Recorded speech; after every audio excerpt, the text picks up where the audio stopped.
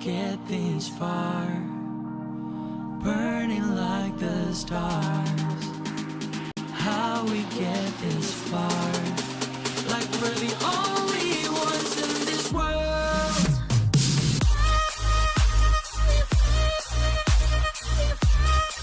Like we're the only ones in this world.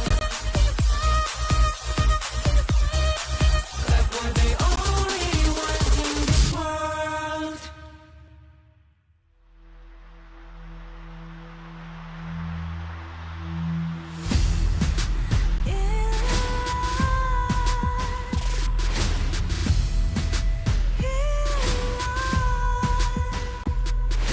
What's a life without its worth? Compromising with what hurts inside, inside. When you let fear decide your fate, you don't choose which path to take in life. In life, I'm finally letting go of everything that still holds me. I'm against the odds, but I won't give up, 'cause it's my time to shine. Standing in the spotlight, and no one let me down. Destiny is calling high. I'm not afraid to fight for everything I love. Victory's on my side.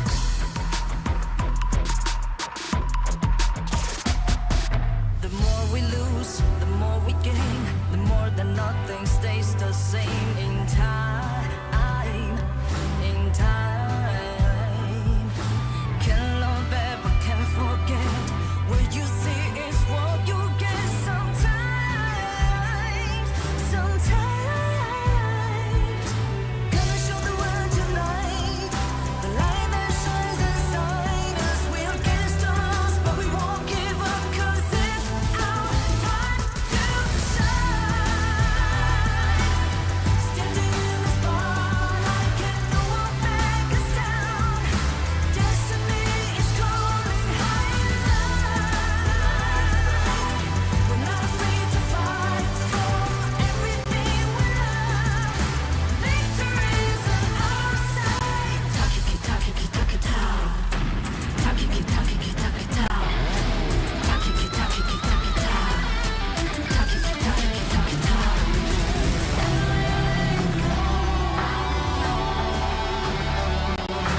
Everything still holds us. 'Cause it's our time to shine. Standing in the spotlight, can no one back us down.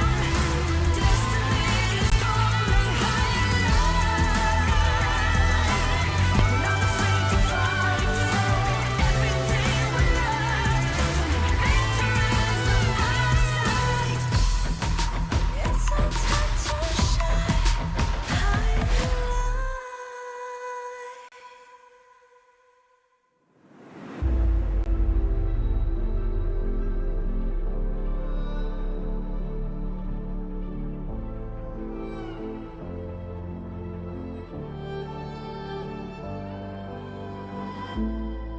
We're no strangers to the fallout.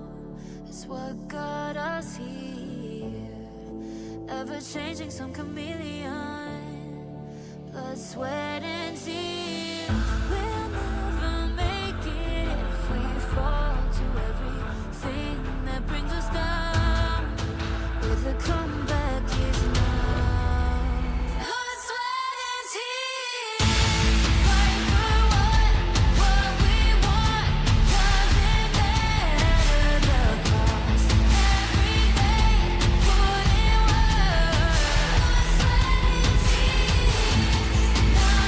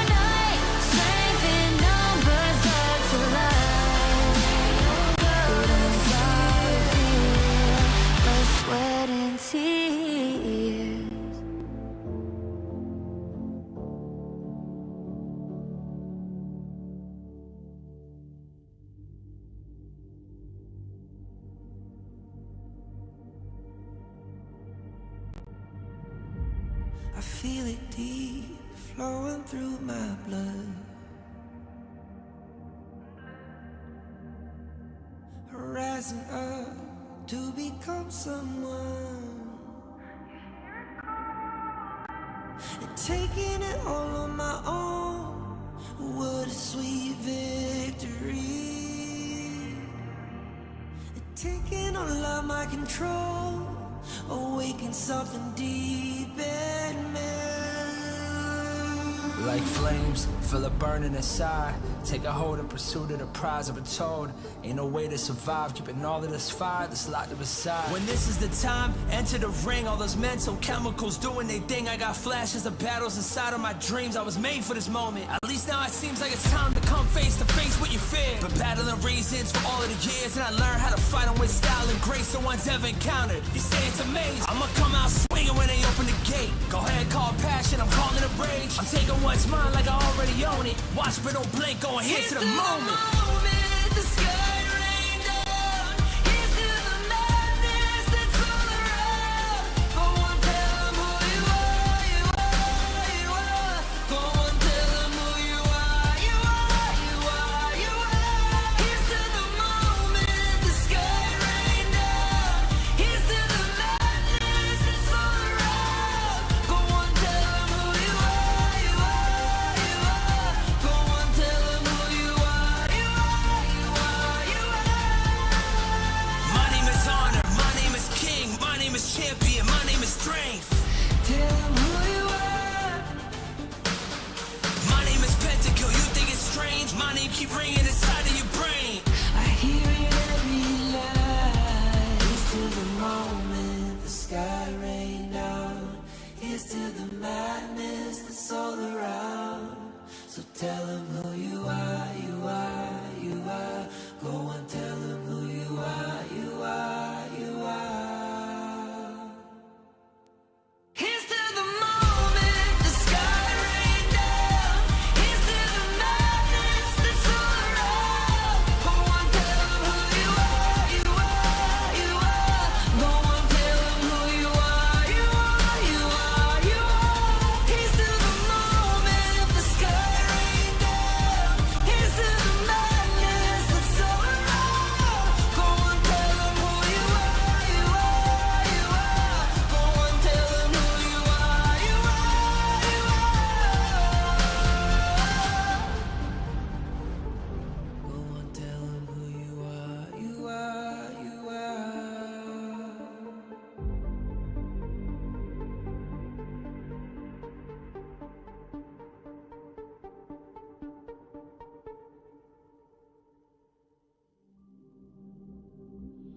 In this world,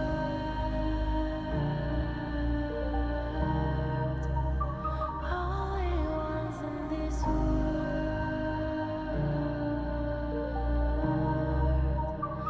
only ones in this call out my name,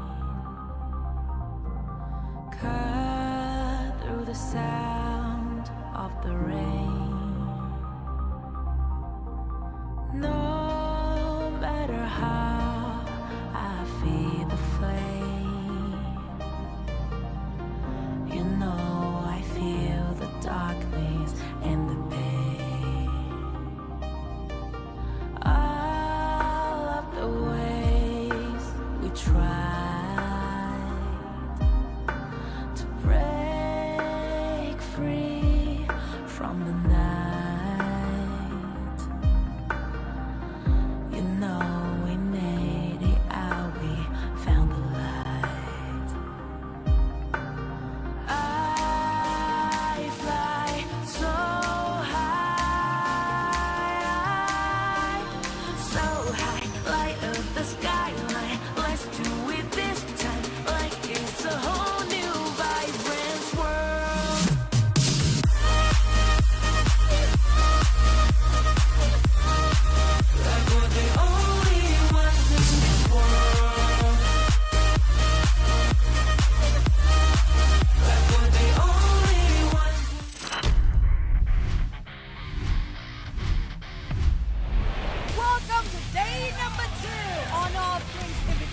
2024 season. Our group is 4 teams. I think they're strong, but I think we're stronger. We did some mistakes, but we will work on it and be better. One small mistake leads us to defeat. We can win every team if we play our draft and if we don't do mistakes. 我觉得我们能很顺利的成为小组第一。 Okay, teams, let's do our best and we'll see you there. 我也希望能够把开根抓带上更大的舞台。 Match nanti lawan Isurus, kami sih udah ada persiapan dari draft. Lalu kan kemarin juga Isurus ada bermain melawan tim Secret. Kami juga udah nonton permainannya dan kami rasa kami bisa sih lawan mereka. Cagendra, yo sé que ustedes les tienen miedo a Team Secret, mas a nosotros les tienen que tener más, porque hoy ellos sangraron, y sangraron mucho. 不管是对手是谁，这个做好自己，去赢下每一场比赛。 Öncelikle şöyle, herhangi bir çekindiğim veya korktuğum takım bulunmuyor turnuvada. 在抽签下来之后，3个队伍可能都在我们上面一点点，但是经过一段时间的调整，我不敢保证肯定会赢，但是会是2场精彩的 BO3 吧。 VK changed bot lane. They were playing with other 2 players in S1. So I think we have a little bit advantage on the bot lane. Having that dream come true is very amazing. Vocês vão conhecer os reis do Ocidente. VK, 我们的目标就是胜利。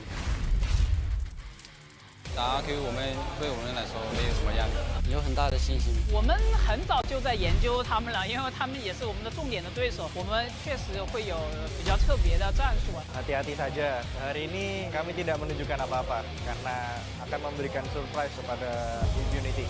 Saya percaya diri bersama tim RRQ. 你们不用太在意输赢，知道吧？你们自然而然就输了。我们会拿出全部状态。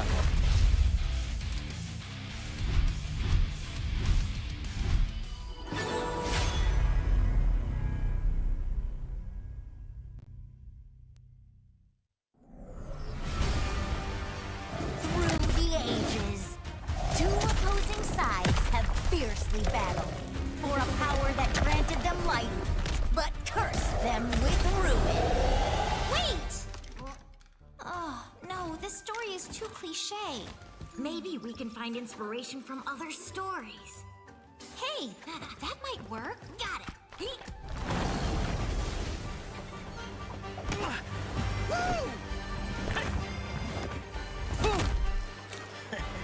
Oh. This story is adventurous, but lacks excitement. How about this one?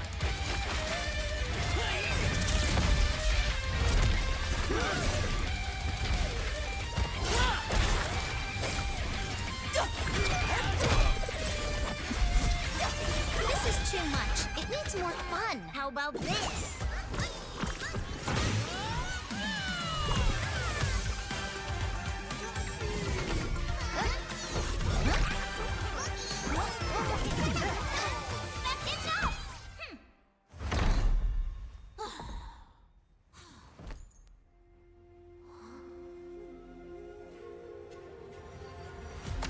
Like the thrust of a spear in battle. No one can tell my story but me. I'm born to stay. This is my chest and my bonus play. Can't be late, won't hesitate. What do you say? Grace to find my face, scars to find my skin. I can't convince them, can't please them unless that I'm the one. Too late. They should eat all the day. Doing it for real, I found my goal. From the ashes, I go the game. Flow with a rumble, make them crumble, make them run. Baby, it's go time. Knock me down, how I rise. An inspiration, I know how. The one who go brother, my no lie, they gon' do it. Facing our face, we don't think we just move it. No, we the best, and we don't gotta prove it. Somebody test me, I swear I'm gon' lose it. I got a trophies on this boom and illuminate. I got you. Another day, another way. You got the power to turn around. Ain't got a champion, get me back. Calling out for the king. There's no won't you yell out my name when I sing a song about it? I've been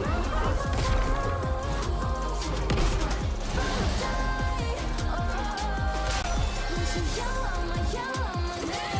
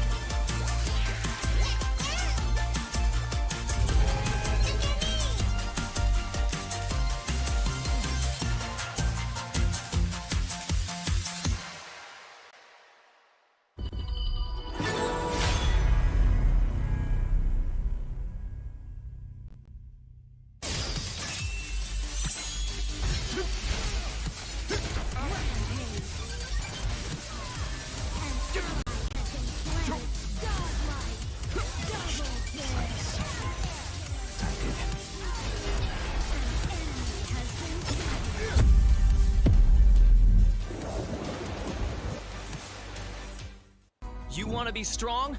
Learn from the pro now. When you're attacking a tower, you might accidentally target an enemy. Or when attempting a tower dive, you end up targeting the tower and minions instead. Professional players execute such impressive moves effortlessly. While you may feel overwhelmed and get killed by the tower, your control settings might be holding you back. Change the recommended basic controls to advanced. This activates extra basic attack buttons for minions and towers. Turn on show enemy avatars to accurately select the enemy's avatar for the kill and better assess vision exposure. Give it a try and play as smoothly as a pro, easily crushing the enemy faction. Learn from the pro. Learn more from Honor of Kings Global Esports. All I need is a target.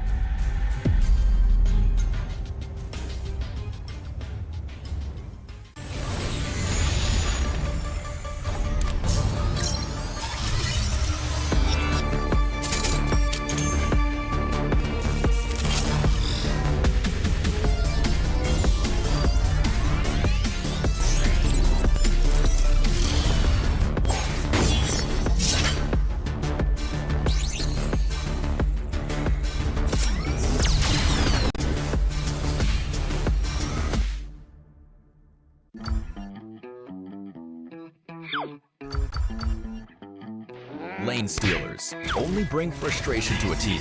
The team will be at a disadvantage and players will not enjoy the match. We are also players, and we know the problem doesn't lie with the good players. Therefore, based on feedback, we created the lane pre-pick system. Players will choose the lanes they want to play before looking for a match. The system will take these preferences into account and find suitable matches so that everyone can enjoy the game. To combat lane stealers, everyone has a chance to create a better gaming environment by reporting them and making the Gorge a better place. With this system, finding a balanced team is no longer a problem, but a practice in innovation.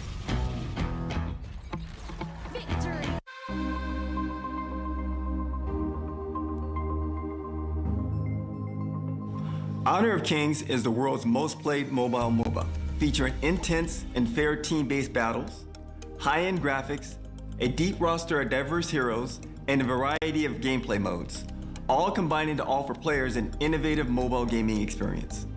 One of our main goals is to develop Honor of Kings for a global audience. To achieve this, we continue to add localized content to the game, such as collaborating with popular franchises to bring new regionally inspired heroes, skins, in-game events, and more to our worldwide community. While we are members of the development team, we are also gamers, meaning we want games that foster fair, competitive environment and reward players based on their skill. This is also our North Star when it comes to developing Honor of Kings, ensuring that the game's mechanics, heroes, equipment, and more are well balanced. The game has been designed from the ground up with a mindset that all elements that affect gameplay can be earned through effort and time spent, such as hero unlock and the KAGE system. This core tenet ensures that Honor of Kings remains fair, competitive, and most of all, fun. In addition to accessibility, we believe that a good PvP game needs to maintain friendly and fair matchmaking for players of all skill levels. This is why our team focuses on both game balance and matchmaking optimization. In fact, we review the community's gameplay data every 2 weeks to help us determine how best to balance the hero roster's skills and stats. It's like adjusting a precision clock to make sure everyone experiences the competitive fun of each match. Maintaining a safe, competitive environment makes for a healthier Honor of Kings community, where players can meet friendly teammates and respectful opponents in every session. Our team is passionate about ensuring that players can cooperate effectively in each battle. With a feature like map lane pre-selection, a reward system for positive play, the ability to report bad actor mid-match, and an easy-to-use Conwheel interface, all designed to foster safe, cooperative matches based on good sportsmanship. We also want Honor of Kings to be a platform where players from all over the world can realize their dreams of high-level competitive gameplay. Alliances, leaderboards, and other social features allow our challengers to meet like-minded friends and show off their skills. Meanwhile, our partner program and its incentives allow content creators to stand out and become rising stars in Honor of Kings.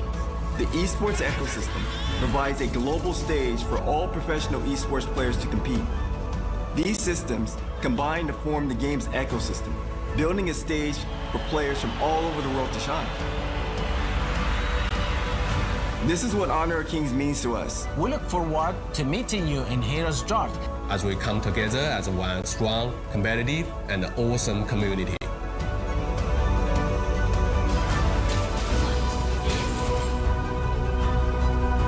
Welcome to Honor of Kings.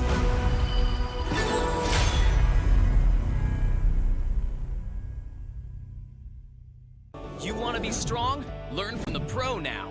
When you choose a long-range marksman to take down enemies in the distance, only to find the enemies constantly staying at the edge of your attack range. When you enthusiastically pick a high-burst mage, planning to crush the opponents, but the enemies keep sneaking outside your vision. The professional players have long been using the small tricks in their settings for smooth operations. Let's take a look at how the pros set up their game. Change the setting from fixed camera to camera shifts with skill direction. Your vision will move with the direction of your skills, allowing for a broader vision range. This not only enables more accurate targeting, but also gives you the upper hand to anticipate incoming enemies in advance. Come and try this practical secret that professional players are using. Play like a pro to dominate the enemy team effortlessly. Learn from the pro. Learn more from Honor of Kings Global Esports.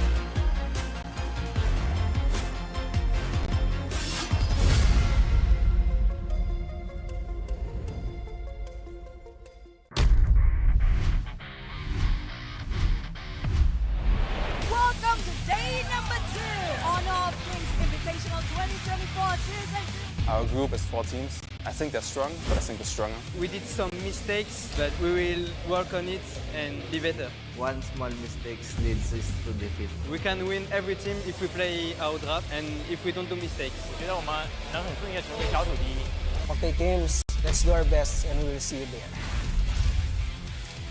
我也希望能够把开根抓带上更大的舞台。 Match nanti lawan Isurus, kami sih udah ada persiapan dari draft. Lalu kan kemarin juga Isurus ada bermain melawan tim Secret. Kami juga udah nonton permainannya dan kami rasa kami bisa sih lawan mereka. Cagendra, yo sé que ustedes les tienen miedo a Team Secret, mas nosotros le tienen que tener más, porque hoy ellos sangraron mucho. 不管是对手是谁，做好自己，去赢下每一场比赛。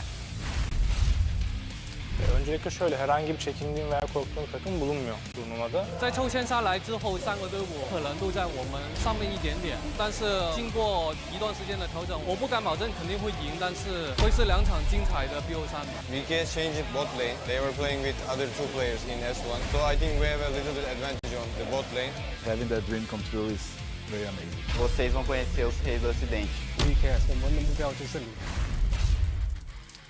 打 RQ 对我们来说没有什么压力，有很大的信心。我们很早就在研究他们了，因为他们也是我们的重点的对手，我们确实会有比较特别的战术。 Hati-hati saja. Hari ini kami tidak menunjukkan apa-apa karena akan memberikan surprise kepada Unity.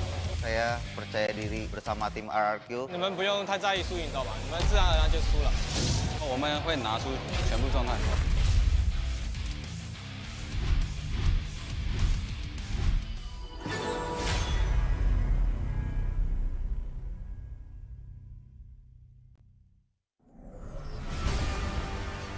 Through the ages, two opposing sides have fiercely battled for a power that granted them life, but cursed them with ruin.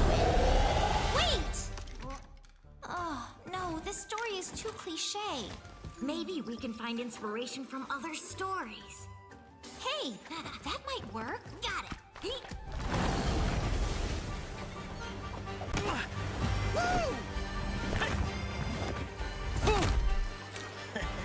Oh. This story is adventurous, but lacks excitement. How about this one?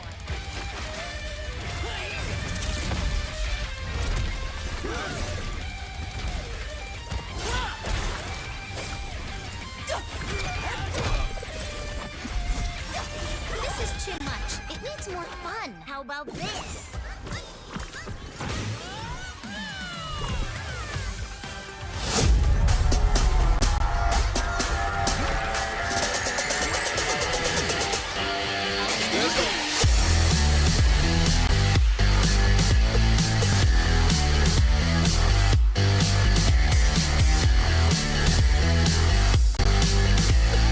Fight and are you looking for a fight right now?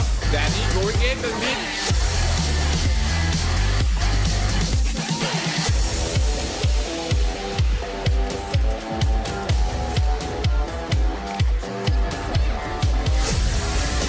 Well, confident by Bang. Bang doing the hook. Time damage from Danny as well, taking up the win sheet as well. Niap is looking.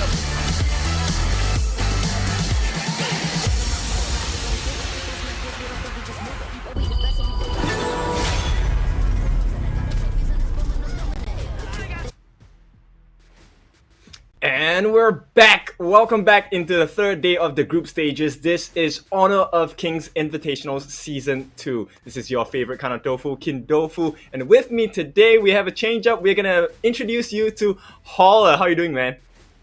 I'm great. I'm happy to be here. This is day 3. There have been so many good games thus far, and we're going to find out some teams are actually going to be eliminated by the end of the day, which is kind of surprising if you ask me, Kin.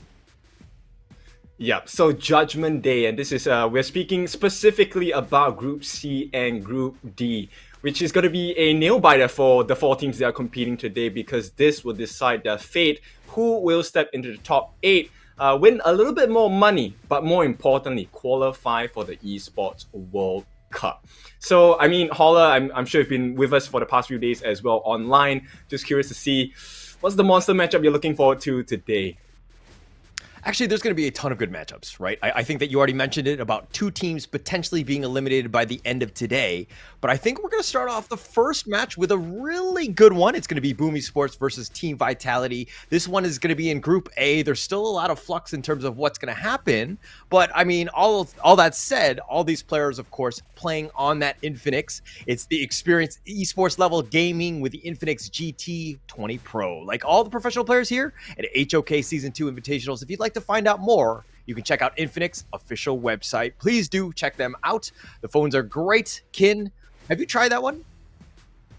Yes, for sure. And another thing that we would definitely like other people to try out is the Esports World Cup experience. Now, of course, you have to be a player to experience this, but we would like to thank Esports World Cup for being our partners. And hopefully, you guys can join us all the way as well for the Esports World Cup that's going to be happening in July.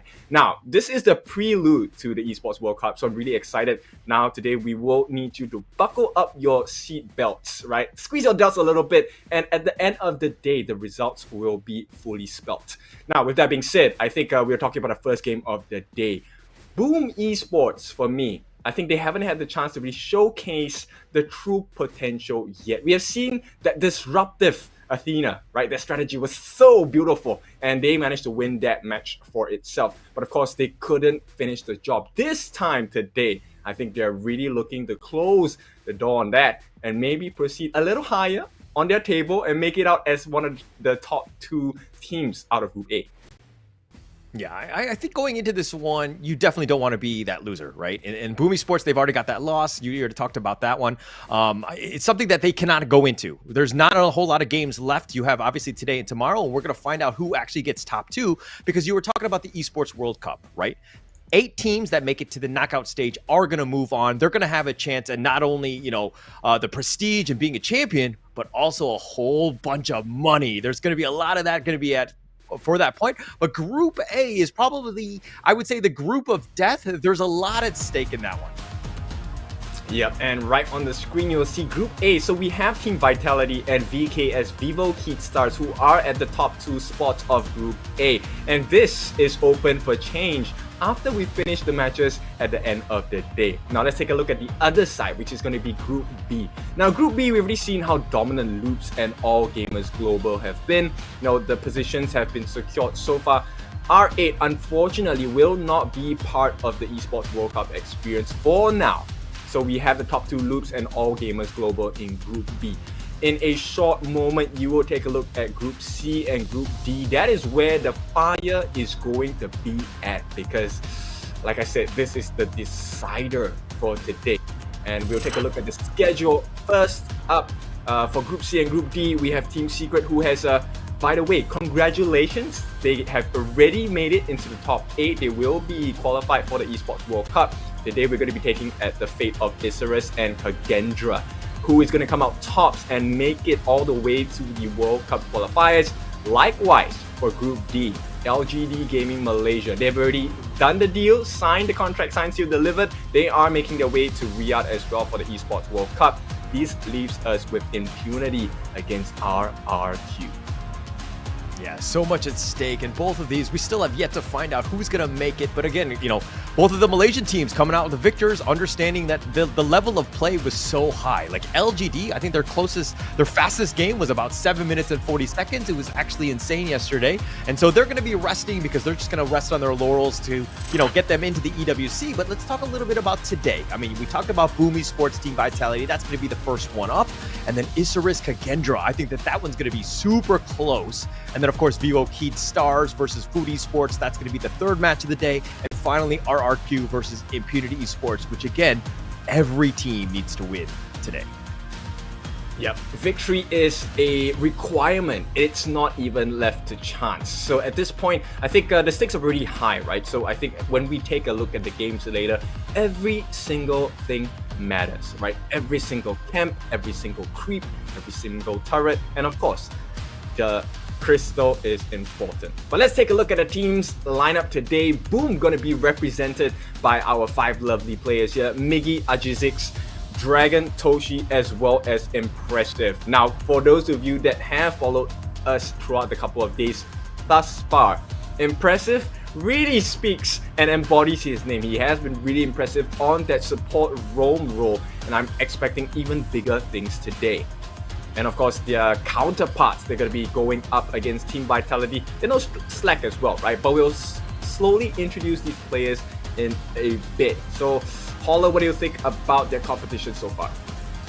Well, let's talk a little bit about Boomy Sports here. Not to make fun of Miggy, but Miggy looks a little sleepy in this photo. I feel like also in the tournament, he can kind of step up a bit on this one. But let's talk a little bit about Team Vitality here. This is the team from France. We have Nighty, we have Shanks, Highland, Yash, City Boy, and Benji, of course.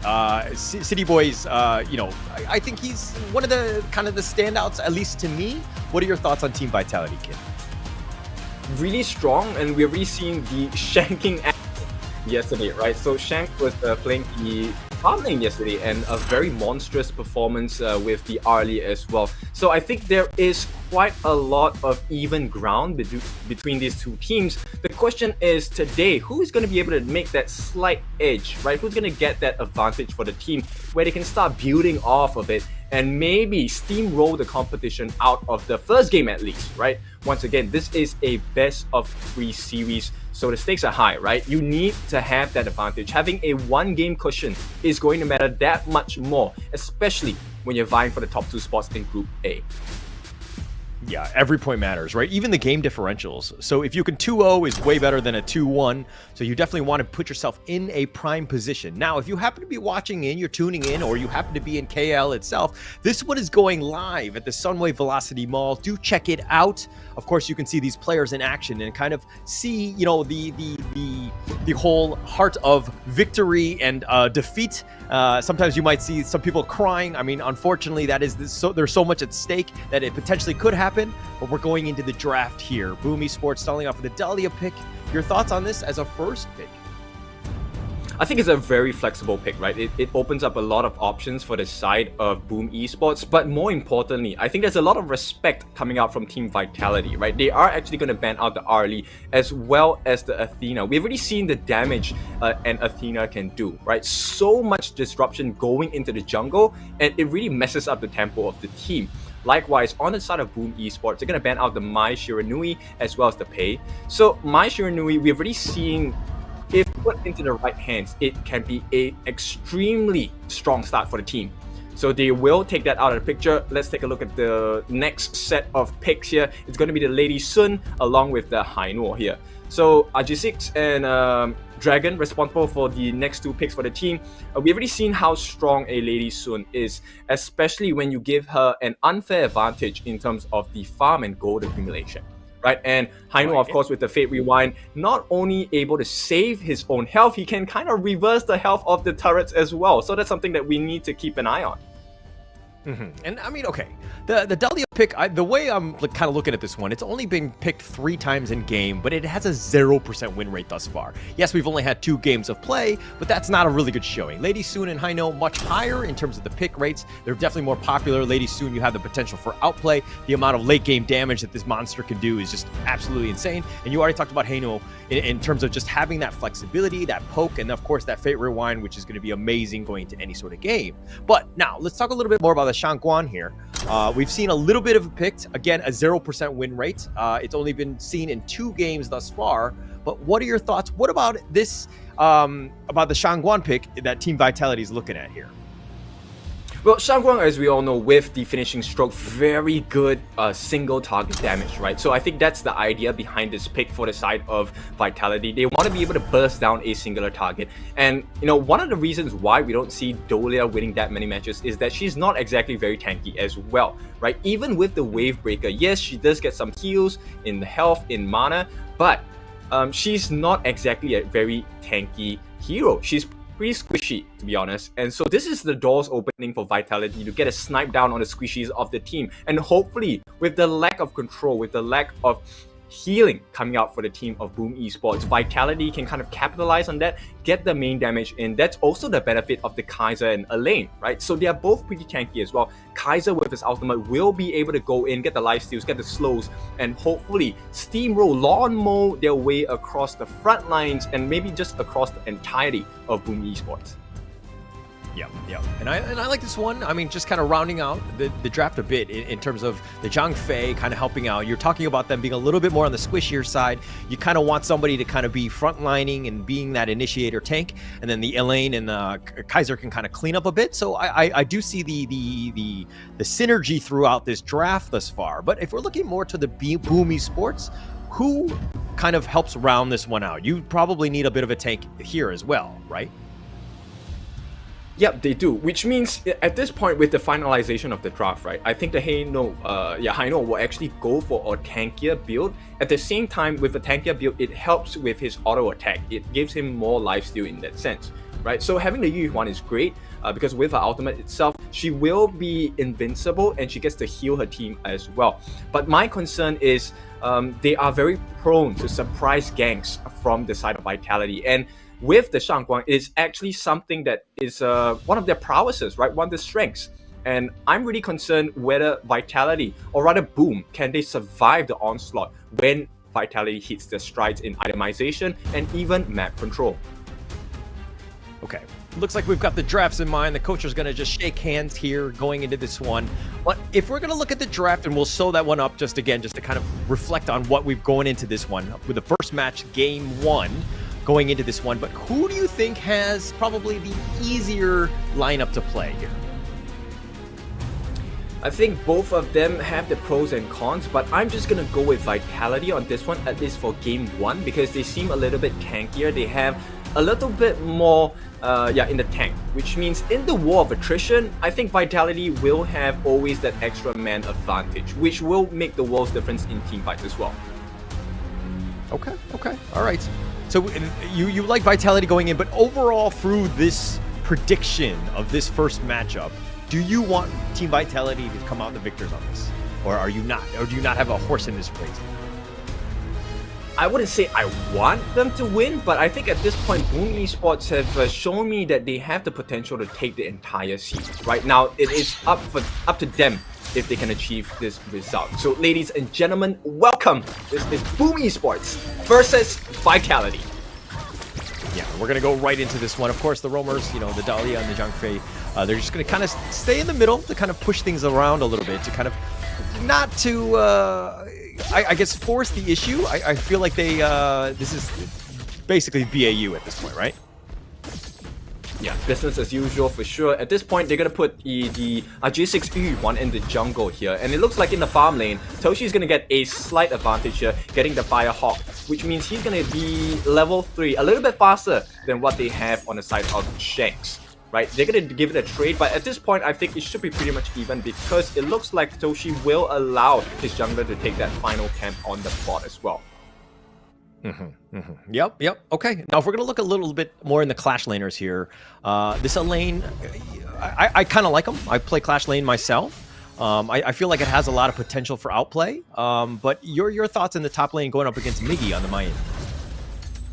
Well, I think this is a pure skill matchup, right? It's just who is the better Clash laner at this point. Both their skill sets allow the outplay potential as well. But of course, in terms of survivability, I think we have to be really concerned about 90. 90 requires him to be front-facing in fights, right? In order to be able to deal the damage. Mayin, slightly different. She can come in at an angle. She can stand at the side before she jumps in with the whatever. And I really like the name of the skill because her first 2 skills are just called whatever 1, whatever 2. Oh, the flash away. Toshi's going to go for this. So the finishing stroke is not going to be enough damage. It does not. It's an unfinishing stroke at that point. Hyland will limp away, not get that first blood that he's looking for. A bit of a rotation, and it looks like Boom Esports will come out and they'll survive at this point. Yeah, so it's pretty clear, right? Both teams now looking for that entry point. Where is the advantage, right? Where can we win the map over and allow us to have a little bit more space, a little bit more advantage to try and make a play? And as it stands now, both teams kind of understand the rotations of each of their counterparts, and it looks like they're not letting up. And this is a perfect way to start first game of the day. Yeah, it's a good start. Of course, I mean, the net worth lead is like negligible at this point. Everybody are kind of playing it very safe. Nobody's getting that. Nobody wants to give up any kills at this point. But now, who's, I mean, you talked about Vitality, you like their lineup, but who has to have a better early game? Oh, definitely it needs to be Hyland at this point, right? Because Hyland is one of the core winning win cons for the team. Because if Hyland can instantly take out one of the members on Boom with the finishing stroke, it's gonna prove to be a very huge advantage. Because yes, Hyland you can kind of see him as a one-shot wonder, right? After he finishes the finishing stroke, he's not gonna be that useful until the cooldown of his ultimates. But in the meantime, right, I want to take a look at the growth of the items so far. Most people have not completed their first core item yet, but more importantly, the Lady Sun Toshi already has the Meteor on hand, and that's going to be quite the painful bullets landing on Unbridled Outburst. They're going to go for this one. Hyland's going to look to go for this, and they do end up getting Doshi, and that's a massive blow into Boom Esports here. Really nice rotation by Team Vitality. Yep, the players from the French side will take the lead for the moment here in the 4-minute mark, and this is exactly the perfect timing because this is where the first few objectives of the game will pop up, the Tyrant as well as the Overlord. G6 in them, there looks like they're going to kind of gather around the Tyrant here. Team Vitality playing things a little bit safe. Tyrant doing a decent amount of damage as well, and the Fate Rewind keeps him alive. J6 is being chased down to the ends of the earth, and it looks like he's going to go down. Highland will secure that one. Doshi has now joined the fight. Dragon thought about going back in. He throws out the Scepters, and Shanks now on the run. Doshi sends him away. Yep, and Vitality definitely stepping up the pace here. Not only getting a couple of kills, they are also establishing map control here. J6 unfortunately going to be the first one to fall in that skirmish, and being the jungler, this is not the position you want to be. Yes, they are on the same levels, but at this point, there's other things at play as well, which is the mental state, right? Now as a G6, even throwing out all of the different skills, your Mournful Tempo, even with the peace, Melody of Peace as well, you don't survive the fight. And what does that do to you as a player? It makes you fearful, right? I have done everything I could have done, and yet I still did not get the advantage. So Vitality definitely not only just leading in the tangibles, they are leading in the intangibles as well. I mean, mainly about the net worth, but at the end of the day, Team Vitality have not taken any towers, right? So I think that they can, Boom Esports can kind of hang their hats on this one. And it looks like Miggy will be backing off. He's been playing 1 versus 2 almost the entire game. Team Vitality have been pushing the top lane, but Miggy playing it safe, not giving anything up, so he's playing things well. He's keeping that tower alive, which is what he needs to do, and just basically farm under that tower, so he's done a great job. Now, if we're looking in the bottom lane, Impressive goes in, gets the Ode, and it looks like the Leaping Savior, but this is a 4-man rotation from Boom Esports, and they get nothing. Well, for now, you know, Miggy is going to join the fight as well. Yeah, Unbridled Outburst, he's going to go in for this one. He dives in. He takes a lot of damage. Does need to be a bit careful. The finishing stroke keeping Highland alive, but Shanks now, he tried to flash away. He's going to be busted, and G6 will get that kill, so they get something in return. And now the Tyrant is going to be started. Actually, it's quite unfortunate. Yeah, so Shanks taking a fall there is not the ideal situation for Vitality because he's one of the main damage dealers in the fight itself. And because of that death, they will allow that open entry, and this is going to be the first Tyrant of the game going over to Boom. Now the stage has changed, right? The state of the game as well. So Boom will take a lead in terms of the map control. At the same time, they will be able to capitalize off of this and recover that goal. And slowly but surely you will see the goal is shifting in favor of Boom. Yeah, nice play there. I mean, that's what you want. That's how you get back in the game. The game is never really over, obviously, in the first 5 minutes. Or the first 8 minutes, unless you're up against LGD, which is a whole nother story. But Boom Esports playing it well. They're trying to protect their jungle as much as possible. Team Vitality trying to take whatever scraps they can get. They might even think about going for the Overlord. I doubt it in the end, especially since Boom Esports have kind of rounded themselves around it. It's very difficult for them to get anything going. But now Team Vitality, they are actually behind in terms of the network lead. Impressive, all the way in the front. Forbidden Domain, and Zhang Fei, Dragon is going to be killed. And it looks like in the top lane as well. And the Unbridled Outburst just keeping him alive. He's very tanky. He gets back to safety and under tower, and he should be fine. Yeah, that's a very scary situation for Boom actually, because the fact that they can kill a dragon, I'm not sure whether it's because he didn't have the Fate Rewind. Hopefully that's the case, because if he did expend that Fate Rewind and still died, then you definitely know that Vitality have a little bit more firepower than Boom is expecting at this point. And also the gold growth, oh, hang on. Oh, they do get him. Highland, he gets sniped out. Miggy gets him with the whatever. And CT Boy, all he can do is watch. He's going to be bursted as well. He's going to be chased. And it looks like the rotation has been made an appearance. It looks like he's got the meteor kill, keeping him alive, at least for now. Benji has joined as well. He's taking a lot of damage, and Boom Esports not afraid to dive. They want to go in for this one. But Benji somehow still alive. Doesn't get killed. The Fate Rewind keeps him alive. Dragon, that is. He's going to be fine. And it looks like Highland was the only one to have fallen. But Boom Esports continue to push on to this T1 at J6, zoning them away, and I think that's going to be the end of that fight there. Blue team has Yep. So at this point, Boom Esports, you know they understand the assignment, right? They have spread the damage across the entire team. And the Wave Breaker, I need to mention this, Impressive with the Wave Breaker has been consistently helping the team out. It might not seem like much, but the heals in both mana and HP is really giving Boom that edge against Team Vitality so far. Oh, they're going to find Miggy. He's going to be there, but nice two-man knockup. But Miggy's going to be the first to fall. He's going to go down. CT Boy will take credit for the Gotten Dragon as well. So Team Vitality, that's one way how you get back in the game. Now they've got it. They're going to continue to chase here, make things difficult and very uncomfortable for Boom Esports. They still have 3 members alive. That Sunset all the way in the back line does some AoE damage, but nobody's really going to be killed. Unbridled Outburst He's going to be up in the front. He's kind of tanking as much as he can. And it looks like they're going to back off here. They got that T1 mid, and that should be the end of this fight. Boom Esports really not able to do anything else at this point. Yep, they had to commit the elements of Dolia as well as G6 just to chase them away. And this is why I prefer Team Vitality's drop earlier today, because I think they have a lot of life that Boom Esports has to kind of... They've got 90. G6 is going in for this one. CT Boy, 90, barely gets alive. Highland has continued to turn this around. Impressive solo. He's going to be sniped down. Highland will take credit for this one. They've got Doshi as well. That's a double kill. G6 gets knocked up with a meteor kill. He's being focused down. He does get killed. Dragon does have his scepters. He's doing a lot of damage, and he wants to go for this one. He's continuing to stay there. Fate Rewind not able to get used, and Dragon will go down, and that's a 4-for-1. And Team Vitality have found that opening. Yep, they will not be denied. Team Vitality, this is, like I said, they are so strong. They have so much life to offer. But not only that, they offer the most important part. They offer damage as well. Yeah, and this is going to be the replay of this one. G6 sticking around, but it might have stuck around too long as he goes down, and then you see the action. Miggy getting chased all the way. He's been thwarted by Benji, and that lets Dragon go, but Dragon does fall in the end as well. He was playing things a little too close with that Fate Rewind. Probably should have used it a bit earlier, but the meteor kill onto Miggy. He hops over the wall. G6 now being chased, and now Team Vitality have taken the enemy jungle. They're in prime position.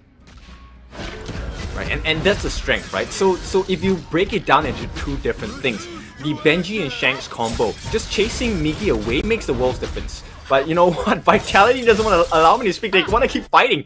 But yeah, for now, it looks like they're just going to prime and poise themselves for the next attack.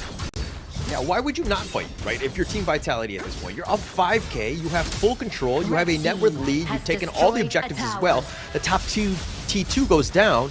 I mean, it's just a matter of time where you pretty much, when you have the guy down, you don't want to let him get up, right? You take away the breathing space, so to speak, and Team Vitality have done a great job of understanding how to play with elite.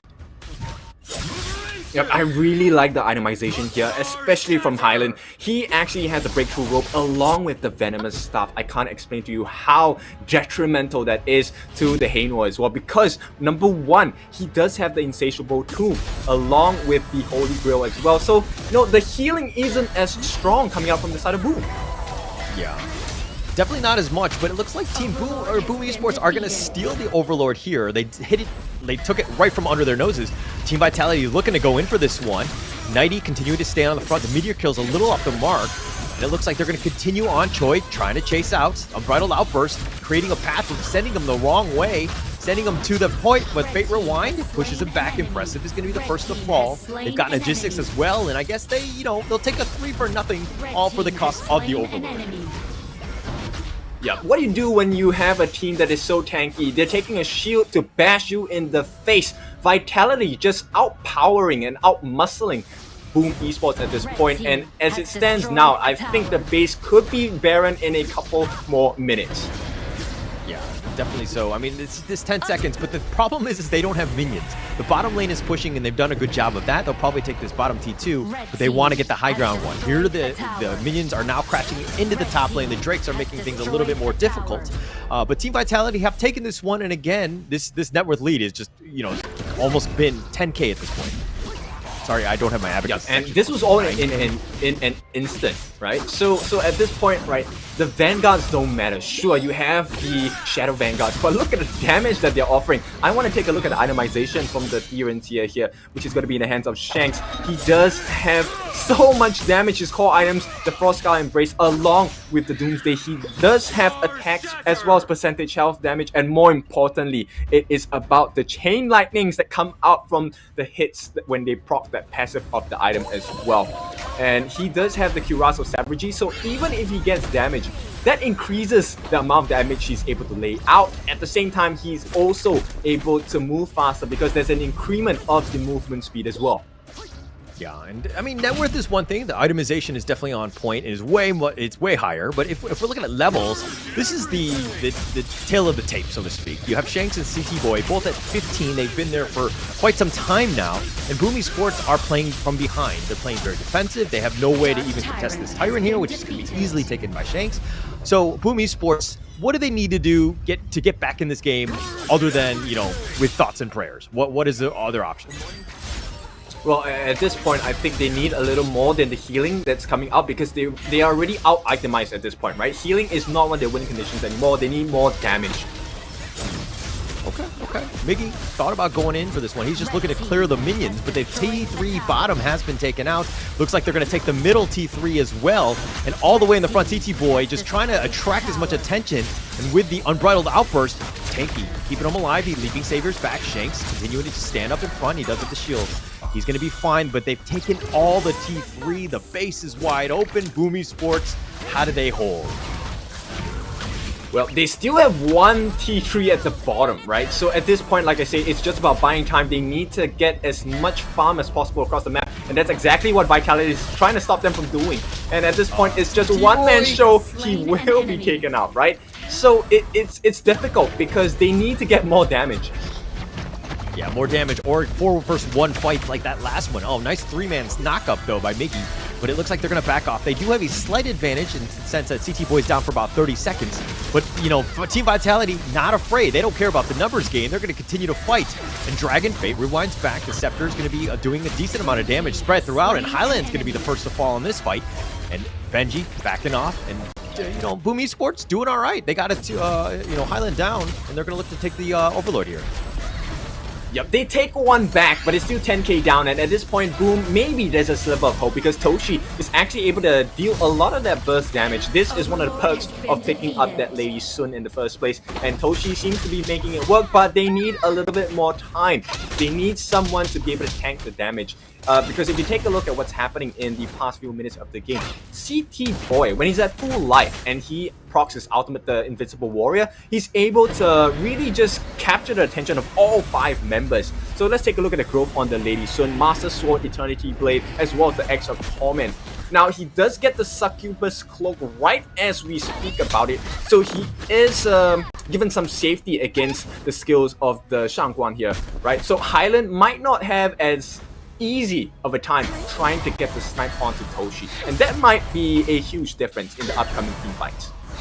Yeah, it's kind of scary going up against this Boomy Sports. I mean, the Lady Soon right now, getting a couple kills on that one, really kind of, accelerating her growth in terms of net worth, because she needs that. But this is the one where Boomy Sports, they need to fix the lane. They need to, again, to your point of just slowing down the game, I think those 2 kills were very helpful for them in terms of extending, probably about an extra 3 to 5 minutes, I would guess, at this point. But they put themselves in a good spot. Team Vitality took a bad fight. I mean, they lost CT Boy early, and then they tried to take another fight, 4 versus 5. And again, it's a numbers game, right? You really can't be doing that kind of thing, especially at this stage. Team Vitality have made a mistake. They're not. They're definitely still in the driver's seat, but it's one of those situations where, hey, if they go up against an LGD, they can't afford to make those types of mistakes. Yeah, for sure. And at this point, one of the things they need to watch out for is the Tyrant. With the chain lightning, it's going to increase the amount of attack and offensive capabilities on the side of either team. So they need to really plan this out really carefully.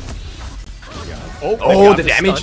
They've got him. He's untargetable. Logistics, he's looking to just kind of back off. He's trying to out-heal this one. He's been chased, and Highland will get credit for this one. Nighty forcing it down. He's trying to go for Doshi. He wants to take out that damage. He gets pulled back in. Nighty somehow still not able to kill Doshi. Doshi's still on the run. Impressive's been killed on the backside, and now Doshi's running the wrong way. He has no choice, and he gets cut down, and CT Boy will get the double kill. They've got the finishing stroke on a Dragon. He gets pushed back in. It's a matter of time. Wait for those minions. Miggy trying to just slow things down, get the minion away, but Mighty is here, and Nighty, excuse me, and he does get the meteor kill. He's got him knocked up. Shanks takes the bottom T3, and it looks like that's going to be the game. It's a matter of time before they focus the base, and it looks like Team Vitality are going to take game 1.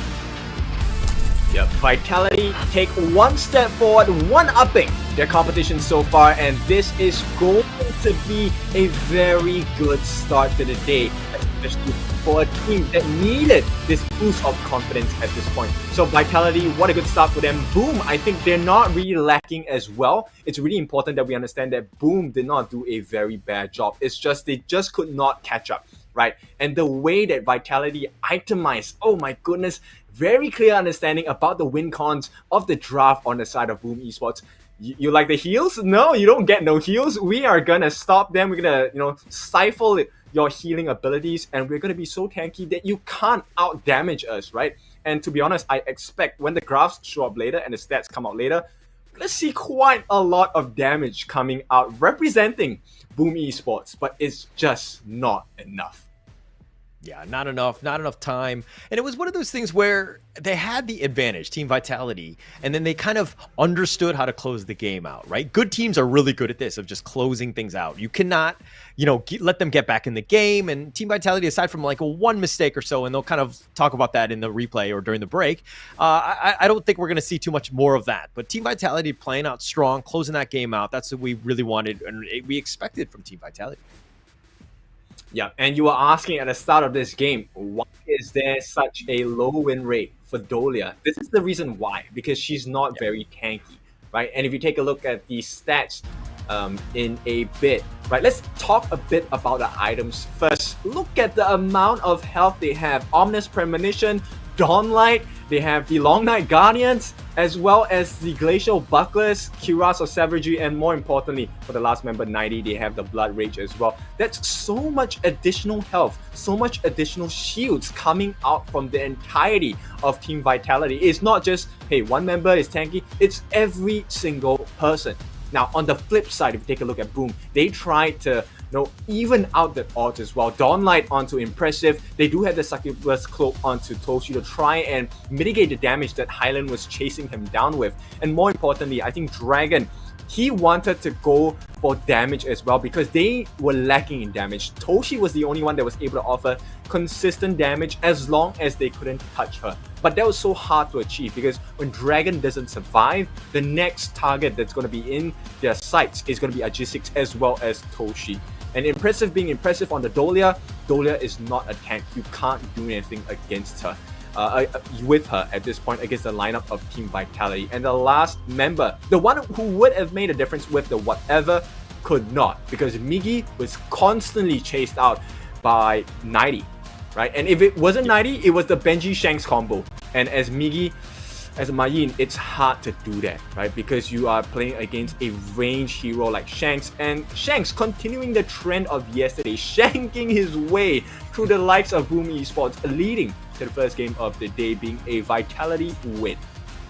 Yes, and I mean, if we're talking about Team Vitality, look at that net worth. It's pretty spread throughout, like 12K from CT Boy and Highland, Shanks and 90, both with 13K. But Benji, I mean, he's only 8K. I mean, he's clearly the weakest link of this team. No, I'm just kidding. It's Roam Life, obviously, with the support, doing what he can. But he did a great job of making sure that, you talked about the fact that Boom Esports didn't really have that tank, that guy that would kind of peel for, the farm lane and all that. And I think Benji did a great job of this. And now if we're talking a little bit about, the team fight rate, like some of the other stats, I mean, this is nothing to be, kind of what we expected, right? With CT Boy making a lot of the plays. I mean, that 93% team fight rate, that's awfully high, right, Kin?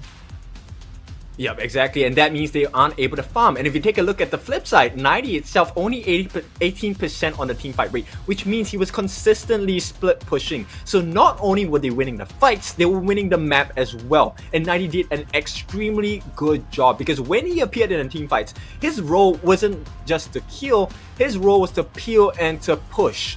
Right? Push them away, separate the team fights. So what if you have a Dolia? So what if you have the heals from Ajisix? It doesn't matter if they are not in the heals. And if you can see with the graph, they did manage to come back for a little bit, slightly towards the later part of the game, maybe around the 16-17 minute mark. But by then, Vitality had fully hit their strides. And when they're at the strongest, I mean, it's called Team Vitality. They have a lot of health. And what do you do against that? It looks like Boom can't find the answer just yet. But more importantly, I'm curious who the MVP is today. Boom, Highland. I mean, he was making plays throughout. I think this is the first win with the Shangguan going into this invitational. So it's good to see. And he played it on the MVP level. Highland was on points, making things very difficult. Yeah, you tried to get on him, but he was just kind of stroke his way out to safety. He just played the hero almost to the limit, so to speak. Yep.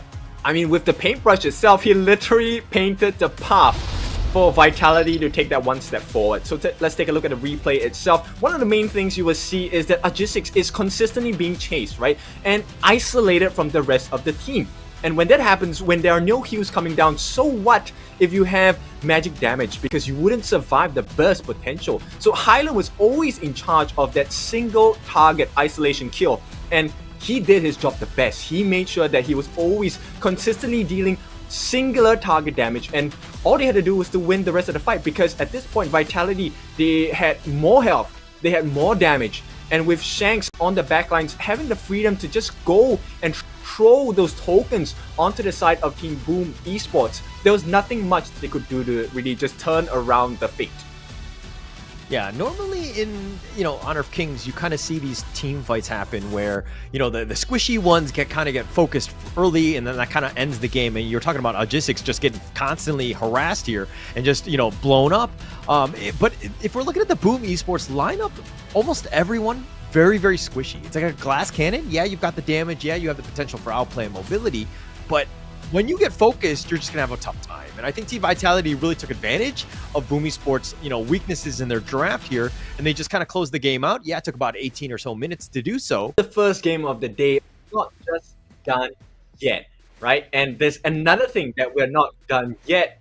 That's going to be the new hero coming out. Yao is going to be coming out, the shining star, the brother of our dear jungler assassin, Jing. And this is going to be available tomorrow. Now, welcome to July. Do we have the surprises for you as well? And, Holler, we were talking about surprises, right? But I think Boom Esports legitimately was surprised by Vitality's performance thus far. The question is, can Boom Esports recover mentally and, physically with the fingers as well? Maybe they can outplay Vitality to tie these series up.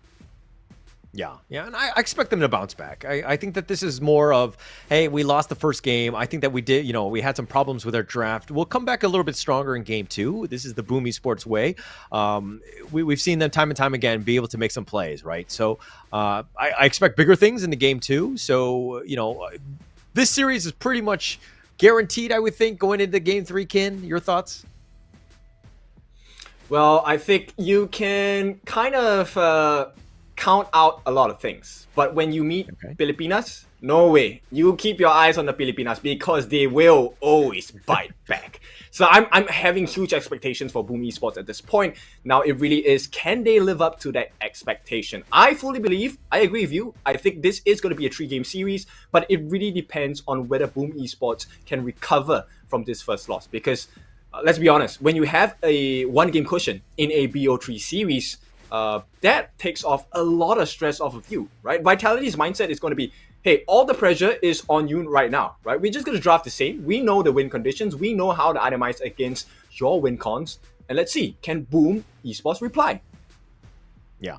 And I mean, they have another game after this one. They have another game tomorrow. So Boom Esports and Team Vitality, considering they're both in Group A.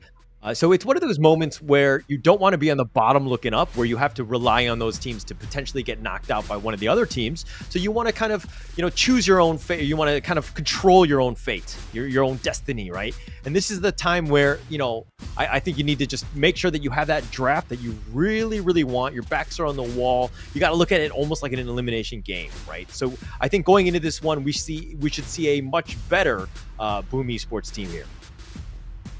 Yeah, for sure. I mean, at this point, it really is a leap of faith. Hopefully, they get to rewind their fates and make it even against the side of Team Vitality. The French monsters so far have been spectacular in the execution, and I really like the thought process. You can tell, right? The moment the draft was completed, when the game started, they understood exactly how to itemize against the likes of Boom Esports. Now, the big question is, strategy wins half of the war. So at this point, the draft is going to be extremely important for both teams. I'm wondering how, the Boom Esports coach will be thinking about this next series.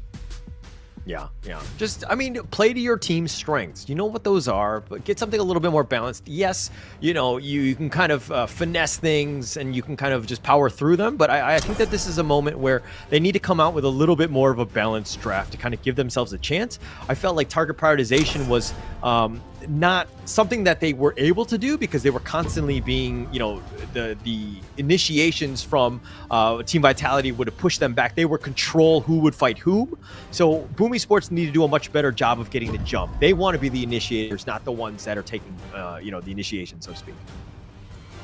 Yeah, so with that being said, let's take a look at the bans right now. Athena, still respecting the Athena, they're going to be banned out in the second game of the day as well as the Da Qiao. So these disruptive heroes will be taken out of the hero pool for Boom and Vitality to pick from. Likewise, on the side of Boom, it is going to be the Mai Shiranui as well as the R Lee. Now, to answer your question about that, I think Impressive, I think the coach should really give Impressive a more active support.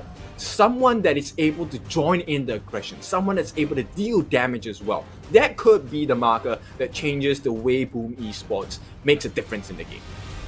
Yeah, it'll definitely help them out. And I mean, they're going to kind of start things off. Team Vitality picking up the Dahlia, the Kaiser, which they seemed very comfortable with. And the Lady John, who's, of course, the second most pick. Mayin had just surpassed her by just one pick of the last game. But she has quite a high, win rate, 73%. She's been picked 11 times. This is a hero that you definitely need to worry about in terms of control, the terrain that she provides, and just the ultimates, the destructive deluge. There's a lot of impact that she has in the game. And so it looks like they're going to counter this Boom Esports with the Mozu pick here. But they're going to pick up the Shangguan and Elaine, which are very similar to what we saw from Team Vitality in the last game.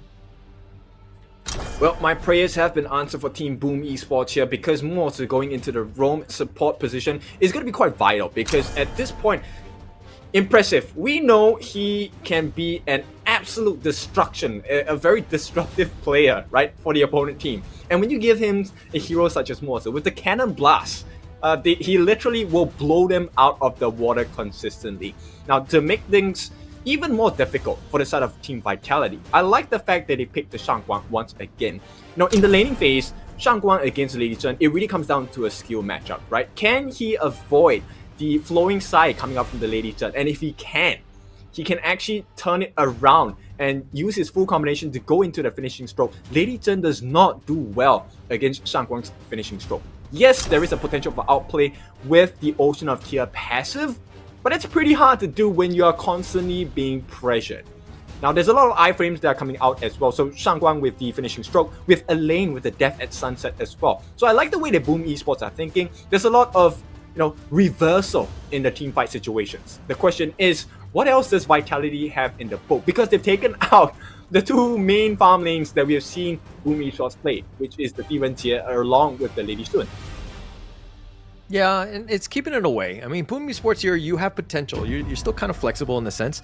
The Mozu pick ears, you have a lot of potential. The Cannon Blast can kind of control things, but it's one of those things where you're also kind of staying at range, still very squishy, and I think that's the MO of Boom Esports. But Team Vitality, is there some way to circumvent this, to get up on them? So it makes it very difficult for Boom Esports to, again, play defensively. And it looks like Boom Esports are going to kind of round out their draft a little bit by picking out the Marco Polo, the Fevered Barrage, doing a lot of work, the Roaming Gun, the Resplendent Revolver, all these things. Very good skills for the Marco Polo. I think that the potential for outplay is quite high with Boom Esports. But your thoughts, Kin, on this pick?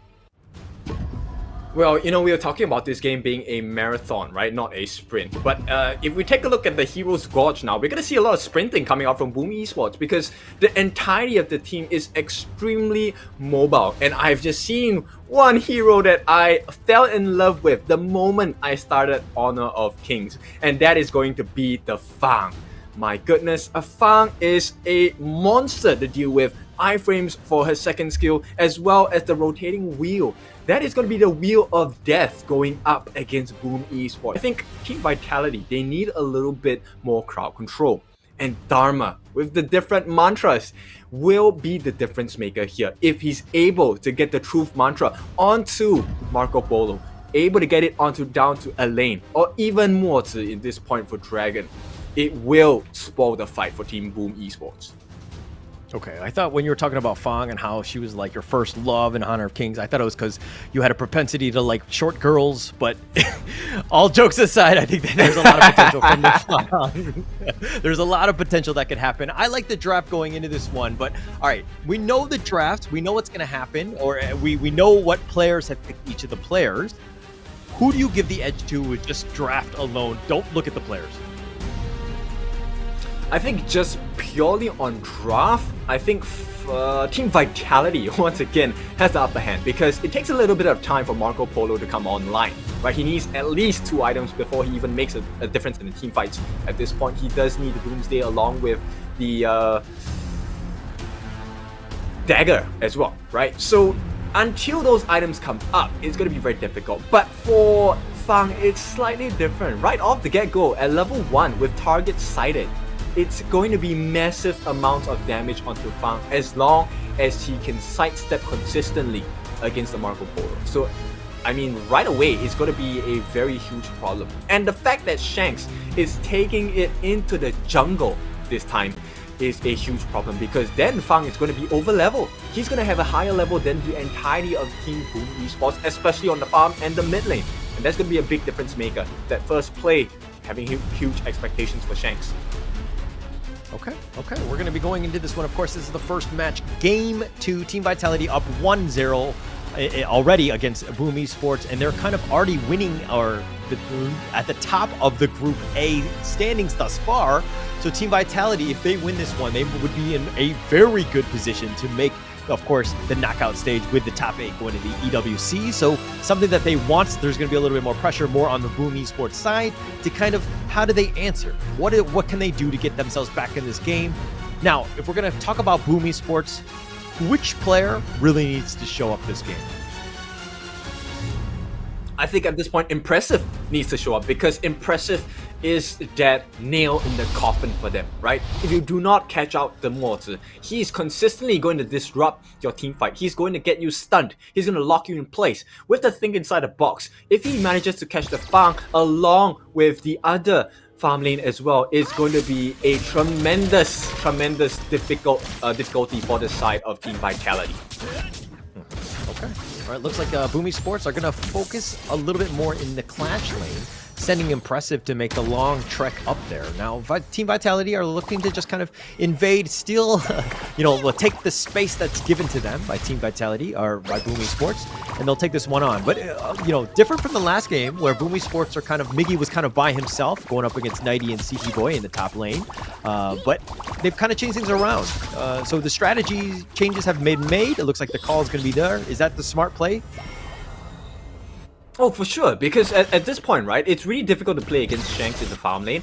I don't think Impressive will be able to help to get the kill on Toshi. Like I mentioned, his damage output isn't high enough to secure the kill unless Shanks makes a very huge mistake.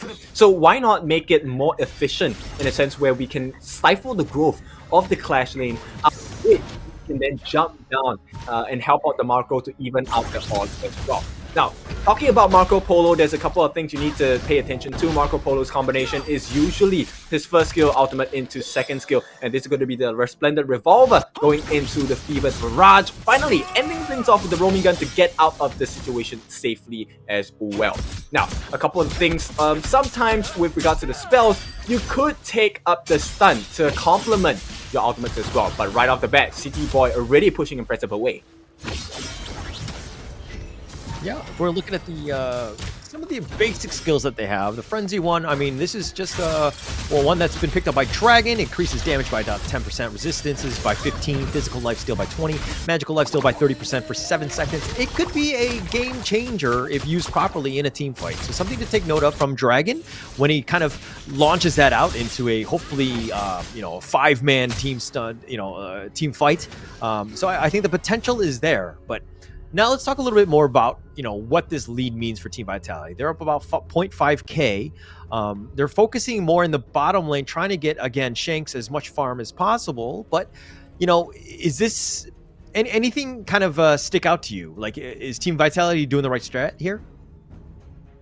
Yep, I think definitely, because at this point, Shanks, okay, I play a lot of Fang myself, and one of the things that you'll notice about a Fang player is the ability, if you give him about 15 seconds or 20 seconds of free hits in every fight, the minimal amount of kills he's going to get is at least 2, because his cooldown of target sighted is pretty short, right? So as every single person that gets target sighted landed on them, unless there's an iframe, unless there is a stop in the ability to hit the opponent from the side of Shanks, it's almost a guaranteed kill, right? And it doesn't help that Boom Esports have Hainoa at this point, because Hainoa is very prone to being bursted down, right? If he does not survive during the Fate Rewind, it is an instant loss because there is no way for them to come back from that. At the same time, Boom Esports, they're really squishy. So yes, they have picked a lot of heroes that have a lot of iframes, but they need to do more than that. They need to have the counterplay potential, but that can only come in the form of Mortar, maybe, or even Marco Polo if they can get the stuns in. Yeah, I mean, if you have a nice, Fever Barrage going in with the Cannon Blast that kind of like lines them up, gives your Marco Polo a chance to do as much damage as possible. I mean, it's one of those things where Doshi, he goes in and he gets stunned, it's going to be an awkward time, right? Everything just gets shut down. So he has that gap, so to speak, where he can kind of get blown up. You don't want to be that first initiator in.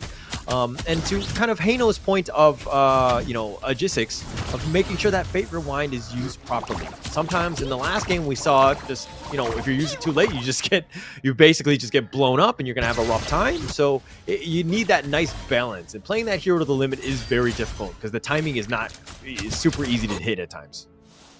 Yep, so let's take a look at the growth of the items. They have been trying to filter the gold into Shanks. He does have the Axe of Torment as well as the Vampiric Scythe, which means at this point he will have a bit of damage and life steal as well. But I think at Boom, they have shown they have better map control. Okay, right as I say that, they died, but they did get the Tyrant.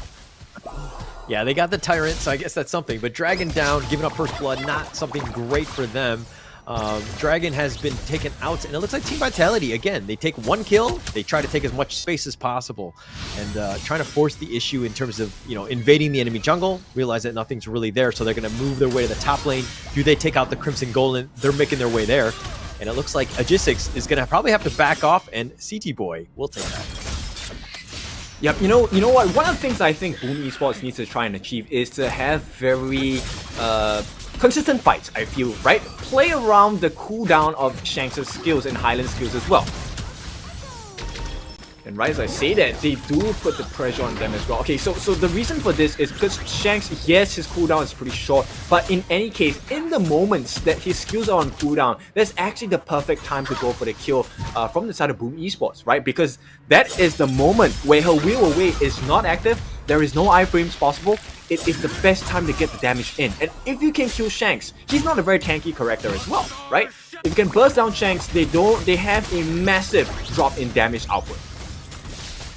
Definitely. I mean, it's throughout, right? You kill Doshi on the Marco Polo, and they pretty much are way more limited. Obviously, Boom Esports have, I would say, more damage in the other heroes than, say, Team Vitality, which are a little bit more, more support-oriented, I would say. And they have a little bit more control, right? But Team Vitality understand that, hey, if Shanks can stay alive and just kind of attack people from the back lines, they're going to have a great time. Agisics, he's getting knocked up. He's going to Fate Rewind back on out of there, and he says, goodbye. Yep, and this is without the target sighted, right? So we haven't seen the burst potential yet. But so far, I am very happy with how impressive he's playing. He is pulling the strings from afar, right? So all of these cannon blasts, some of them might not have been too accurate, but it's one of the difficulties of playing Mortar, right? You have to be very accurate with your cannon blast as well. But later, as the game progresses towards the mid and the late game, when he gets his items up, it's going to be quite the pain in the butt because impressive, not only will he stop you with a CC, he's going to be pain as well. Yeah, I mean, he just hits a nice cannon blast there connecting, but the Blade Storm just zoning him away. Doshi will he'll just roaming gun out of that one. And it looks like they're just going to continue to farm as much as possible. CT Boy has now joined the fray. The Resplendent Revolver will welcome him into this side of the map. But again, it's all about the map control, taking out as much farm as possible, especially from the enemy jungle. Agisics here might get jumped here. It looks like he's going to farm uncontested here. Yeah, at this point, it's really just about information sourcing, right? They want to take this T1 on the bot. They will make it out, but here comes the finishing stroke. Yeah, not really finishing anybody at that point. Benji's just going to shrug that one off. Agisics, he'll just kind of deal with CT Boy. They're kind of dueling here. I don't think that there's any going to be real chance of any deaths. Agisics will just kind of back off. This just that tower's so nearby. But Boom Esports, they need to kind of push the lanes a bit. Put a little bit more pressure. Force Team Vitality to kind of react to what they're doing. As I say this, it looks like Agisics, he'll Fate Rewind on out of there. Playing the hero again to the limit.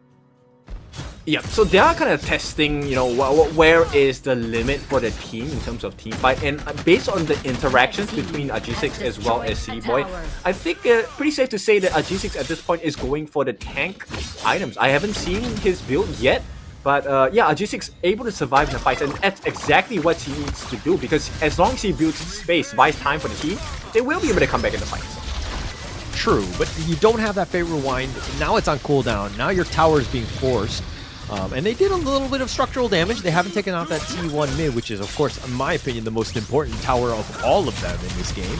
But, you know, again, Boom Esports still on the defensive. They're down about 2K. They're finding it difficult to just find any sort of farm. I think that level-wise, G6 and CT Boy still on top of the game, but Shanks, level 12. That's something to kind of take a note of. Yeah, exactly. I mean, that was the whole game plan, right? We need this Fang to really just get up to scratch, and at this point, the Zero Golem going to be threatened again. I don't think they want to risk anything at this point because neutral objectives are up. Oh, hang on. Oh, they're chasing. They're going for the finishing stroke on a CT Boy, who will take most of this one. Benji getting a little bit low. Does need to be careful. But CT Boy with the Invincible Warrior, he's going to take most of this one. G6 going in for this one. He's been knocked up. Is he able to Fate Rewind on out of this one? Yes, he will. He gets on out of there.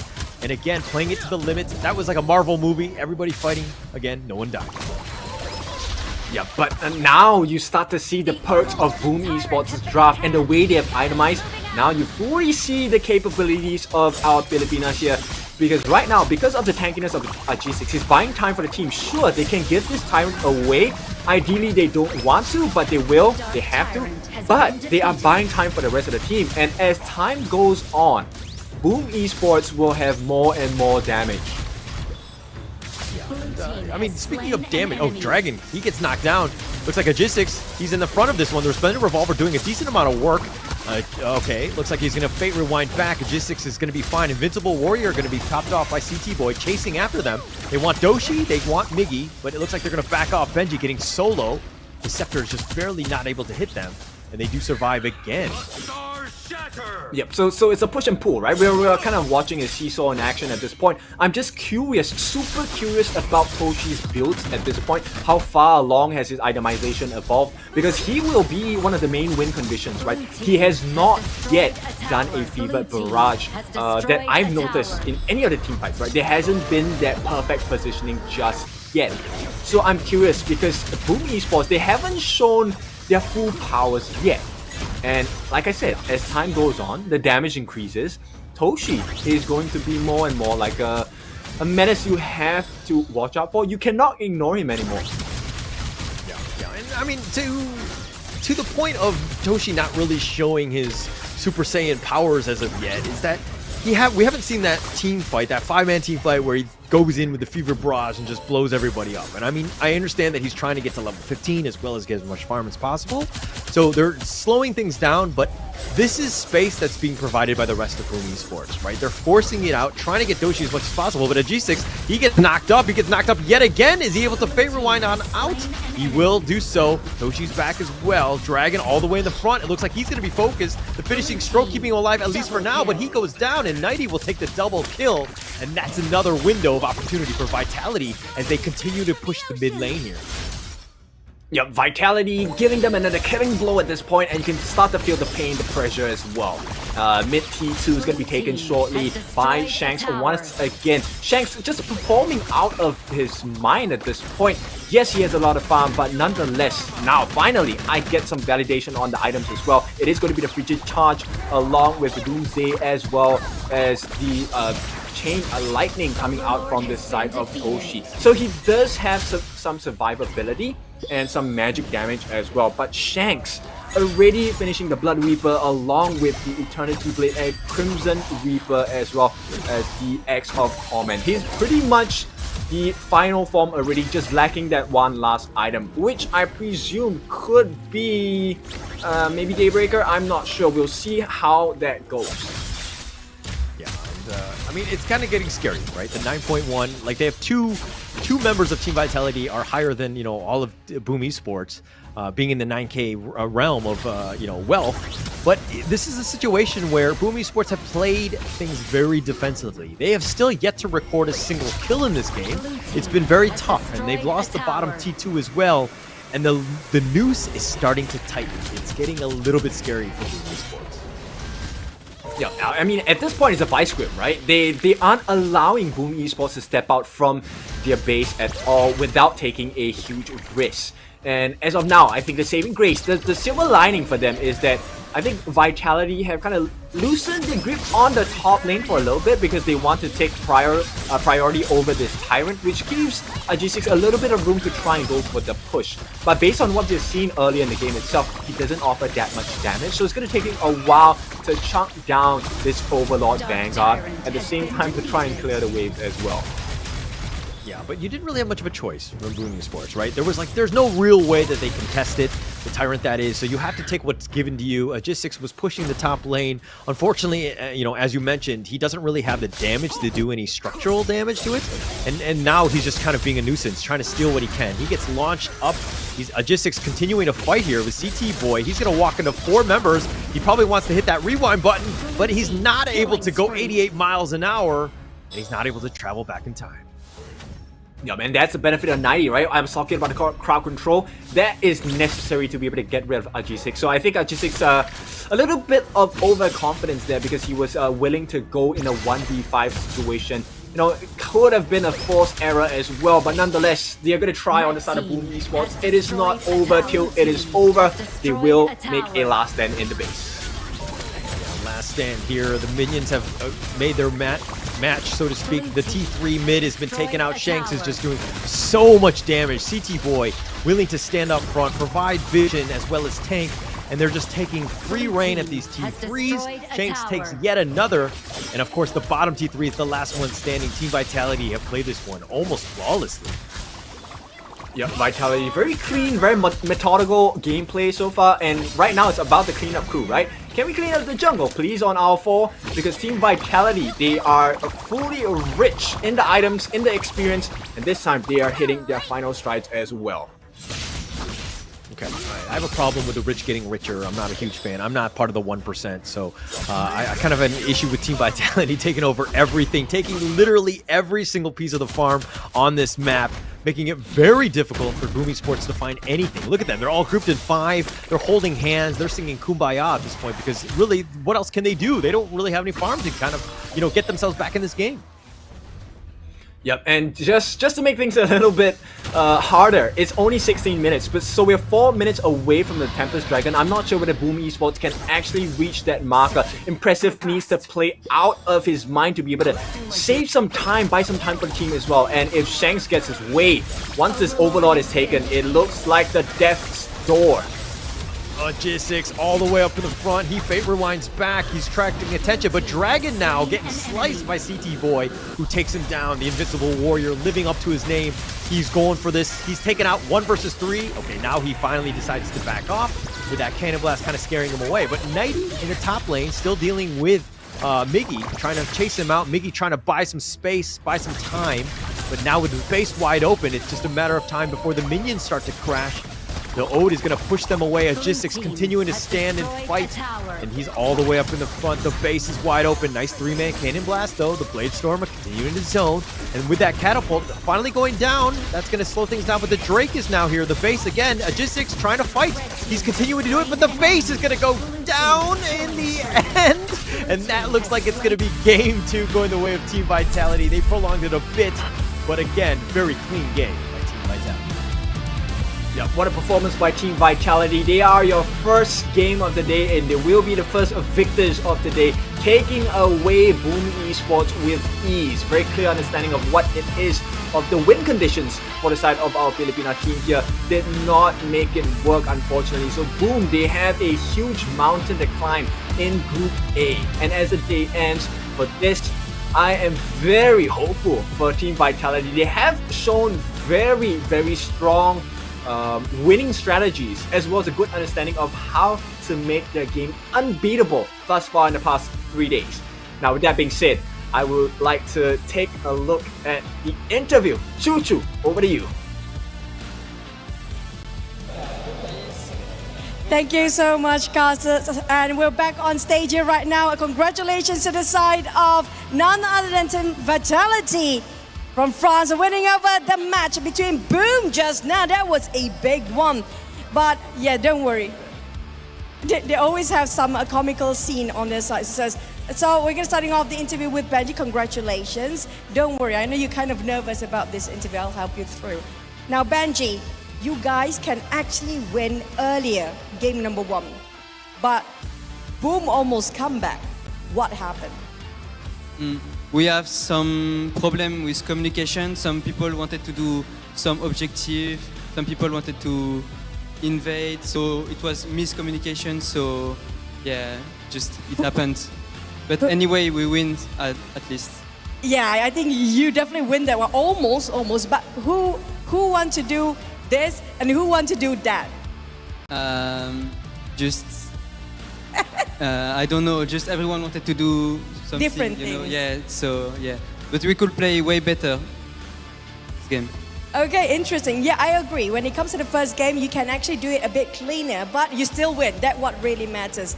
Also, when it comes to Tyrant, I noticed that you always let Boom take the first Tyrant. Can we know why?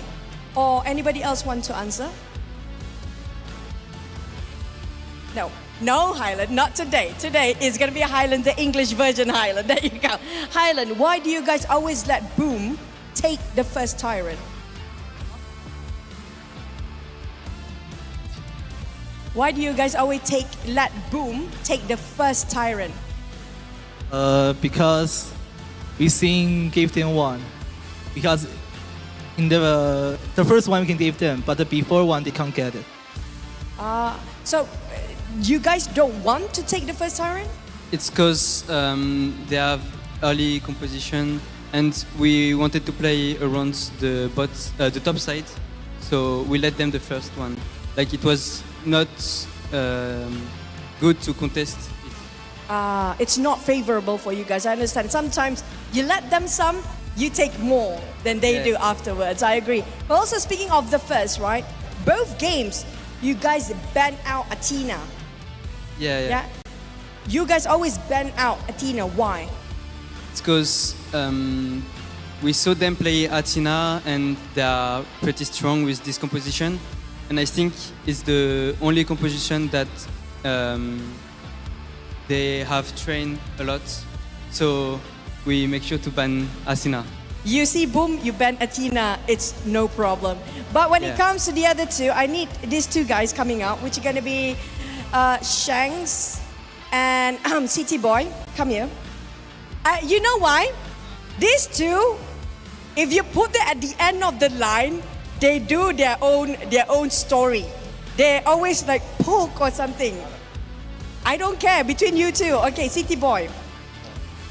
I know a story. You actually the captain, but you don't want people to know you captain. Why?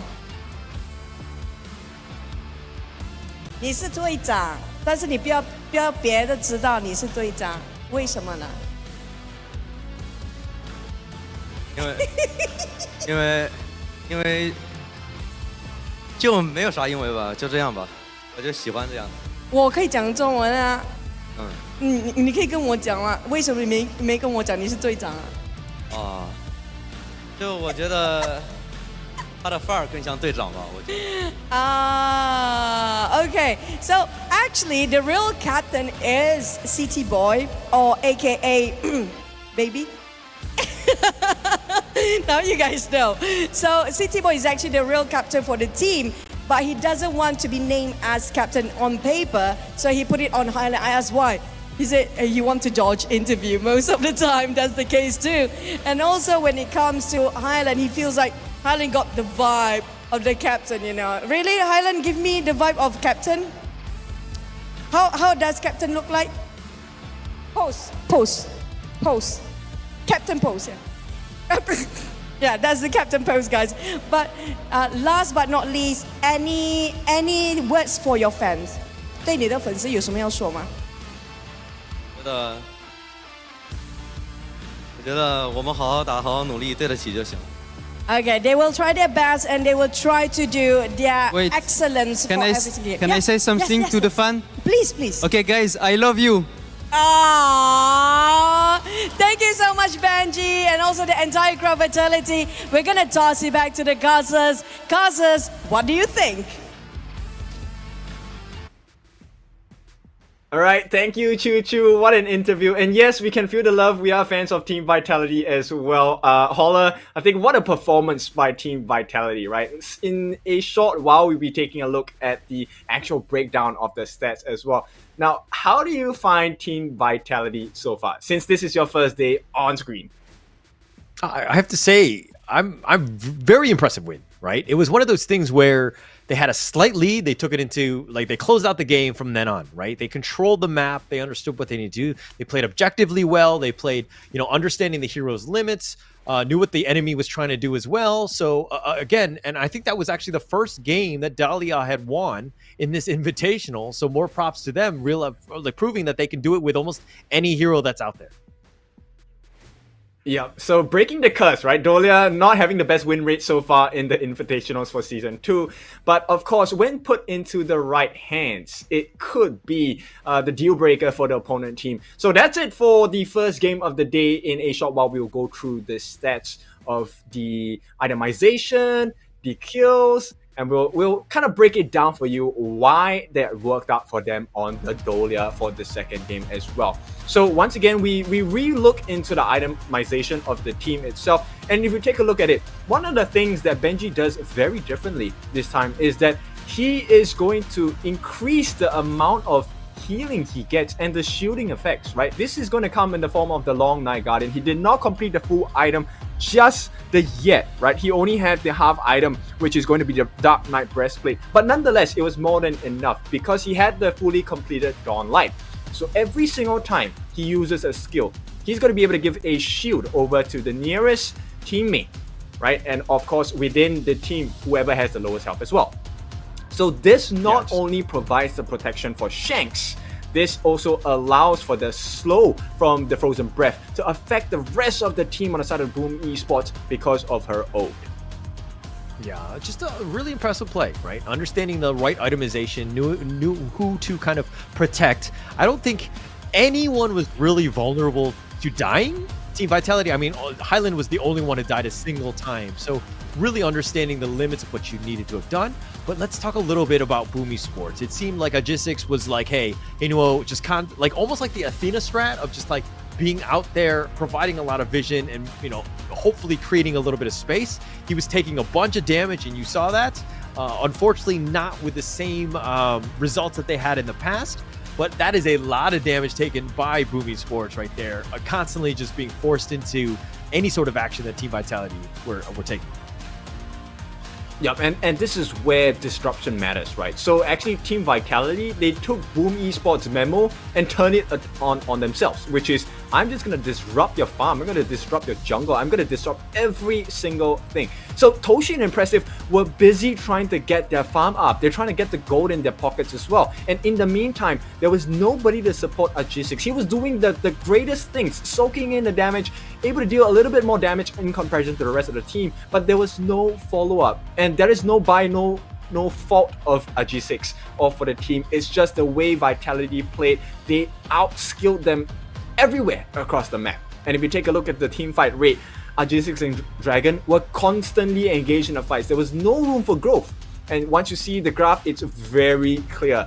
2 Shadow Overlords, 2 Shadow Tyrants. That was all the plan for Vitality. Earlier in the interview, they said, sure, we'll give you that first Tyrant, but we are taking everything else. Yeah, very smart. I mean, this is what you want to see out of your team, right? If you are a Team Vitality fan, this is what you want. You want that steady growth that never really dips down. You never lose control of that game when you're winning.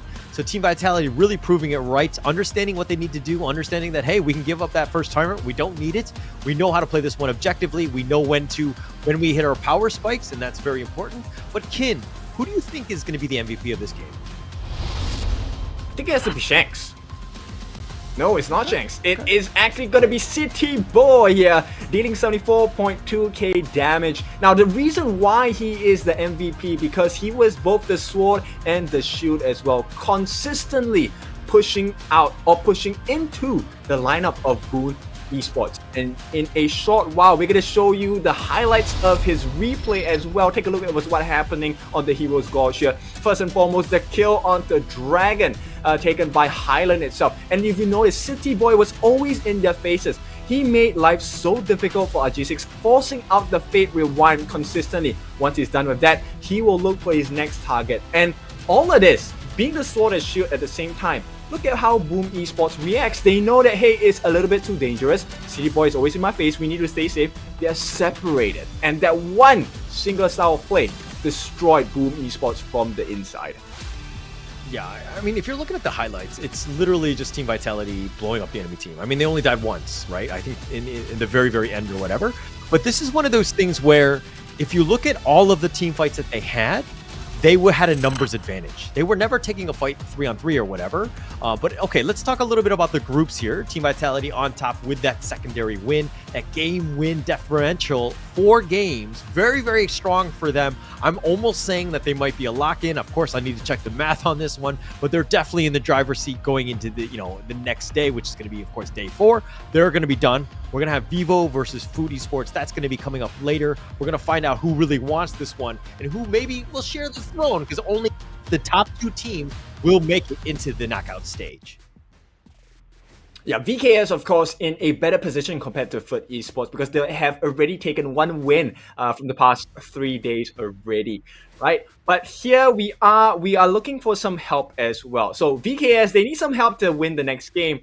But in the meantime, before that happens, we want some help. We would like you to help vote us as the mobile esports game of the year as well. All you have to do is to tune in into esportsawards.com, click on the link, go and log in into the website, give us your vote, make us number 1. Now, I know you guys are very fervous in your support. We have been on the top of the Play Stores very quickly from the moment of the release of the game. Now, you help us achieve number 1 as well with the help of the vote. Not only that, we also have some rewards for you. All you have to do is to follow us for our campaign. For the upcoming campaigns, we will reward you with incredible prizes, hoodies, phones, smartwatches, and earpieces as well. Tell me which one of these you don't want. I will take it for you, right? But in the meantime, if you're interested to win any of these goodies, all you have to do is to follow us on our social media, right? Of course, this is not a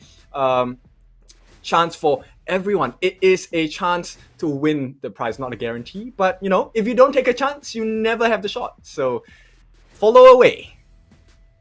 Yeah, follow away. Make sure you do. And if you do win out, again, if you don't want to give it to Kin, you can give it to myself as well. So we're happy to take it off your hands. And we're going to be going in this one. But again, I think a big shout out to Team Vitality for moving on. I think it was very impressive. It's great to see good high-level play, HOK play.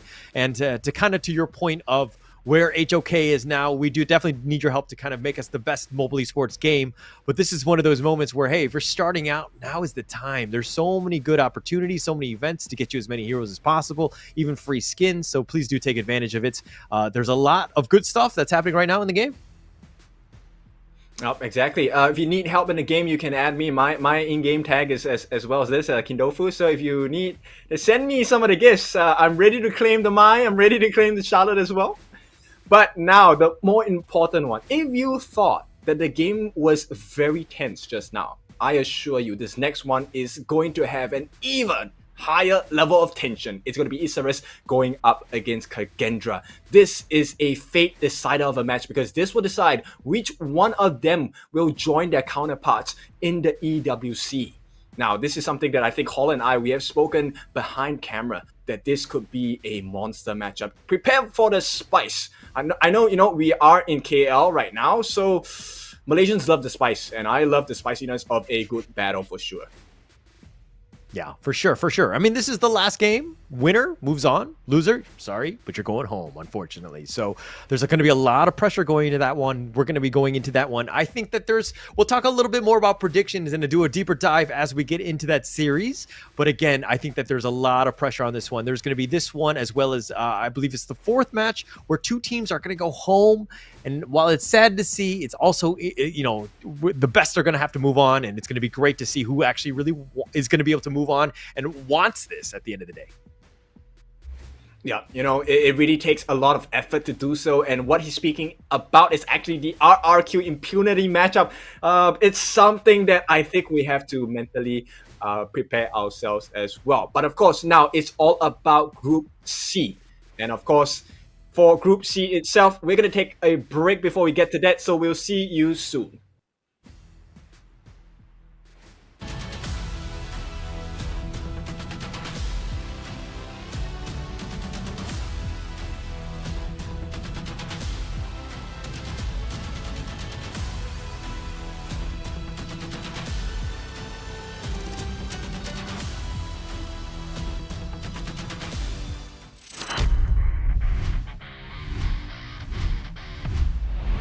Welcome to day number 2 on All Things Invitational 2024 Season 2. Our group is 4 teams. I think they're strong, but I think we're stronger. We did some mistakes, but we will work on it and be better. One small mistake leads us to defeat. We can win every team if we play our draft and if we don't do mistakes. 我觉得我们能很顺利的成为小组第一。 Okay, teams, let's do our best and we will see you there. 我也希望能够把开根抓带上更大的舞台。 Match nanti lawan Isurus, kami sih udah ada persiapan dari draft. Lalu kan kemarin juga Isurus ada bermain melawan tim Secret. Kami juga udah nonton permainannya dan kami rasa kami bisa sih lawan mereka. Caendra, yo sé que ustedes les tienen miedo a Team Secret, mas nosotros le tienen que tener más porque hoy ellos sangraron mucho. 不管是对手是谁，做好自己，去赢下每一场比赛。 Öncelikle şöyle herhangi bir çekindiğim veya korktuğum takım bulunmuyor turnuvada. 在抽签下来之后，3个队伍可能都在我们上面一点点，但是经过一段时间的调整，我不敢保证肯定会赢，但是会是2场精彩的 BO3 吧。 We can change it bot lane. They were playing with other 2 players in S1, so I think we have a little bit advantage on the bot lane. Having that dream come true is very amazing. Vocês vão conhecer os reis do Ocidente. Recast，我们的目标就是胜利。 打 RQ 对我们来说没有什么压力，有很大的信心。我们很早就在研究他们了，因为他们也是我们的重点的对手。我们确实会有比较特别的战术。 Hati-hati saja, hari ini kami tidak menunjukkan apa-apa karena akan memberikan surprise kepada Impunity. Saya percaya diri bersama tim RRQ. 你们不用太在意输赢，知道吧？你们自然而然就输了。我们会拿出全部状态。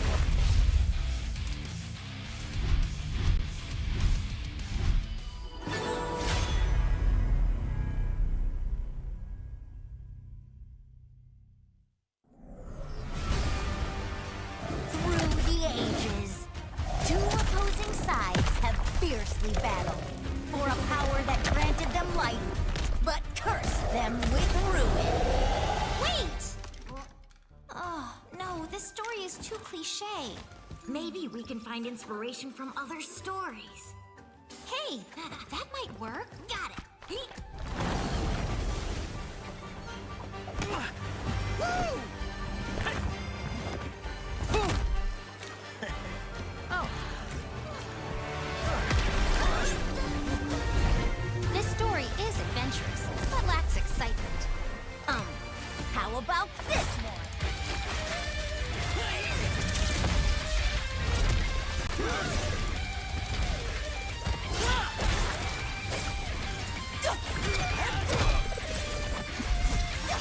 This is too much. It needs more fun. How about this?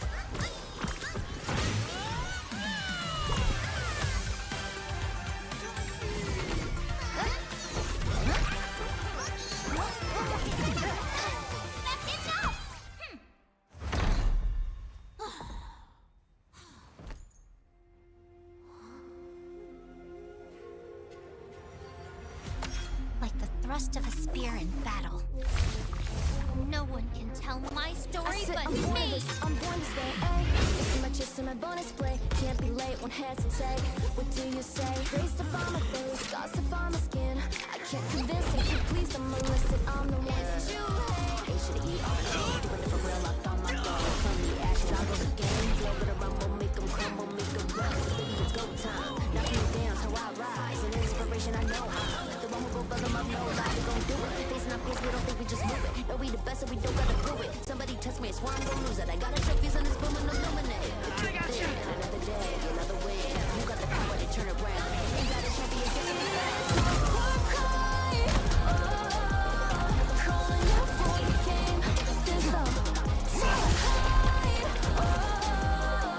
This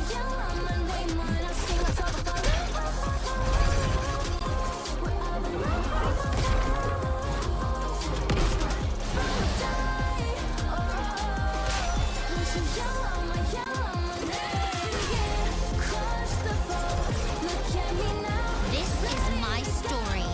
A story of honor. A story of bravery. A story of heroes.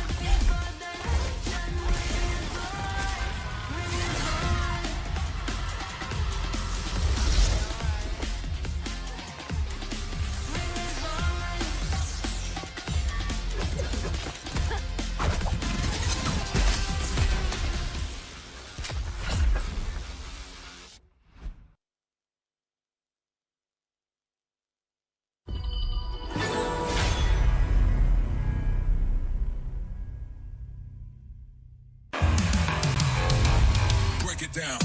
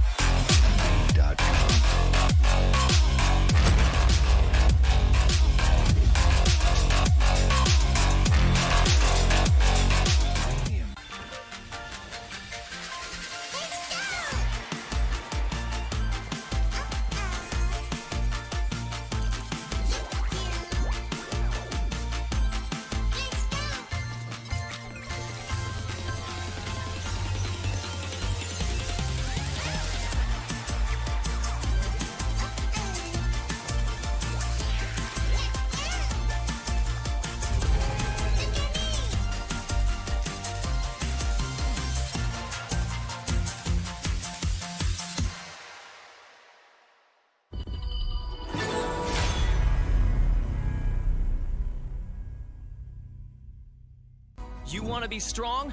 Learn from the pro now. When you're attacking a tower, you might accidentally target an enemy. Or when attempting a tower dive, you end up targeting the tower and minions instead. Professional players execute such impressive moves effortlessly. While you may feel overwhelmed and get killed by the tower, your control settings might be holding you back. Change the recommended basic controls to advanced. This activates extra basic attack buttons for minions and towers. Turn on show enemy avatars to accurately select the enemy's avatar for the kill and better assess vision exposure. Give it a try and play as smoothly as a pro, easily crushing the enemy faction. Learn from the pro. Learn more from Honor of Kings Global Esports.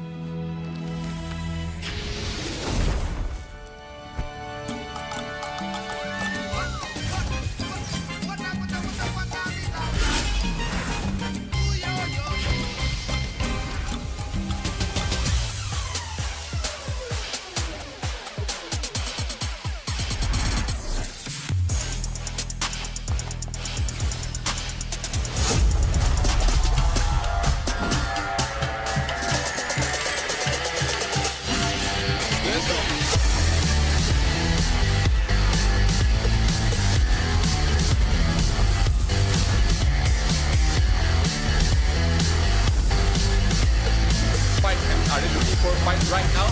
Danny going in the lead.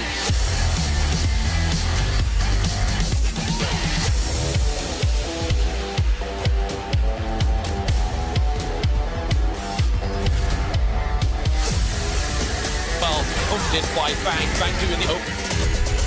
Time damage from Danny as well. Taking down the win sheet as well. Niap is looking. Our group is 4 teams. I think they're strong, but I think they're stronger. That we will work on it and be better. Welcome back to Game 2. This is going to, of course, the second matchup. We're going to see Isurus versus Kagendra. My name is Holler, and with me is my favorite kind of Dofu. It is Kindofu. Kindofu, give me a little your first thoughts of this second matchup. I know it's an elimination game, but what are your thoughts going into this one? I think nerves play a very important part at this part of the day, right? Because now this is fate's decided Judgment Day, right? Winner goes forward. The loser will have to take the ticket home. So I think it's high stakes, high rewards, and it could be a very stressful situation. Yeah, stressful situation, but it's one of those things where, you could be a little bit less stressful if you're playing on an Infinix GT20 Pro. This is, of course, one of the first smartphones to support Honor of Kings in 120 FPS. It's an amazing phone. It does everything that you want, plus more. I mean, the gaming is unreal. Experience playing like the pros today with the Infinix GT20 Pro. All of them are playing with it today, so you can just see how fast they are. Their reaction times are quite good. So again, please do give them a shout out.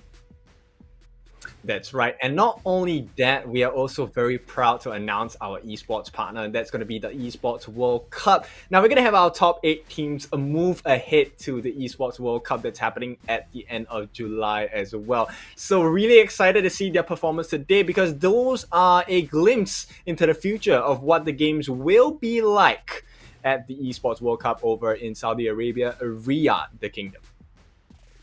Yeah, and only, again, the top 8 move on. A bunch of them are going to win a decent amount of money as they get into this one, and to have a chance of a bigger prize pool in Riyadh, Saudi Arabia, that's going to be pretty amazing. And the potential for, just kind of growing with the ecosystems that is Honor of Kings is very, very, valuable to them. This is a huge life-changing moment for them, with not only the money, but also the prestige. Being a champion and being able to move on is going to be great. But again, let's go back to match 2. Isurus versus Kagendra here. Both of these teams need this win. Winner moves on.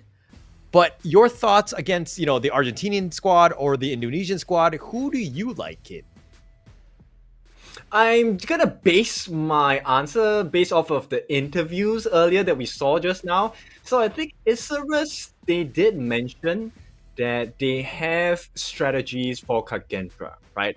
And these are the people that will execute that strategy from Isurus, represented by Master, Ezreal, Mengeche, Win RJ, and Kapfox Saber. Now, they have given us a glimpse of their confidence. Now, it's time to back up the words and put it into action and put it into results. Isurus, I do have high expectations. I think, once again, they've been put up against the monster squads of Malaysia, so they couldn't pull out the best results just yet. But this time, they're going up against a close rival, and I would like you to have that introduction for them instead, Holler. Yeah, and this one's going to be Kagendra. They're going to be another squad, a formidable one. Again, they didn't really get to shine against Secrets here, going 0-2. But we've got Hans, we got Wyra, Senko, 0-0, and Mofers, of course. And this is a team that I had high expectations going in. They've done quite well in the Indonesian scene already. But are they ready for the global grand stage that is the Esports World Cup? Of course, I'm getting ahead of myself we have the Season 2 Invitationals ahead. They do need to win out to even have a chance at that other tournament. But this is going to be one where, there's a lot of pressure at stake. I think that they all need to kind of step up. I haven't seen, it's going to be interesting going up against, Isurus in the sense of who really wants it at the end of the day. Yeah, I think, it's pretty clear both teams want it, but like you said, it's who wants it more, right, at this point. And as it stands now, I think we are evenly matched in both of their wants. Now it's really to put the action, right? And to win the first half of the battle, which is going to come in the drafting phase for the ban and pick. Now, we've already seen a couple of the picks from the day before. I'm very curious as to this time, how are they going to put themselves a foot forward? Because the last time, for Isurus, they did pick out the Elaine. They have a pretty strong Mai Shiranui as well. And we have already seen Marco Polo in the previous game. And they are one of the teams that have pulled out a Marco Polo. Unfortunately, that result did not go in their favor. And they're one of the few teams that have the willingness to try a different jungle. Luna. Yeah, and Marco Polo picked 3 times, 0% win rate. So there have been a couple of these heroes that just have not done well on this stage thus far. But again, I think the Marco Polo, you have to play almost like a perfect game. It has so much potential to do damage. I think it's still one of the top, top farm laners that you can get, and then that's kind of why the team synergy has a rate to kind of help support Marco Polo to get to that level where, again, getting something in the win column would be huge at this stage. Yeah, exactly. And now if you take a look at Kagendra itself, I think Kagendra have proven themselves that they are a team that you need to watch out for. But I'm really curious as to see if they can actually put an even stronger performance today. Yeah, for sure. I mean, this is the time, right? Like, let's be honest. This game 1, you need to look at this as, we got to stop messing around. We got to put our best foot forward. I want, if you're going in a heavyweight fight, you want to be the first guy that really lands that first punch. You do not want to take that punch and be like, oh crap, now I need to kind of get myself back in this best of 3 in some fashion. And so you got to put yourself in a good position, right? And so you want to come out strong, kind of like what we just saw in the last series, where Team Vitality won that first game and they kind of just took over the game, and that's kind of what you want to do in this one as well. Game 1 needs to be very important.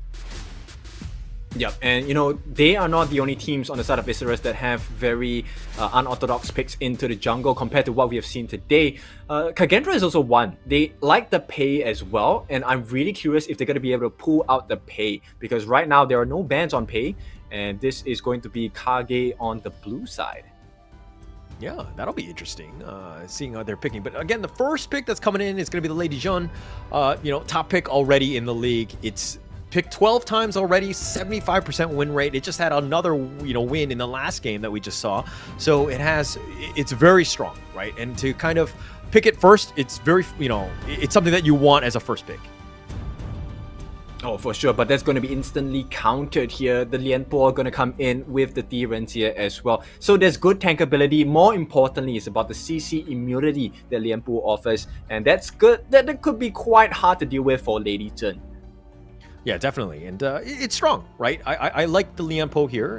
It provides, some sort of like a tank peel for your D-Ren to kind of keep him safe, right? And I think that you definitely need someone like that.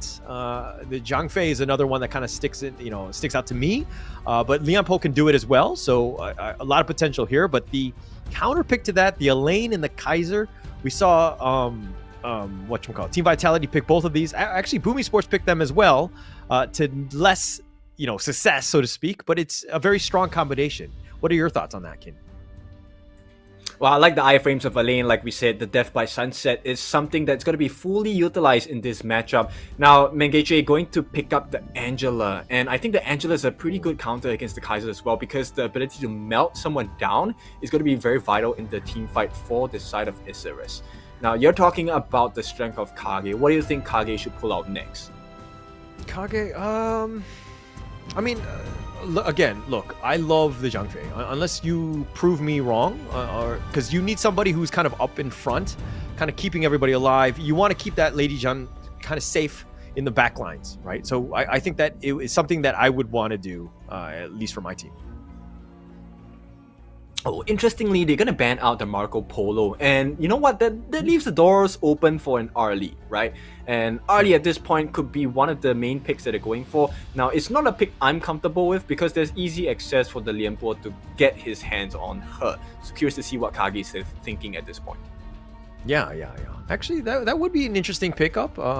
Just being able to outblast, because Angela is very static, right? She doesn't want to do a whole lot of moving around. I mean, with the Blazing Brilliance. And if you could set that up and you've got the Lianpo to kind of just be that tank, being that, you know, the one in front that like controls everybody, definitely very important. But it looks like they're going to pick up the Mayin here. I do like that one. It has a potential chase. It has a, you know, just ways to kind of, again, just be that front liner for everybody else. Yeah, exactly. The iframes are going to matter a lot at this point, but more importantly, it's about the catch, right? So imagine if you're able to catch out Hans, that's going to be a huge win, especially when you have someone like Mengeche. I doubt they're going to be missing any of those Chaos Cinders leading into the Blazing Brilliance. So hopefully, that's the story of the day for Isurus. Oh, Consort, the Zhang Fei. Boom. Okay. Yeah, I like it. I like it. I was talking about it earlier. The Consort Yu, though, does have some potential outburst or outplay potential, at least against the Direnche. But what are your thoughts? Agree, right? Protecting wins with the physical immunity might be the difference maker in the team fights as well as the vaulting shot. But the thing is, I don't think it's that easy to jump in on the lineup of Isurus as well. Now they're going to conclude their draft with the Pei. Okay. The Pei rounds in and out. All right. We know the drafts. We know what's going to happen, or at least where the players are going to be picked. But what are your thoughts? Okay, well, we'll ask that question when it comes up here as the coaches kind of come in for that handshake, the arbitrary one going in, the high fives, the pump each other up, the motivation required for this must-win series. Loser goes home. This is going to be very important for both of these squads to really show up here. Oh, look at this. Oh, give me a hug. I love it. Sportsmanship at its finest. That's right, and of course this is kindness and calm before the storm because this is an important match for both of these teams. Now we will see who will be the victor of game number 1. Isurus going up against Kagendra, who's going to make it work. Yeah, who's going to make this work? But okay, draft. Who do you like? Which of the squads? I like Isurus draft. There's a lot of burst potential, so if they catch Kage off guard, it could prove to be fatal. Okay, all right. Yeah, definitely. I could see that. Is that an easier lineup to play than the Kagendra lineup, though? I think you have to be very mindful about your placements of your skills, especially for Senko, right? Not as easy when you're playing against someone like Pei or Direnche who has a little bit more mobility. Yeah. Okay. All right, so we're going to go into this one. This is, of course, the second match of the day. Game 1, Isurus versus Kagendra. And it looks like, Isurus are going to kind of just force the top lane a little bit, make things a little bit difficult for Hans in that top lane with the Elaine. Yeah, Mengeche actually one of the fastest wave clears with Angela, one of the most basic heroes, right? So I expect faster rotations coming out from Isurus. Yeah. And I think that's what you kind of want. You have a lot of potential here, but Isurus, again, just kind of taking out the enemy jungle. Mengeche taking it out with the Angela. You have so much burst potential. Like, the wave clear is just on point, and she's already back in the mid lane. She didn't lose anything. Yeah, that's right. The speed is the name of the game here for Isurus, and it looks like it's working out so far. And if you take a look at the lanes, I think the difference maker will probably be in the Clash lane because that first rotation might spell death for the Mayin on top. No, for Hans on the lane on the top. All right, but it looks like Kagendra, Wyra right here, continuing to farm. Pushing out the lane as quickly as possible, making things a little bit difficult. But Mengeche, it's like on the Angela, if your positioning is good, like you can almost stay in the lane indefinitely, right? It's like you have you have so much magic burst potential that it's like, it makes it somewhat easier, I would say. Your thoughts? Well, it makes the difference when you have the map control, right? Then you can force them in the corner. Makes things easier for Mengeche. Okay. All right. Wyra continuing to just farm his own jungle. Okay. Let's talk a little bit about the farm lane here. The Direnche versus the Consort Yu. How about you walk us through some of these, this skill, this tooltip, so to speak, Kim? Yep, so if you have experienced Consort Yu before, skill 2, which is the protecting wing, is going to be very difficult to deal with because it makes her immune to physical damage. At the same time, with the Oak Bulk for her skill 1, that will be used to kind of wear down the opponent, your heal, and of course, finally your ultimate, which is going to be a bottom shot, will be responsible for you to get those stuns and kills as well. Yeah, it'll make it tough. But, you know, 0-0 here, getting a little bit low. I mean, ISG kind of forcing the issue in the bottom lane, putting a lot of pressure on, and Consort Yu, 0-0, has to recall back already. That seems to be a bit of an issue for him. Well, all props to KAGE, right? It's all about that chaos in this, along with the Blazing Embers as well. Yeah, putting a lot of pressure on. Again, just the Scorching Barrages. Look how fast it clears. It takes 2 members of KAGE to kind of deal with this, but okay, now let's talk a little bit more about this top lane. Hans versus Mooster. Your thoughts about that top lane, the Mayan against the Elaine? Well, they have the Nettle Gauntlet, so I think the Elaine going for a little bit more defensive measures, and meantime, Master actually going for the Meteor first, so he's looking for the Armor Pierce. So once again, it's a battle of sword and shield, right? So who is going to make the first mistake of mispositioning themselves so that the other class link will actually get the advantage and the kill? Okay, it looks like they're going to go for the top lane. The Meteor kill does knock out Moosters, but he's fighting 1 versus 2. He has Death and Sunset. He's turning this around, and KAGE has to run away. And Hans is like, okay, you want to come at me? Let's go. And he actually scares both of them. Not only that, yeah, bot lane also having an aggression coming in from both sides.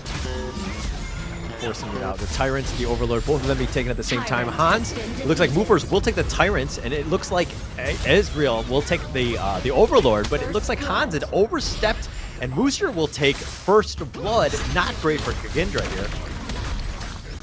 Yeah, Ezreal actually taking the First Blood, and as well secures the victory. A first step forward for the side of Isurus, and this is a good start to the game for our Argentinian boys here. Yeah, they're doing well. That's what you want if we're going to go back into the bottom lane, though. That's where pretty much most of the action is. Mooster has taken out the top T1, did it very quickly, as a lot of pressure has been kind of, or the rotations from KAGE have been more in the bottom lane, trying to prioritize farm for 0-0 as much as possible. Well, Holla, we're going to expect a very quick change of pace here from Isurus, because now that they have the neutral objectives and a slight goal lead. Actually, no, it's not even slight, it's 2,000 gold ahead. This is where they're going to ramp up the speed, and they will try to take more objectives, more kills. Oh, the burst ram, Magma Slam movers. He'll just take this one up. Doesn't really care. He's got the Leaping Savior. So, but KAGE, he pops out of the bushes and he says surprise and throws out the Blazing Brilliance, and he just kind of back off. But this strike is going to push the bottom T1. And yeah, Magma Slam again. And again, just a little bit of a standoff in the bottom lane.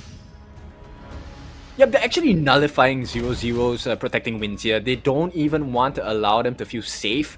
Every time KAGE shows up, it's constant fear in the eyes of KAGE. Yeah, Death at Sunset going to be expended by Hans. He's going to be pushed away, just trying to force it out. But Wyra taking the Azure Golem, he needs that. So they'll give him a little bit of space. But in the jungle, are they going to be able to take that one away? I'm not sure if Israel or who took that one at the end. Oh, it looks like Wyra does get it in the end. Red team. Yep, even trade so far, but mid lane, maybe a potential pincer coming in if we take a look at the rotations of Isurus. Yeah, Reaper's Capox making his way. He's going to provide a lot of vision. They've already taken the bottom as well as the top T1. So ISG, you know, playing it very strong, understanding the objectives, knowing how they kind of, you know, take away those towers and that the vision that those towers provide, and then also at the same time getting into the enemy jungle to take what you can get. So far, a lot of pressure being built up by Isurus here. It's going to be momentarily stifled by Senko at this point, so it's still damage limitation for KAGE at this point. Limited at this point, but you need to take this Crimson Golem. You need to get your buffs. You got to own your own jungle, right? But being down about 3k, this is not a great situation for KAGE. But it looks like they're going to go for this. The Unbridled Outburst pushing Ezreal back. The Blazing Brilliance on top. And it looks like they do end up killing Ezreal. They do have the damage. The Magma Slam, the Tremor Smash from Capox pushing him away. Mooster runs away, and it looks like KAGE have found a bit of an opening as they're going to force down this T1 mid. Destroyed a tower. Right, the Indonesian heroes making it work for themselves at this point. It is going to be cut down to about a 2,000 gold lead at this point. But the danger is not over yet for this side of Isurus, because it looks like KAGE will be able to establish a little bit more dominance across the map if they can get a couple more kills. It would help them. Look at this. They're hiding in the bushes. They're waiting for 0-0 to make some sort of mistake. He's actually going to not kill the pheasant because of this. He wasn't sure where they were. Movers has now made an appearance, just trying to clear away Mooster, who's going to be scared back into his side of the map. But here's the Blazing Brilliance, and Mooster, oh, surprise! And that was with the Fog of War hiding in the bushes. You got to check all the bushes. You can't face check them like that. And Menguche, he's going to flash over the wall. He's going to be fine. Menguche as well, and Win RJ gets another kill, and this is a perfect start here to the mid-game entry point for Isurus as they make a big deal for themselves in the tier 2 top lane as well. They're going to take this one. Easily done. Blazing Brilliance pushes 0-0 back, and he's had a hard time. Concert Yu, again, wants that farm, has a potential to outplay the enemy farm laner in the DRNGA, but it looks like they're going to go for the Unbridled Outburst. They do have him. He dashes over the wall. The Leaping Savior over goes for Mooster, but he whatevers over the wall, and he's fine. Yep, and it's difficult, right? So at this point, KAGE, they're still looking for the entry point, opening start to the fight, because they need a little bit more time before they can deal that massive damage that we're expecting out of 0-0. In the meantime, Tyrant going to be threatened by the side of Isurus. It's about half life. And sometimes they're disappearing because we're playing with a Fog of War. It's a little difficult, but the Tremor Smash goes in. Wyra's down for the count, but they did get the Tyrants. Israel will take that one, but Menguche finally dies. I think that's his first of the day. And the flowing, it looks like they're going to just kind of bounce that Flowing Sai around. The Ocean of Tears just kind of providing a little bit of space for their retreat. Yep, and it's not just that, it's the jungle being threatened as well at this point as well, looking for a potential kill here. This is the benefit of the Pei, right? Pei able to deal massive amounts of burst damage, but that comes with a cap as well. So Isurus, they are on a timer. I think KAGE, as long as they last the game, they should be able to do it. Take a look at the itemization that they have so far. Consort Yu already has the Eternity Blade, Crimson Reaper building into the Blood Reaper as well. I mean, this is an 8K net worth lead. I mean, some of the positional ones, I wish we could show that screen again, but there was like a 2K net worth lead in the positions alone. They've been doing quite well, ISG that is. But now with the Overlord here, looks like Capox will scout this one out. The Blazing Brilliance just landing and doing so much damage onto Wyra. And the Ocean of Tears slows things down, and Kagendra are like, okay, we don't want the Overlord that bad. We're not going to take this one. We're going to back off here. Yep, actually not ideal, because Senko actually used his Destructive Delusion. At this point, it's not a good fight for the side of KAGE to take. Yeah, definitely not there. And, but they're going to back him off. Menguche back with the Blazing Brilliance already. And it looks like they're going to turn this around. Israel will start the Overlord. And it looks like they're going to kind of do as much quickly as possible, and they're going to make their way to the bottom lane to kind of deal with the Tyrant, because they know Kagendra are making, or they're eyeing their prize on this. And they're going to go in for this one. The burst ran back. They've already gotten the Overlord. Epoch is going to get and the Blazing Brilliance onto Wyra, but everybody's so low from ISG, and it looks like Kagendra don't want any more of this. Yep, smart decision to pull away, right? But at this point, KAGE, they need to find something more on the map. They are trailing behind by about 4,000 gold. It's not a very healthy gold difference at this point. They need to get that Chain Lightning buff. They need to get the Tyrant as well. So KAGE, I know they're behind, but they need to take some risks. Yeah, you got to take some risks, but it's one of those things where we know that they're going for it. Like, their play is very teleported, right? Like, or sorry, telegraphed, excuse me.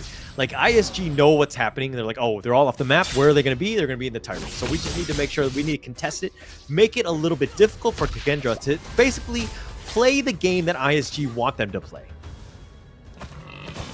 Yep, and ISG doing a lot of work with the vision control. I really love this. You don't really spot a lot of members on the side of Isurus out in the open. And it looks like they're going to take the mid T1.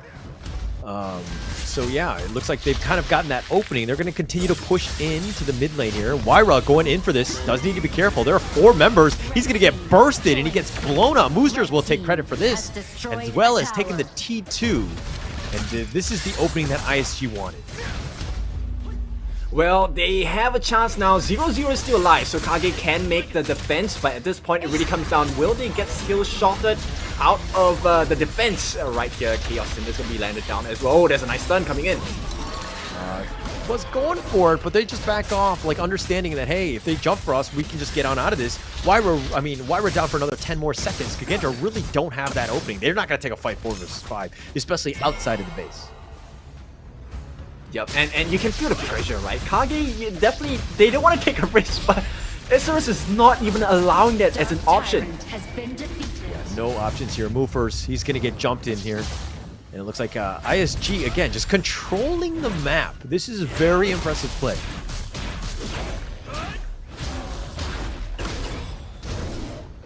Well, as we take a look at the rest of the map here, it looks like Isurus, they will have a little bit more control. Obviously, the tier 3s are not down yet, right? So at this point, whenever the tier 3s are still up, you still stand a pretty healthy chance of a turnaround. Now it's really up to KAGE. Can they get that snipe? Can they get that straggler from the side of Isurus? Yeah, it's going to be tough. I mean, look at ISG are pushing on all fronts here. Boosters, you know, he's all the way in the front and, you know, attracting 3 heroes' attention. And while at the same time, they're pushing from the top lane as well. So ISG putting pressure on all fronts. But where are they weakest? Here's the Tremor Smash. He's going in for the Trevor Slam, excuse me, with the Magma Slam. And it looks like Wyro will eat this one. He uses the Invincible Warrior. So the ultimate is on cooldown. Oh, that's not ideal, right? Because right now this would be a perfect opportunity for Isurus to pick their fight, because this is the time where they're out of ultimates for Senko as well as Wyro. It looks like they're going to chase after movers. He's being chased. He's under the tower. He's going to be fine.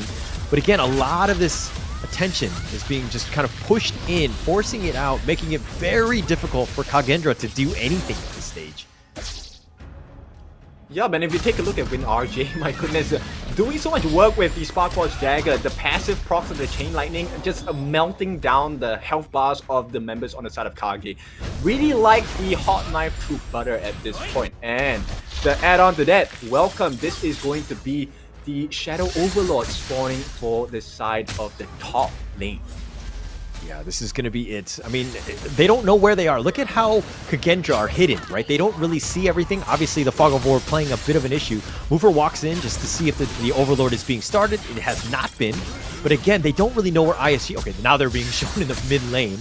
But it's going to be a matter of time before that the Overlord is going to be started here. Yep, and this could be the decider of the match here. Oh, Wyra going in for this. The Unbridled Outburst going to be committed. Oh, nice Tremor Slam. It connects on the 3. The Death at Sunset. They might have gotten a Catbox, and they do. But WinRJ now on the run. Hans continuing to fight, but he's going to be bursted. He's going to be killed. It's 1-for-1 thus far. And in the top lane, the lanes are pushing. This is going to be providing a lot. But now KAGE, this is the opening that they might have gotten. Yes, it's only Catbox, but this is something. You got to push on, but again, the minions are not there. So KAGE actually have to back off and wait for the next minion wave. Oh, Mengeji is going to try and delay this. Master in the lone in the bush. Oh, pushed out. Yeah, Booster just providing vision. Ezreal. Tiger pounces out. Booster continuing on. Does get the launch up onto Wyra. The Blazing Brilliant is just a little too short. And it looks like KAGE will back off. They're going to wait for Hans to come back into this one. But Catbox is going to be back as well. And now they're going to just make the rush for the Overlord. Already at half life. Menguche all the way in the front. Throws out the Scorching Barrage. It's a bit too low. It looks like KAGE, are they going to steal it? 0-0 will take this one out. That's a win for them. KAGE really needed that. They went for the Hail Mary play, and they did get it. So very well played by KAGE.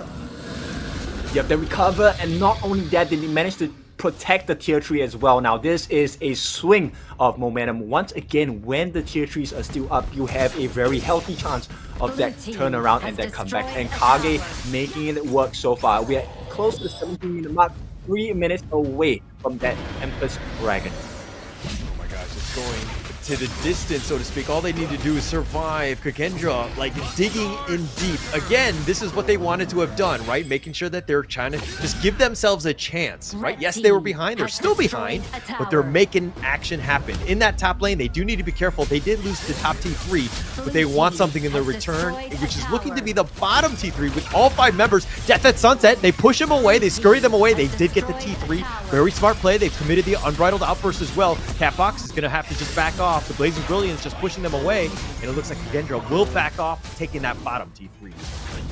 Yeah, Master making a very good game-saving play there. Now they have to rush back to the base. They will not allow them to recall as well. This is horrible for the side of KAGE.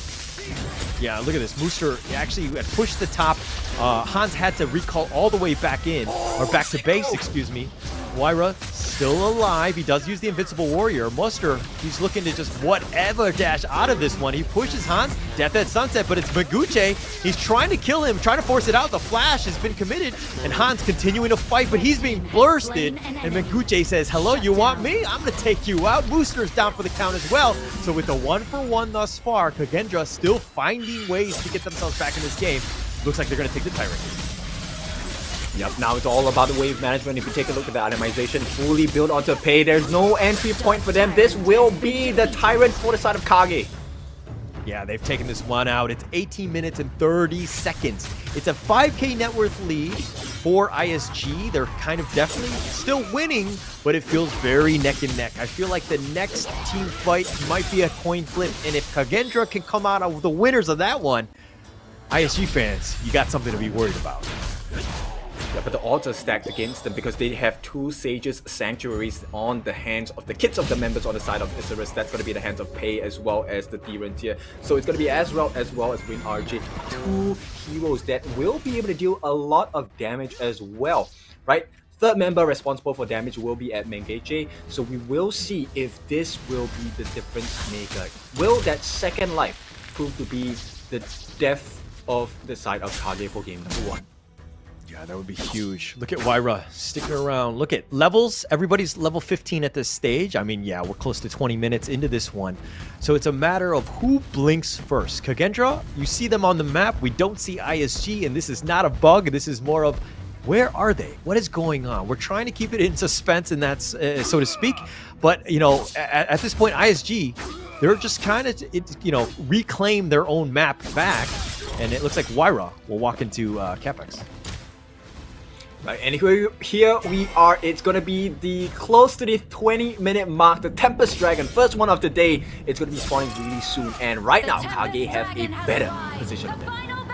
Yeah, better position, but they need to worry about where the minions are, right? The bottom lane is pushing in favor of KAGE, so it looks like they have 2 members. This is Menguche and WindRJ are going to have to deal with that.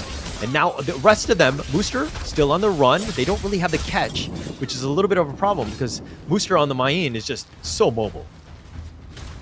Yeah, Kapok Saber though does catch vision onto his respective counterpart movers here, and this positioning not ideal for the side of Isurus. It looks like KAGE could get this ball rolling.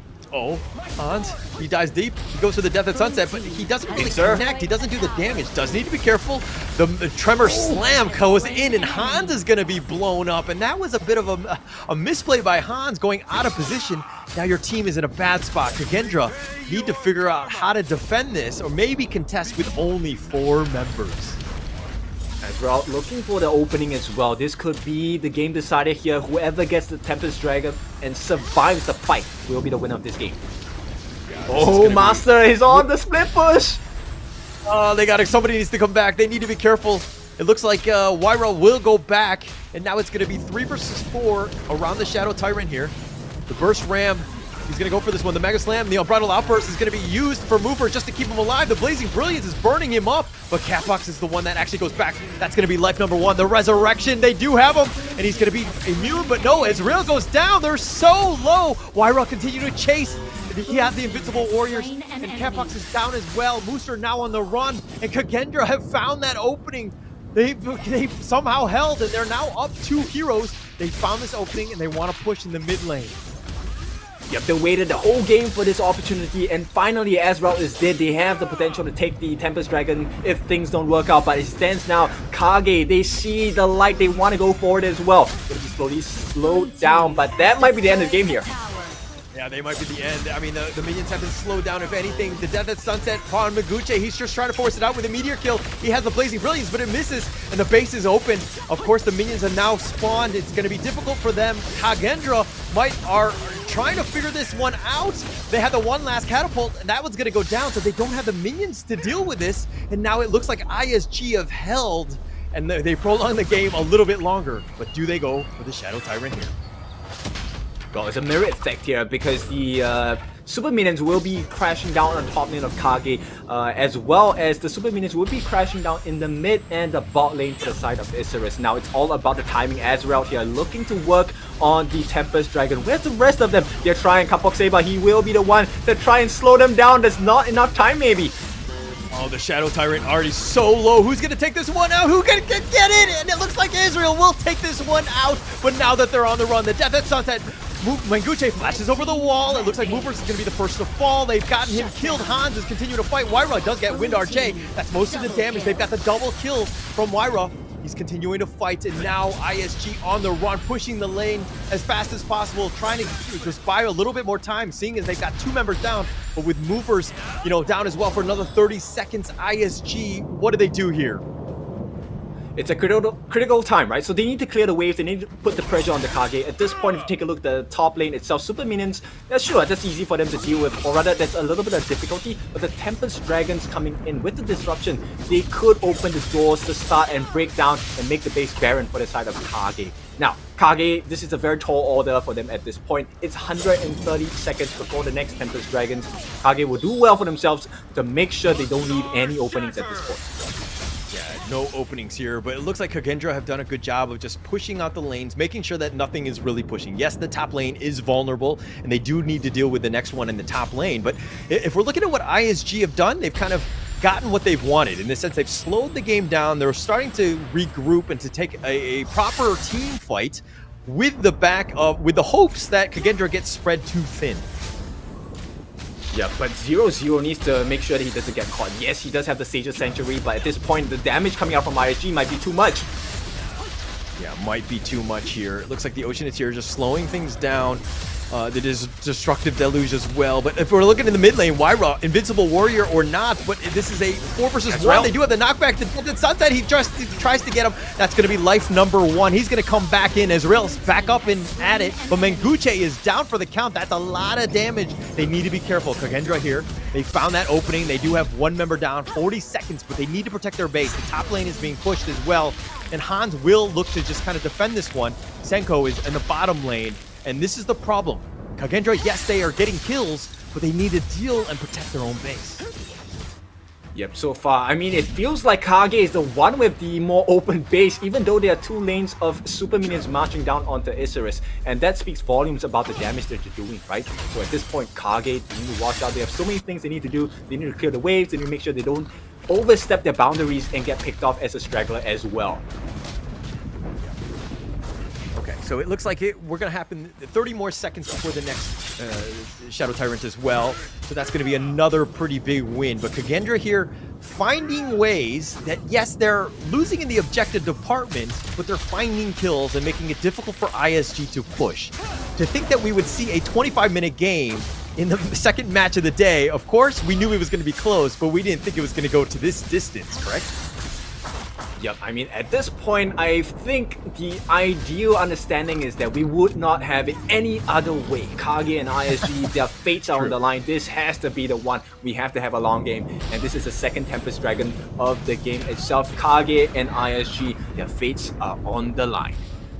Yeah, everything is at stake here. And it looks like ISG, like, you're sticking around Mooster, you're probably wondering, like, what is he doing? Why is he just waiting in the, in the cave? He's just providing vision for when that, okay, Wyra finds him. Woofers goes after this one. It's a 1 versus 1 thus far. He has the knock-up with his whatever, but he's going to be chased back, gets knocked back with the Ocean of Tears. And ISG now, are they going to actually go for this?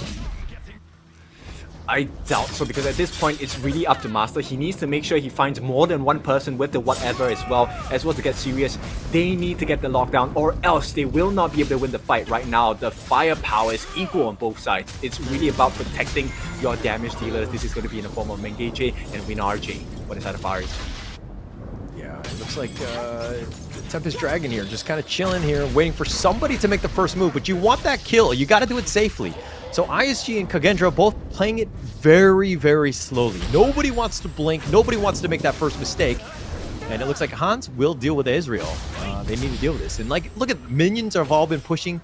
This is the late game. If you want to see how to play late game HOK, tune in right now and stay tuned for the rest of this one and probably the rest of the series. Yeah, Master once again doing a very good job. Oh, they got caught by the Weeraw here. He has a ton of hit points. It doesn't matter if he gets caught out by Mengechi at this point.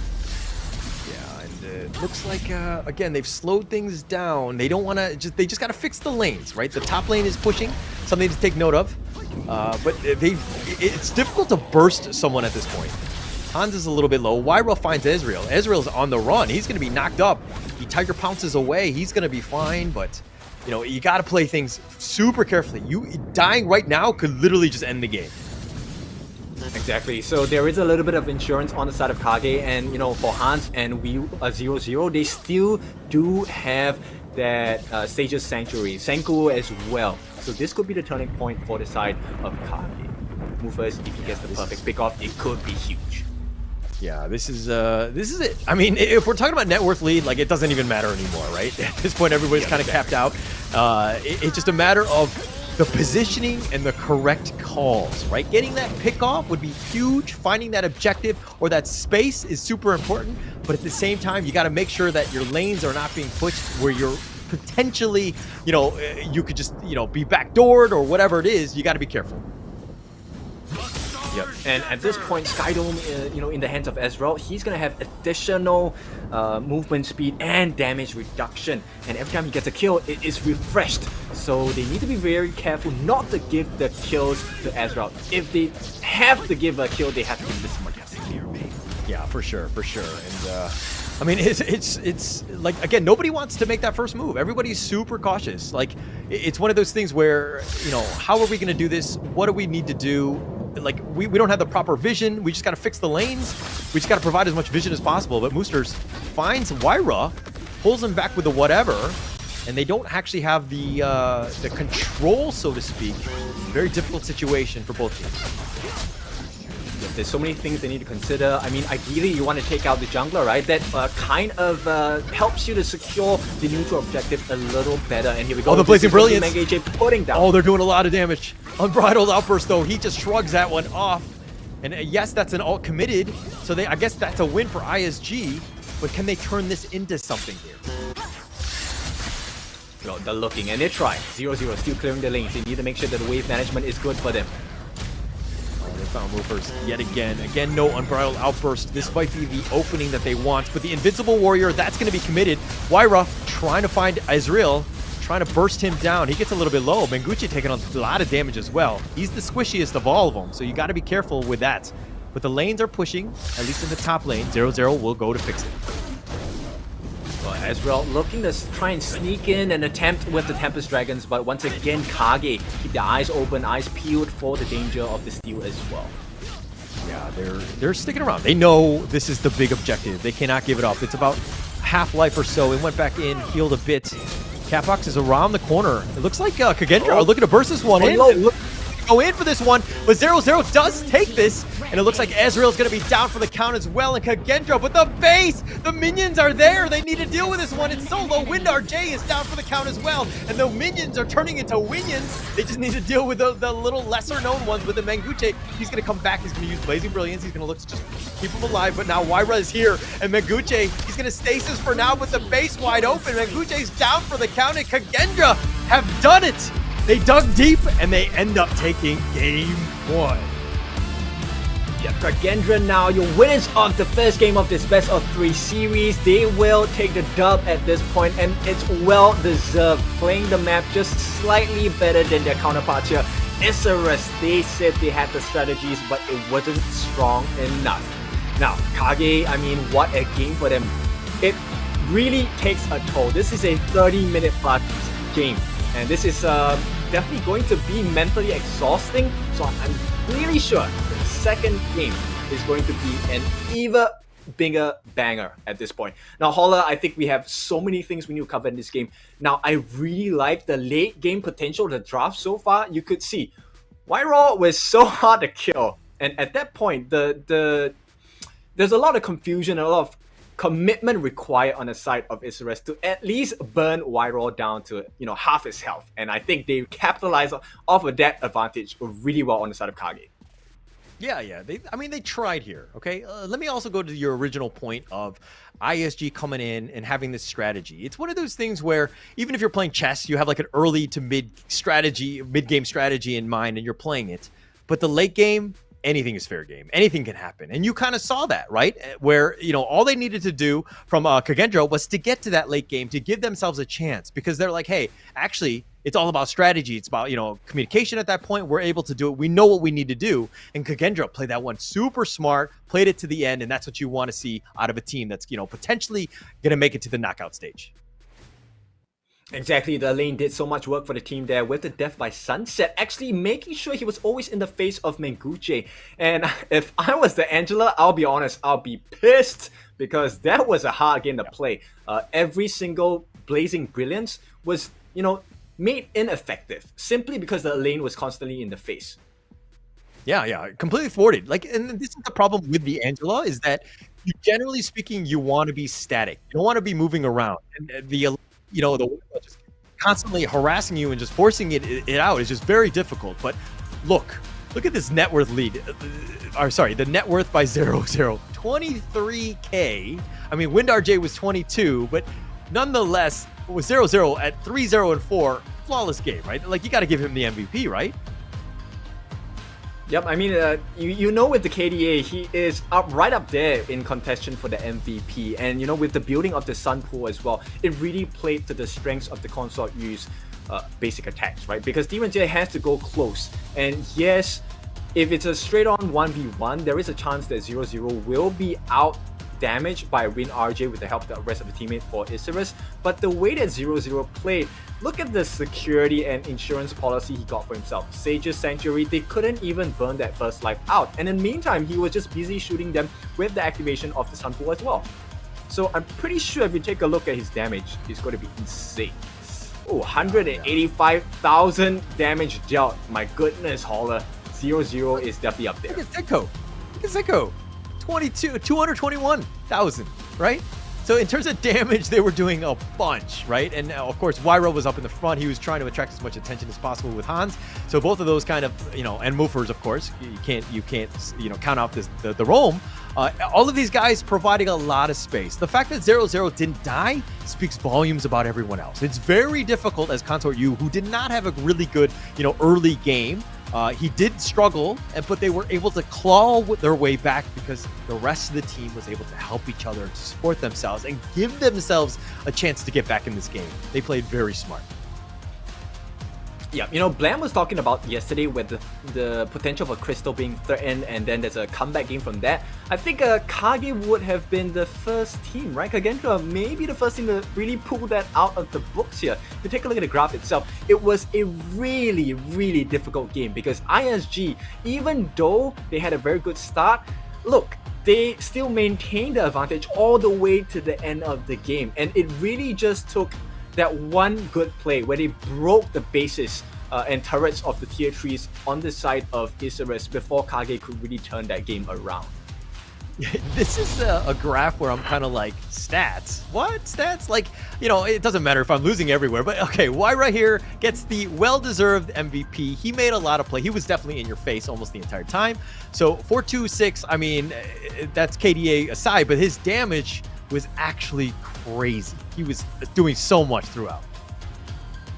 Yep, specifically as well as the damage taken. Adding on to that, so not only was he taking, dealing the pain, he was taking it in as well. And it's precisely because of the damage that he helped to soak, besides his, support in roam, it was the difference maker. Every single time that Unbridled Outburst was used, it was huge because it opened up the doors for them to get the chase in.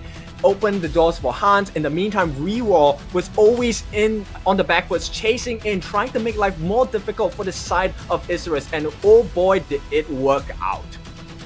Yeah, it definitely did. I mean, look at Hans, just constantly chasing them. And like Mooster, he's all by himself. He's fighting 1 versus 4, but Hans gets picked off here. And it was really neck and neck, I would say. ISG definitely had the advantage going into this one, but it just seemed like, KAGE were able to really find those openings. The team fight was very smart, though, just the way that they played. And at the same time, their situational awareness of when the lanes were pushing. Like in the top lane, it's like, somebody needs to go back. We'll deal with this. Somebody was able to get out of the team fight to deal and protect the base, right? This is, again, you have very good awareness of everything going on in the game.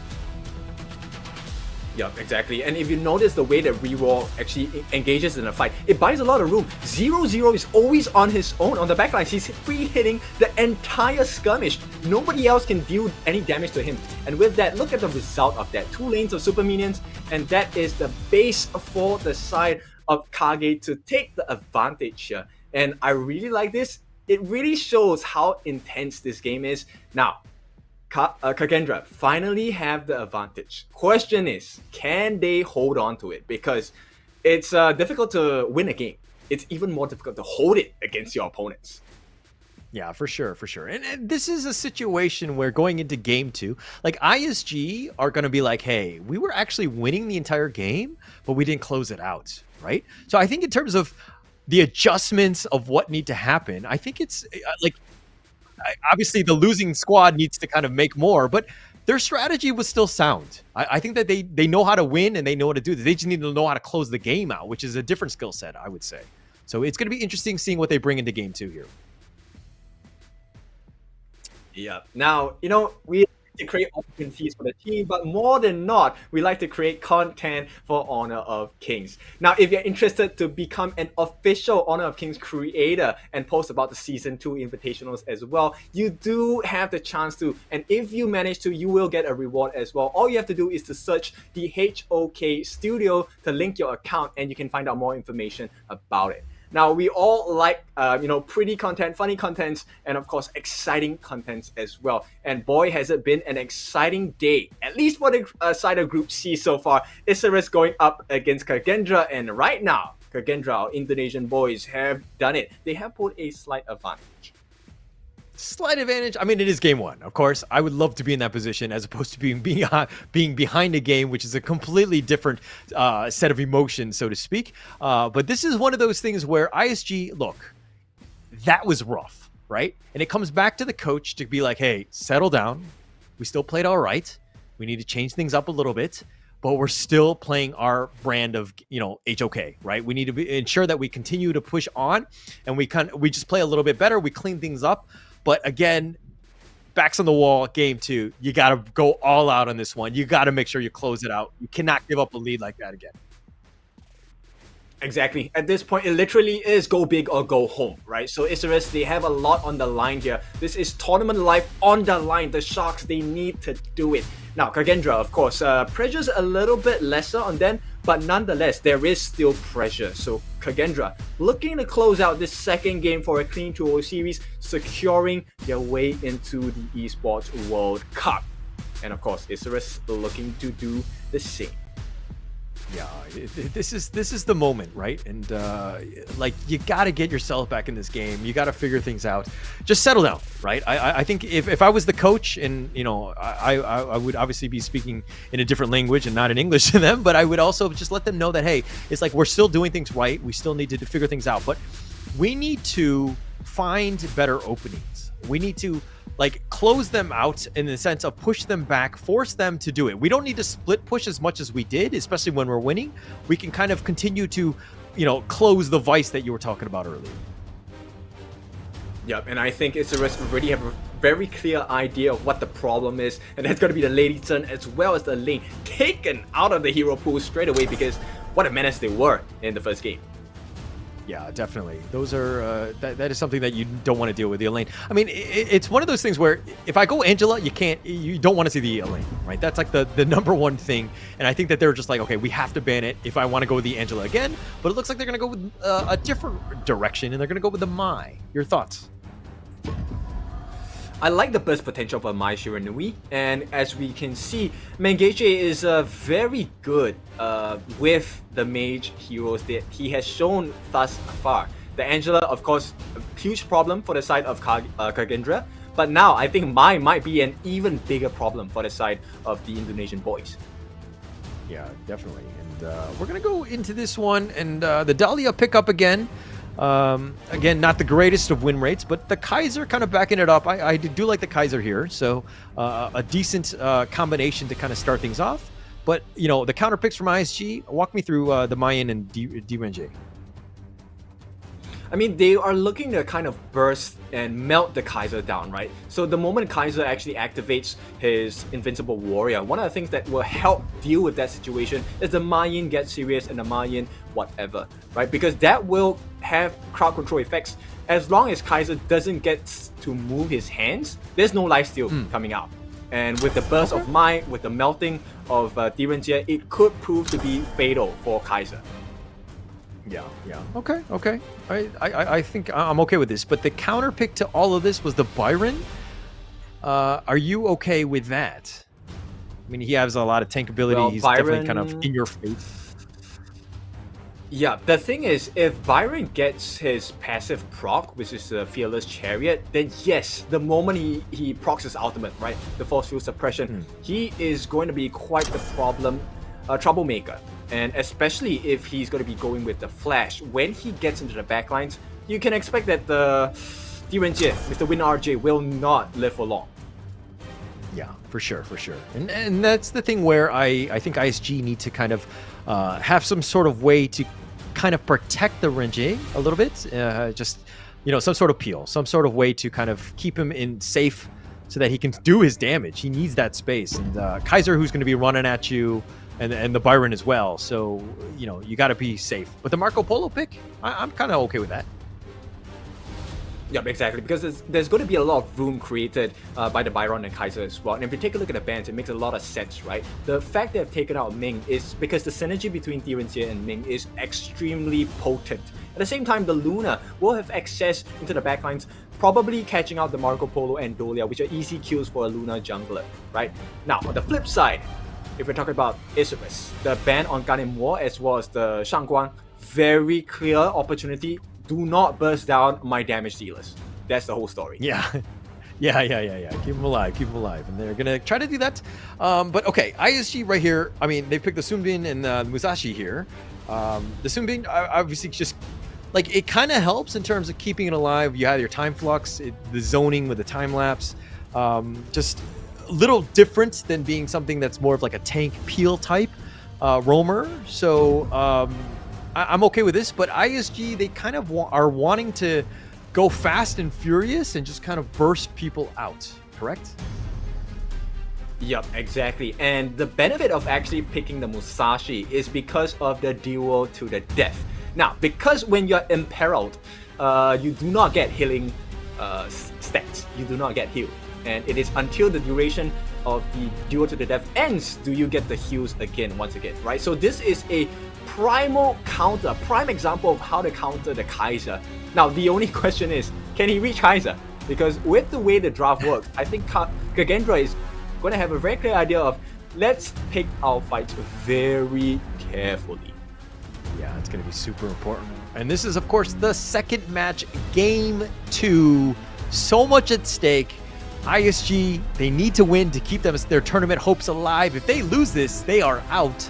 So again, there's just too much pressure here. But Kagendra have a chance to just make history, get themselves in that top 8, get them a chair, an opportunity into the EWC. So much at stake. Yeah, so at this point, ISG, they're trailing by 1 game. They need to even this out. It is go big or go home. KAGE, on the other hand, they have a little bit of an insurance policy. They have a 1-game advantage. Of course, at this point, Holler, I think they're looking to close this series out. What do you think?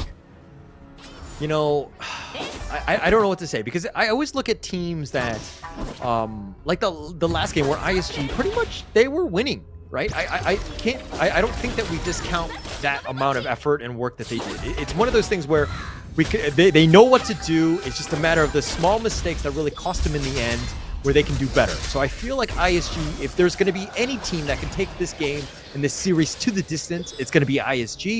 I think they can do it. I'm expecting them to really bounce back in this game. Yep, it's important. What a nice steal there on the River Sprite as well. And this is going to help him get a little bit more experience for this side of Hans. Yes, definitely so. And okay, Senku looks like the Angela pick here. Just gonna do a little bit of took a decent amount of damage from Menguche, that is. But he's gonna just shrug that one off. 0-0 by himself. Capok's doing a little bit of babysitting here, making sure that nothing really kind of sticks to him. But Menguche already forced out and to use the healing dew. Yeah, and I really like this, right? But because this is the leash. Kage is putting a leash on this Mai Shiranui, and when your Mai is not having enough damage, that is where Kage is going to benefit. ISG rotating. They've committed 3 members to the top lane. And it looks like Menguche is going to have to make a beeline for the mid lane, as that one's pushing and put a little bit of tower pressure there. Israel will just kind of clean this one up and pick it up. But Senku, with just this burst, just so annoying to deal with. Senku, just wave clear is just so fast. Yep, we might see the first blood on the class lane Oh, as well. Menguche coming out of the wings! Does end up letting Booster get first blood, though, but the dash and the burst, the flash was committed by Menguche as well, and they did have the damage, and they clean him up, and Hans is going to be down. Yep, this is a very important moment for ISG. Isurus now, they have their first blood. This is going to be extra gold, extra experience. What can they turn this into? That's a big question. Yeah, they need to turn. I mean, it's just first blood. It's not the end of the world here for ISG, but you can kind of use this as a slight advantage of taking some of the enemy jungle. Oh, the Blazing Brilliance. Oh, Menguche's like, oh, dash, I'm out of here, guys. Not worth it. Yep, at this point, you can see the advantage, you know, being stifled once again, right? Even though they got the first blood, it still feels like Kage is in the driver's seat right here because of Senko on that Angela. Yeah, it provides so much, like, because you have the wave clear that just clears it so quickly, and then you can rotate to the other lanes and just kind of help support where needed. So you can kind of make your presence felt throughout the entire game, and just, you know, it makes it very easy for her to just kind of move around. Now, again, it all comes down to game awareness and where you need to position properly to play the Angela properly, but definitely something that you know, Senko is definitely capable of. Yep, right now it's all about the vision game. I don't think they know the rotations are coming down though. Bot lane, Sun Bin might be in trouble. Yeah, might be in trouble. I think they're going to just kind of back off. Almost all the health bars are kind of full. But like 0-0 needs time and farm on this Marco Polo, right? I think at the end of the day... Oh, the knock-up. They found him. Hans, that is. He's been knocked back. Not enough. And it looks like the friends are here. No. The Invisible Warrior. Menguche gets sliced down. Senku will take that kill. Yep, so at this point, a slight mistake there. They do make the counter play, and this is a huge effort for the side of Kage. This could spell the change and shift in momentum for Kagendra here. Catapults moving out. It's an opening that they have, and now 0-0. Okay, are they going to go for the Tyrant here? That would be a lot more damage for the Marco Polo, but the Blazing Brilliance, oh, just doing a lot of work, and Israel has to back off. Yep, Muffa is doing a very good job in the hold as well. This is buying time for the side of Kage, and I think this is a position that they enjoy at this point. They are going to be evening out the gold advantage at this point. 11 to 12k, it's a slight few hundred gold. I mean, it's neck and neck. It's 50-50. I wouldn't say too much about it. It's more about who takes this one. Ezreal will secure the Tyrant here, and making sure that you do take that away from Kagendra, which is a bit of a win for them. ISG now need to kind of turn this into more. You have that damage boost, which is going to be great, but what else can you do? Yeah, I think it's really about the wave management at this point, which is why, you know, we mentioned so much about Senko. I think Senko is going to be the winning condition here for the side of Kage, at least in the first few minutes of the game, because the faster wave clear and the rotations will matter that much. Oh, we're trying to be cheeky. He's going to use the Invincible Warrior, wants the Crimson Golem. I'm not sure if he got it in the end. Israel? Looks like he did, but Wyra, excuse me, still up in the front line. He's been time bombed. He's going to just kind of explode there, and it looks like he's going to be scurried off. ISG defend their enemy or their own jungle. Now it looks like they're trying to make the rotation, but this is a 3 versus 4. Not a great fight for ISG to take up. But they did find Hans, and they will get the kill, and Mooster will get credit. Yep, I really like the trigger discipline there. Ezreal did not use the duel to the death, and I think that was a good decision here because they bought a lot of time. Kage was more wary. There were 2 tunnel vision on the potential fight at the bot lane that they left Hans alone, which allowed Menguche as well as Misa to really get that surprise and sneak kill there. Yeah, Hans, I mean, it's a tough situation, right? As the Clash laner, it's a lonely life sometimes. And sometimes you're kind of like, hey, where are my friends? What's going on?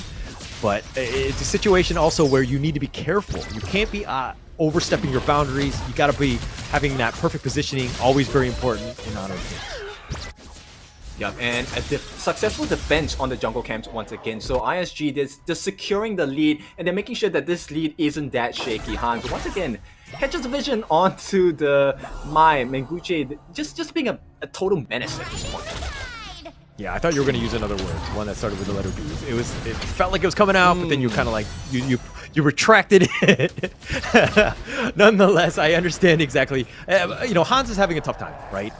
He'll just farm under tower, just not overextend. He needs to play safe here, but Wyra all the way in the front with the Blazing Brilliance scurries him away, the Invincible Warrior, but he's not really invincible. Okay, he's a little bit low, but with the Time Bomb, okay, I guess he is the Invincible Warrior as he survives that skirmish. Yeah, but it's a tense situation, right? Right now they're dancing on knife's edge. It's going to be at about a close to 2,000 gold lead for the side of Isurus, and at this point in the game, it might seem a little big, but it's not the end of the world yet. So KAGE, as long as they maintain this position, it should be fine. Yeah. KAGE know how to win from behind.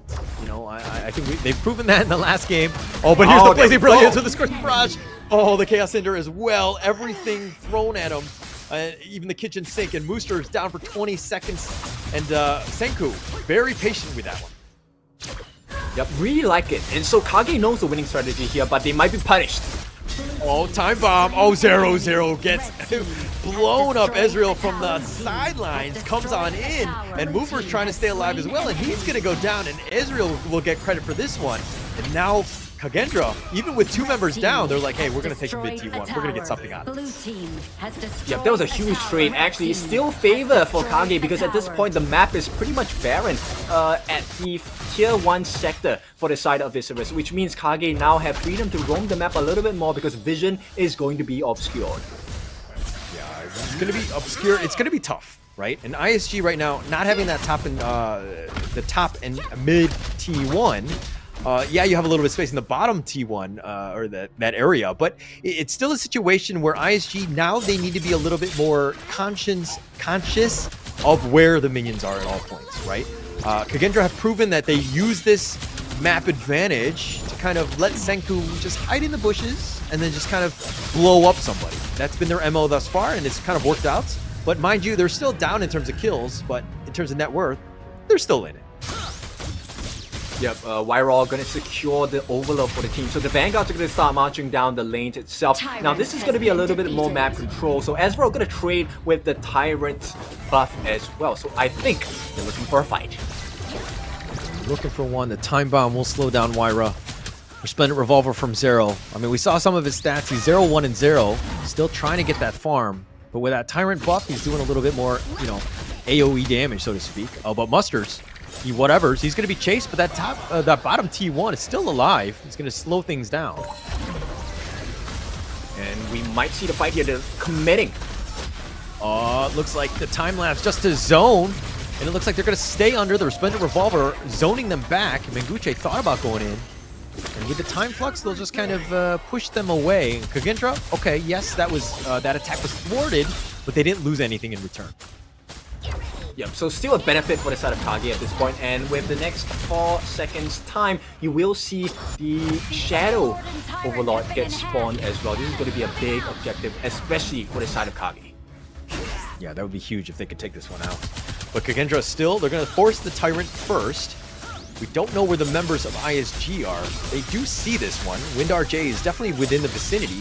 He's doing a little bit of chip damage, but on the top side, or the mid side, oh, the Time Flux, they're going to back off for now. They don't want to overcommit. The Time Lapse creating a little bit of zoning. And it looks like they're going to take this one. Wyra will take this one, takes the Tyrant, and now they're looking to chase. Wyra's still up in front with the Invincible Warrior. He's going to back off, bring the Time Bomb to his friends, because that's what you do when you have the Time Bomb, at least in my rank game. Well, this is a good discipline coming out from KAGE at this point, and you know, if ISG don't find a trade somehow, this is going to be disastrous for them because we are hitting the mid-game stride. KAGE do have quite a bit of the items in the kit as well. Yeah, but they've caught back up. I mean, look at this net worth lead. It was like 2 or 3K in favor of ISG. But oh, here we go. Fever Barrage doing some damage, but Mooster, whatever's out of this one with the Resplendent Revolver. Oh, with the flash. And he does get the snipe out. And that's going to be the first kill for 0-0. We can call him 1-1-0 from now on. Right? That's right, for sure. Call him based on his KDA. Yeah, but at this point, I think they're looking for more there. They are not satisfied with just the kill. They want the buffs as well. KAGE establishing dominance across the map. And, you know, at this point, yes, they do have the primal bonds. But I don't think they're going to go with the Shadow Overlord just yet. But the map is truly theirs at this point. Yeah, it's definitely theirs. And it's good to see the 0-0 pop off right there because they really needed that kill to make sure that they push it out. Look at how much space is being provided by that kill. KAGE pushing the mid T2. The top T2 has already been taken out. 0-0 now focusing on that T3. The Blazing Brilliance, the time lapse will zone them away. They've already taken the mid T2. They've gotten what they've wanted, excuse me. And KAGE will look to back off. But look at the bottom lane. All 3 towers still surviving. Yep, that's fine because at this point, similar situation to game 1, right? If they have 2 lanes of super minions, what good is that going to do for the side of Isurus? So what if you have 1 lane? Yeah, true. But it's something that you need to deal with. Oh, but here's a surprise! Capix gets blown up. Senku again. Look, every time Senku's in a bush, he comes out, he gets a kill. He just surprises people. Exactly, and this is what you want to see, right, from Senku, especially from an Angela as well. This assassination style coming in. KAGE, they definitely feel in the groove. They might be looking for more though. Something. Mooster has made an appearance, but Hans is like, okay, you want to go? I can take you 1 versus 2. And his friends have arrived, and they're looking to push this bottom T1. They finally do get that one. And through it all, they're going to continue pushing Wyra all the way up in front, not scared. He's going to continue to just be that frontline tank for 0-0 to just do the damage. That's right, KAGE have them in the chokehold at this point, and Isurus doesn't look like they will be able to break out of this chokehold just yet. Let's take a look at the replay here. They actually tried to go for it, but they were surprised with that brilliance, the blazing brilliance used by Senku really to maximum effect. Yeah, maximum effect. Capix is one of those things where, like, he got blown up so quickly, he's just like, all he could do was be like, hey, I found him. And just died. That's like he couldn't have done anything. He was just, you know, like Senku on the Angela is just doing so much damage at this point. Yeah, Vanguard pressure. This is going to be the T3 on the top lane threatened, and it looks like there is nothing else they can do. Yeah, nothing much. Hans goes in for this one. He finds it. He lets the card go to Israel, chasing after him. Strike and boom, slams it down. Israel up to the door. The Blazing Brilliance right on the Mooster. Yeah, flash away into the mid lane now. They're going to go for this one. The roaming gun forward. That was aggressive, but 0-0 a little bit low. They need to be careful. T3 has been taken in the mid lane as well as the top. The bottom has been taken as well. The base is exploded. ISG now are like, what is going on? We're down 4K. Yep, when you can run, you can hide, but KAGE will still find you. They make the base barren on the side of Isurus, and at this point, it really looks like a matter of time before KAGE deals the final blow. KAGE right here, I mean, look, they know that, hey, we're not going to always win every game, or be winning, excuse me.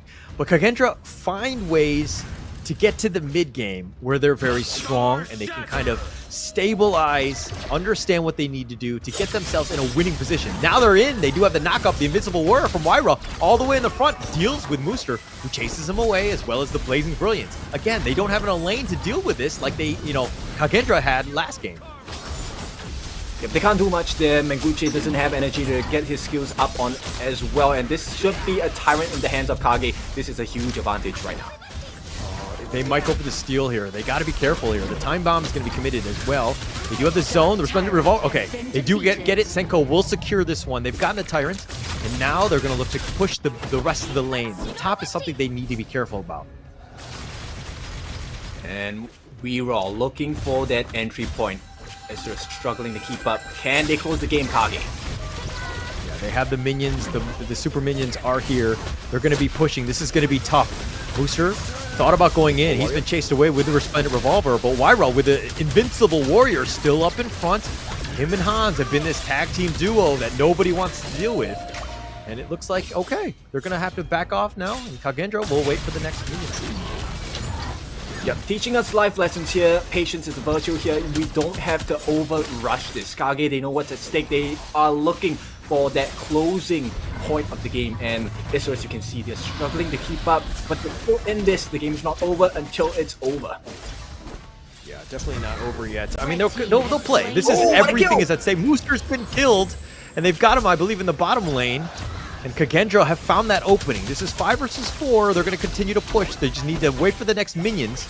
They'll deal with them as quickly as possible. They're all up at the river right now, so they do have a little bit of breathing room. ISG right now, 25 seconds before Muster is back up. So they need to figure out how to slow this down and stem the bleeding at this stage. This will be the final play. Invincible Warrior. They found him, and Meguje just gets blown up, and the base is going to be focused, and KAGE will just end the game. They take game 2, and they move on to the knockout stage. Indonesian pride, KAGE make it work for themselves. Congratulations, they will make it into the Esports World Cup over in Saudi Arabia, Riyadh, the kingdom. Look at the happiness of the team there, and this is what we want to see. This is what happens when you come to the Honor of Kings Invitational Season 2. Now, this is a clean match, 2-0. ISG, I mean, Isurus, they played their best, they gave it their best shot, but it just wasn't enough. Just not enough, and unfortunately, you know, you see the amazing things when people win, but also you see the sadness that is when you lose. And unfortunately, ISG today was not their day. They're going to go home. They're going to think about what happened here, hopefully come back even stronger. This is a team that I see a lot of potential in. They have a chance, but, you know, unfortunately for them, their road is over. You guys are back here on the live stage with me, Choo Choo, alongside with me is going to be coming out KAGE of Indonesia just won their series. Give it up to KAGE, guys.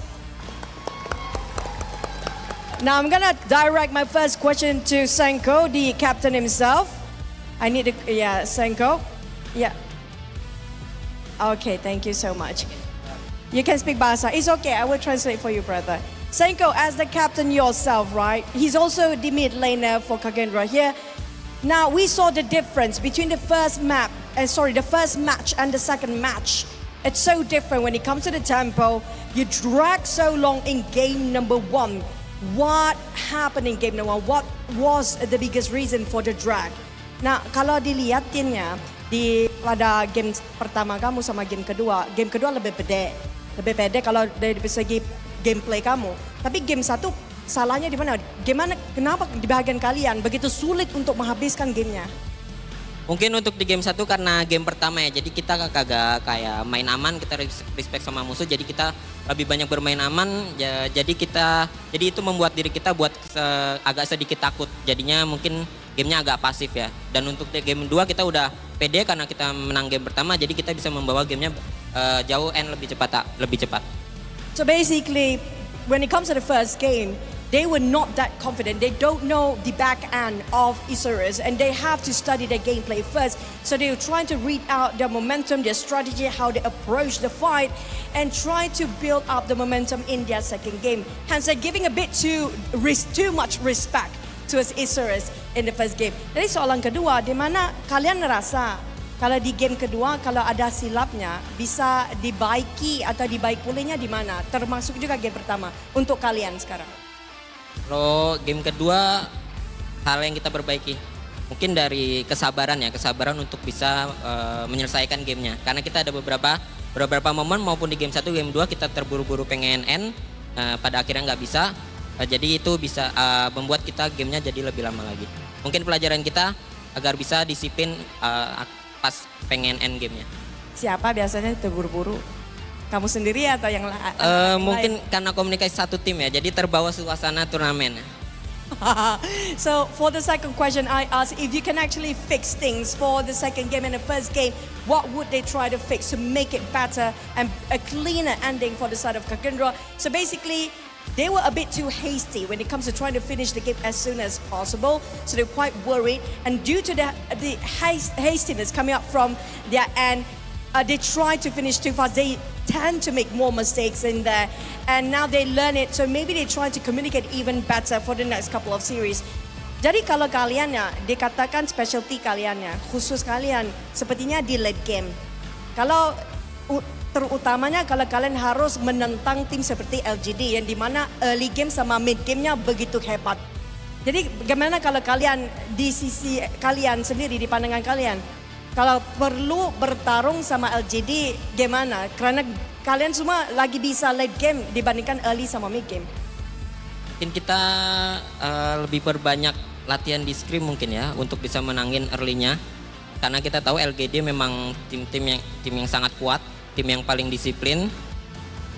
Terlebih lagi ya player-player mereka skill individunya jago-jago. Jadi mungkin agak susah, cuma kita pasti akan mencoba hal yang terbaik dari kita sendiri. Inshallah. So basically, I actually asked them, if they have to fight against LGD, how would they respond to that? Because the specialty of Kagendra right now is more towards late game phase, which we saw a bit of a dragging ending there.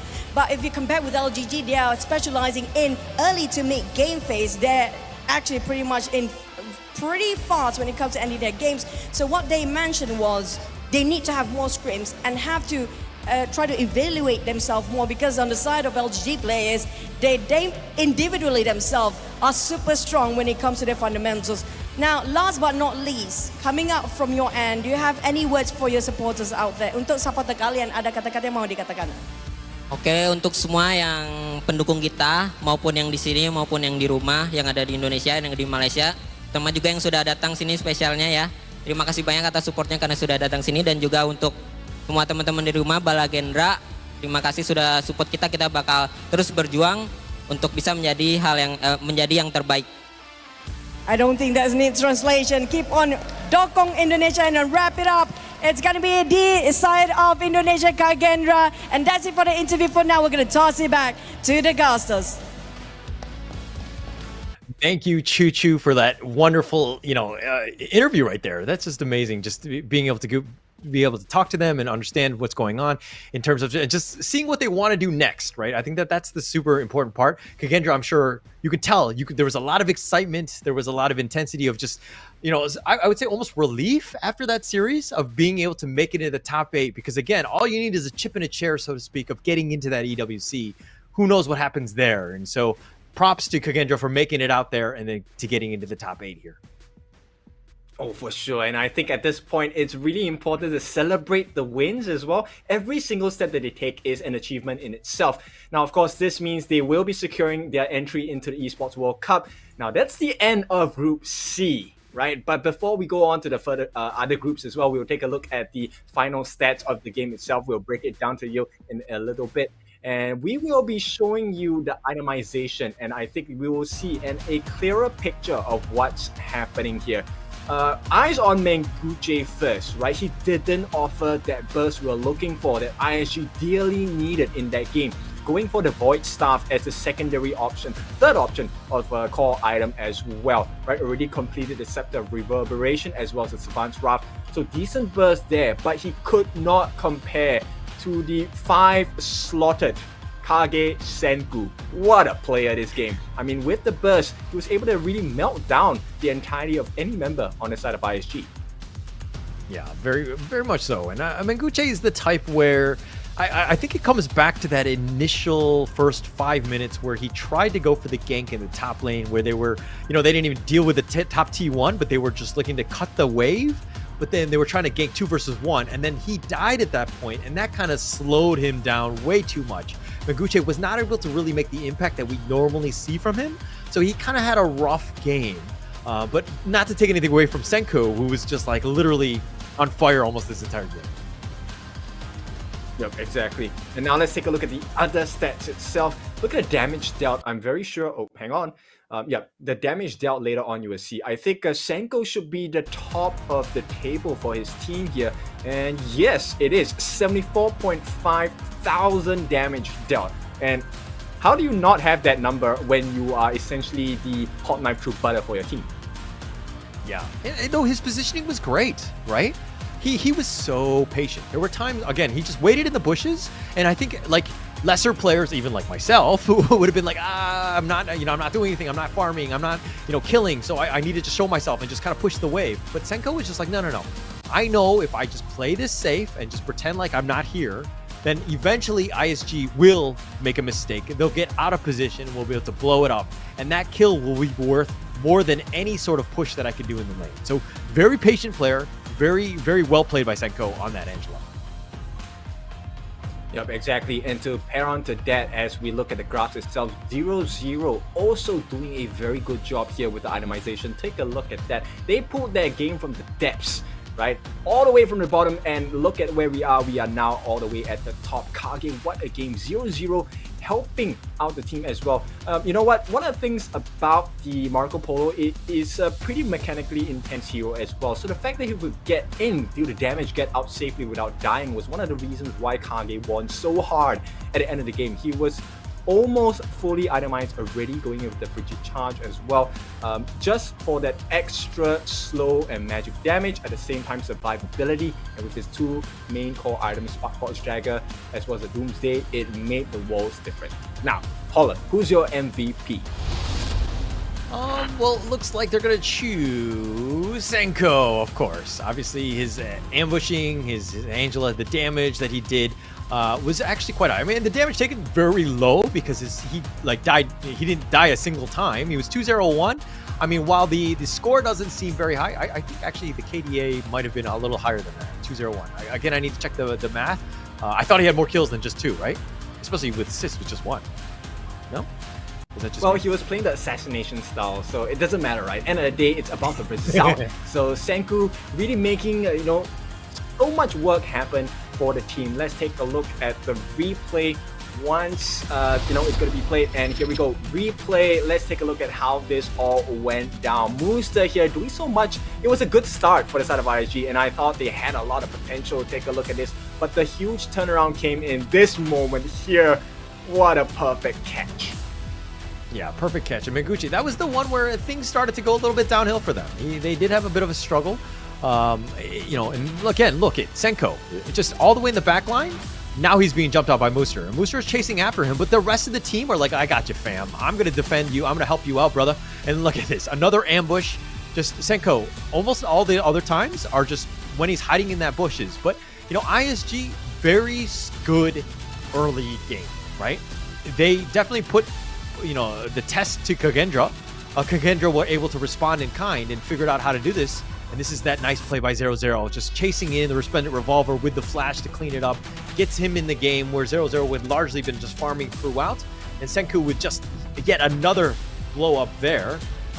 Just cleaning house when he needs to.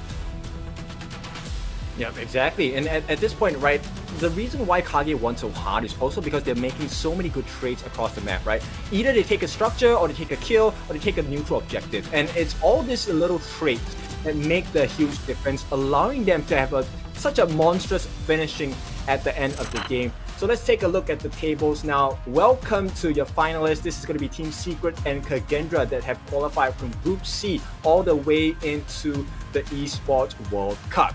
Now, at the end of the day, we will have the finalization for Group D, which is going to be Impunity Esports and RRQ, looking to join the likes of the Malaysian counterparts on LGD Gaming as they make their attempt later tonight. But of course, we have another group that we have to keep our eyes on, and that is going to be a third game we will be looking at later today, and that's going to be Vivo Key Stars against Foot Esports. That's another banger. Yeah, that's going to be a banger, and that's going to kind of set up the stage for tomorrow's day 4. Of course, that wouldn't the Vivo Keyed Stars Food Esports, that is still in Group A. That one is largely in flux, I would say. I think Team Vitality have a bit of an iron hold in terms of that lead, or at least top 2 at this point. But we're going to have to find out and see how things play out, because it's pretty much a rat race. You got to get top 2. You just got to make sure that you give yourself a chance to get into that knockout stage so that you have a chance for that Esports World Cup, which is around the corner, and there's so much at stake at this point.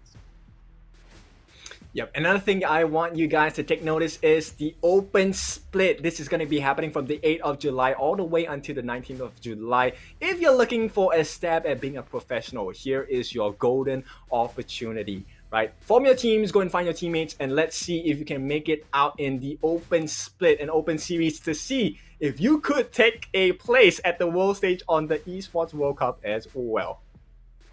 I think you and I need to just find 3 other buddies. I'm sure you've got 3 buddies with you. And then we can just... I got a buddy, actually, that I play pretty closely with. And I think we sign up just for funds. and see if we can make it as a pro player, huh? Well, we might get more than we bargained for, because you know what? I started casting as a joke and now here I am, right? So what if it becomes a case where we attempt to have a joke as a player and we turn out to be professionals there?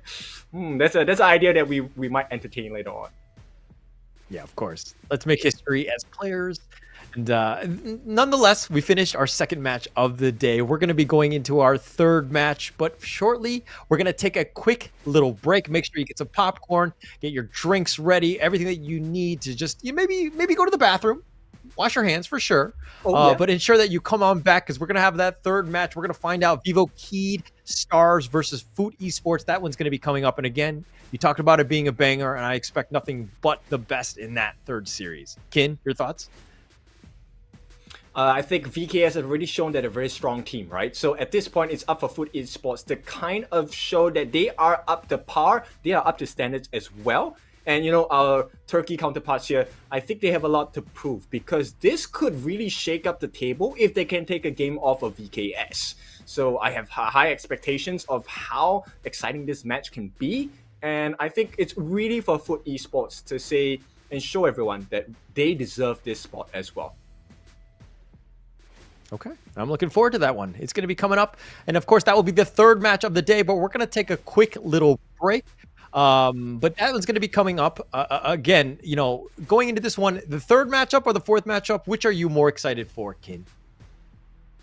I think, you know what, I like to have instant results, right? I like my instant gratification. So I would like to know the results of Group D. But that happened, let's go for a quick break. We will see you soon.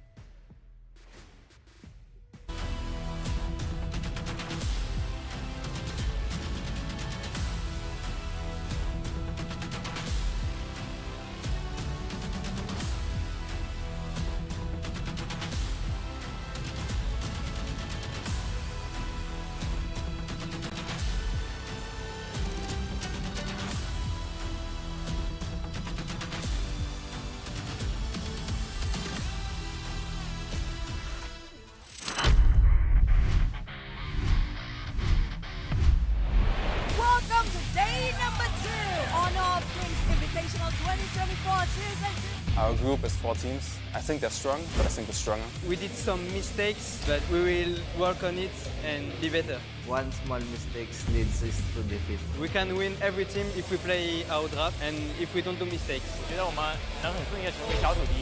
Okay, teams, let's do our best and we will see you there. 我也希望能够把开根抓带上更大的舞台。 Match nanti lawan Isurus, kami sih udah ada persiapan dari draft. Lalu kan kemarin juga Isurus ada bermain melawan tim Secret. Kami juga udah nontonnya dan kami rasa kami bisa sih lawan mereka. Kagendra, yo sé que ustedes les tienen miedo a Team Secret, mas a nosotros le tienen que tener más, porque hoy ellos sangraron mucho. 不管是对手是谁，做好自己，去赢下每一场比赛。 Öncelikle şöyle, herhangi bir çekindiğim veya korktuğum takım bulunmuyor turnuvada. 在抽签下来之后，3个队伍可能都在我们上面一点点，但是经过一段时间的调整，我不敢保证肯定会赢，但是会是2场精彩的 BO3 吧。 VK changed bot lane. They were playing with other 2 players in S1. So I think we have a little bit advantage on the bot lane. Having that dream come true is very amazing. Vocês vão conhecer os reis do Ocidente. VKS，我们的目标就是胜利。 打 RQ 我们对我们来说没有什么压力，有很大的信心。我们很早就在研究他们了，因为他们也是我们的重点的对手。我们确实会有比较特别的战术。 Hati-hati saja, hari ini kami tidak menunjukkan apa-apa karena akan memberikan surprise kepada Infinity. Saya percaya diri bersama tim RRQ. 你们不用太在意输赢，知道吧？你们自然而然就输了。我们会拿出全部状态。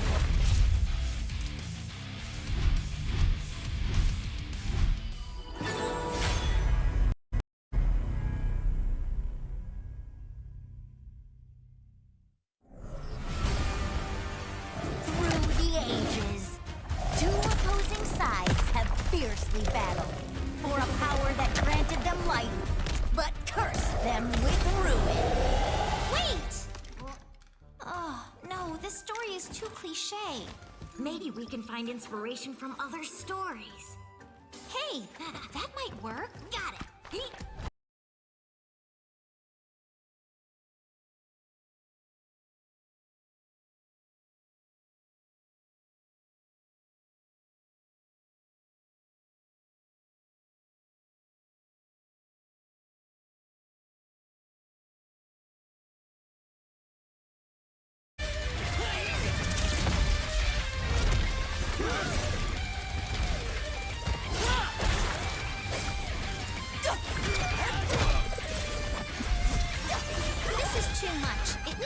fun. How about this?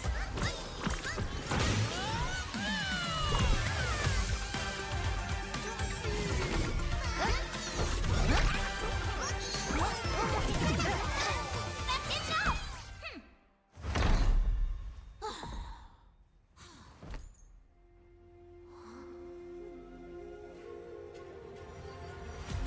Like the thrust of a spear in battle. No one can tell my story but me! I'm born this way, ayy. It's my chest and my bonus play. Can't be late, won't hesitate. What do you say? Grace to find my face, scars to find my skin. I can't convince them, please, I'm illicit. I'm the one that you hate. They should eat all day. Doing it for real, I found my goal. From the ashes, I rose again. Blow with a rumble, make them crumble, make them run. Baby, it's go time. Knock me down, so I rise. An inspiration, I know how. The one who go bug them up, no lie, they gon' do it. Facing our peers, we don't think we just move it. No, we the best, so we don't gotta prove it. Somebody test me, I swear I'm gon' lose it. I got a trophies on this boom and illuminate. Another day, another way. You got the power to turn around. Ain't got a champion, calling out for the game. There's no hide. Won't you yell out my name when I sing a song of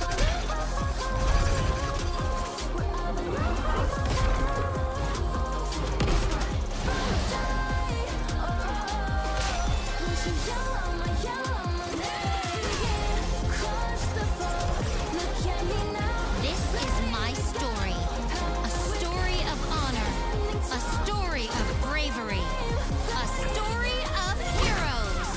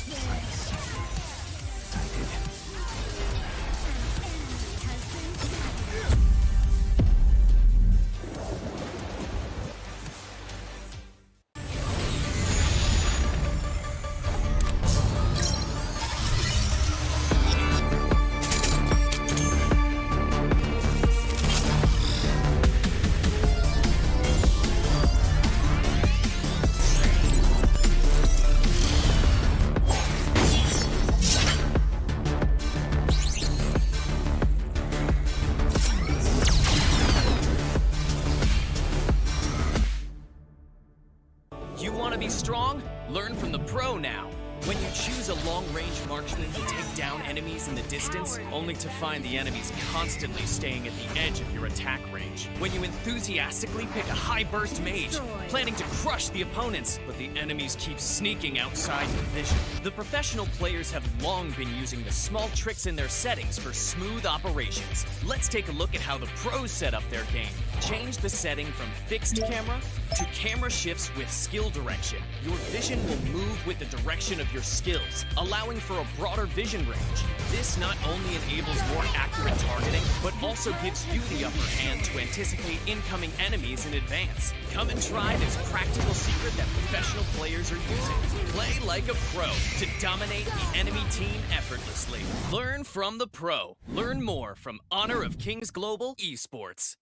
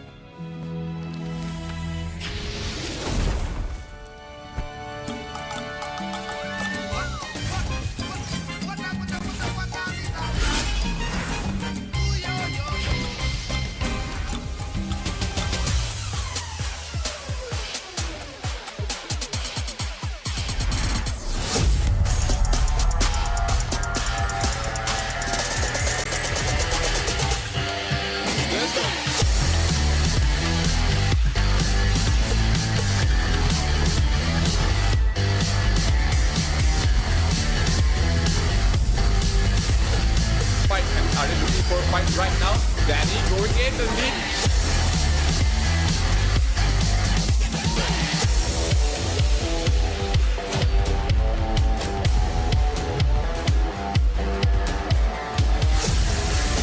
Well, confident by Bang. Bang doing the open.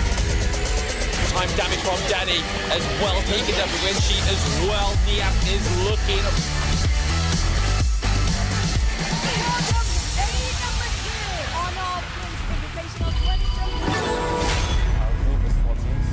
Strong, but I think we're stronger.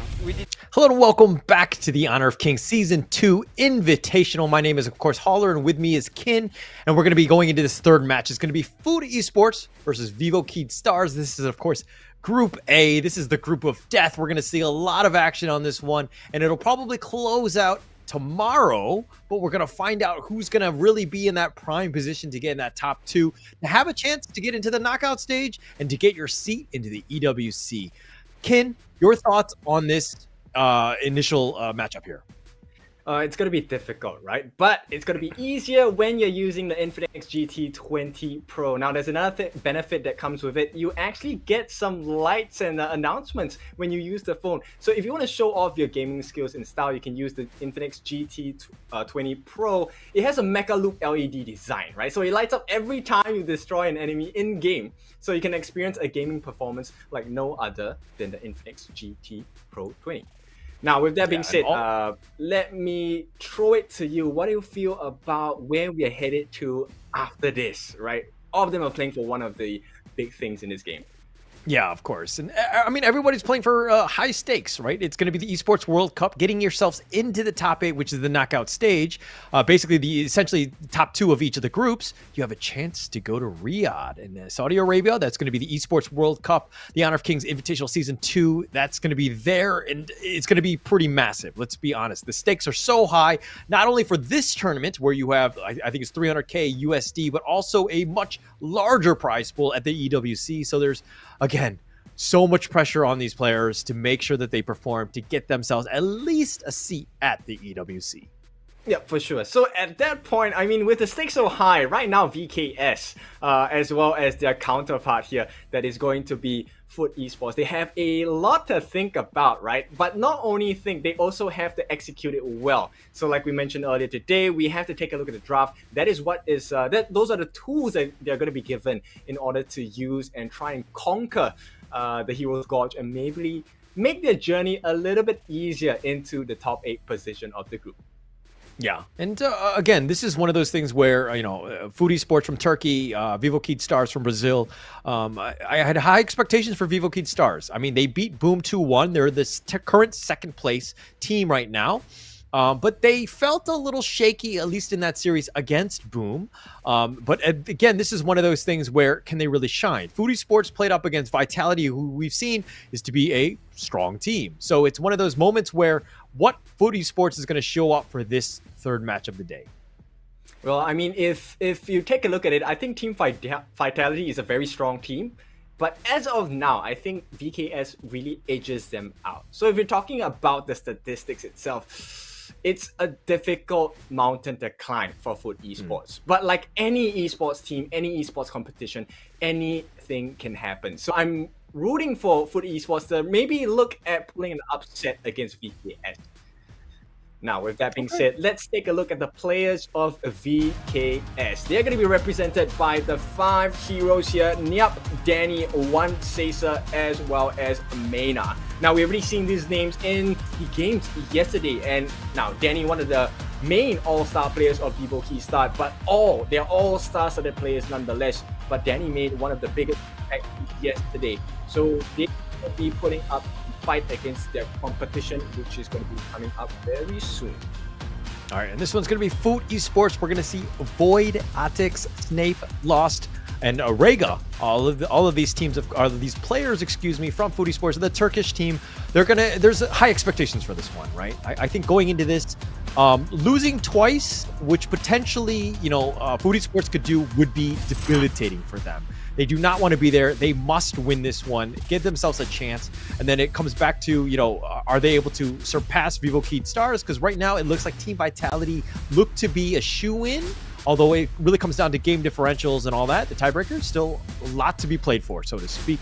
But Foodie Sports here, getting ready, getting lined up, good to go. Of course, this is live. It's happening in KL. So again, there's a lot of pressure at this one, especially since, this is a pretty big tournament that leads even to a larger tournament. Oh, for sure. And of course, with that being said, I think if we take a look at the players themselves, they seem pretty calm for now, right? But that might all change in a little bit after we step into the watch. Now, let's get the ball rolling. The band phase is going to start right now. Yeah, it's going to start here. The My Band, the Dachau, the Dahlia, which we've seen to some level of success today. It's really kind of shown how, it does have some potential. But to ban it here, Foodie Sports doesn't really like it. And they're going to ban this one here. But what about the My and the Dachau, which, again, I think there's a lot of mobility plays that the team can do. So Vivo Kid Star is looking to ban that one here. But I know. What are your thoughts on this one? I think it's a pretty standard ban, right? These are very usual bans we've seen from day one of the competition. And of course, Haino are now going to be the first pick for Nyap. And I think we've already seen the potency of a good Haino, right? So at this point, the ball is in the court of Food Esports. Can they deal enough burst damage to get rid of this massive, massive hero? Yeah, it's going to be difficult. I think it's... there's a lot of potential outplay. It doesn't really show your hand. Like, Haino fits in almost a lot of team compositions, right? You're not really showing anything, so to speak. But the Lady Soon, the Zhang Fei, I love Zhang Fei. I'm a player, like a spammer myself. So a lot of potential with these two. A lot of mobility. You got save. You're very tanky as well. So I kind of dig this. But going into the D-Ranger and as well as the Elaine, are these two good counter picks?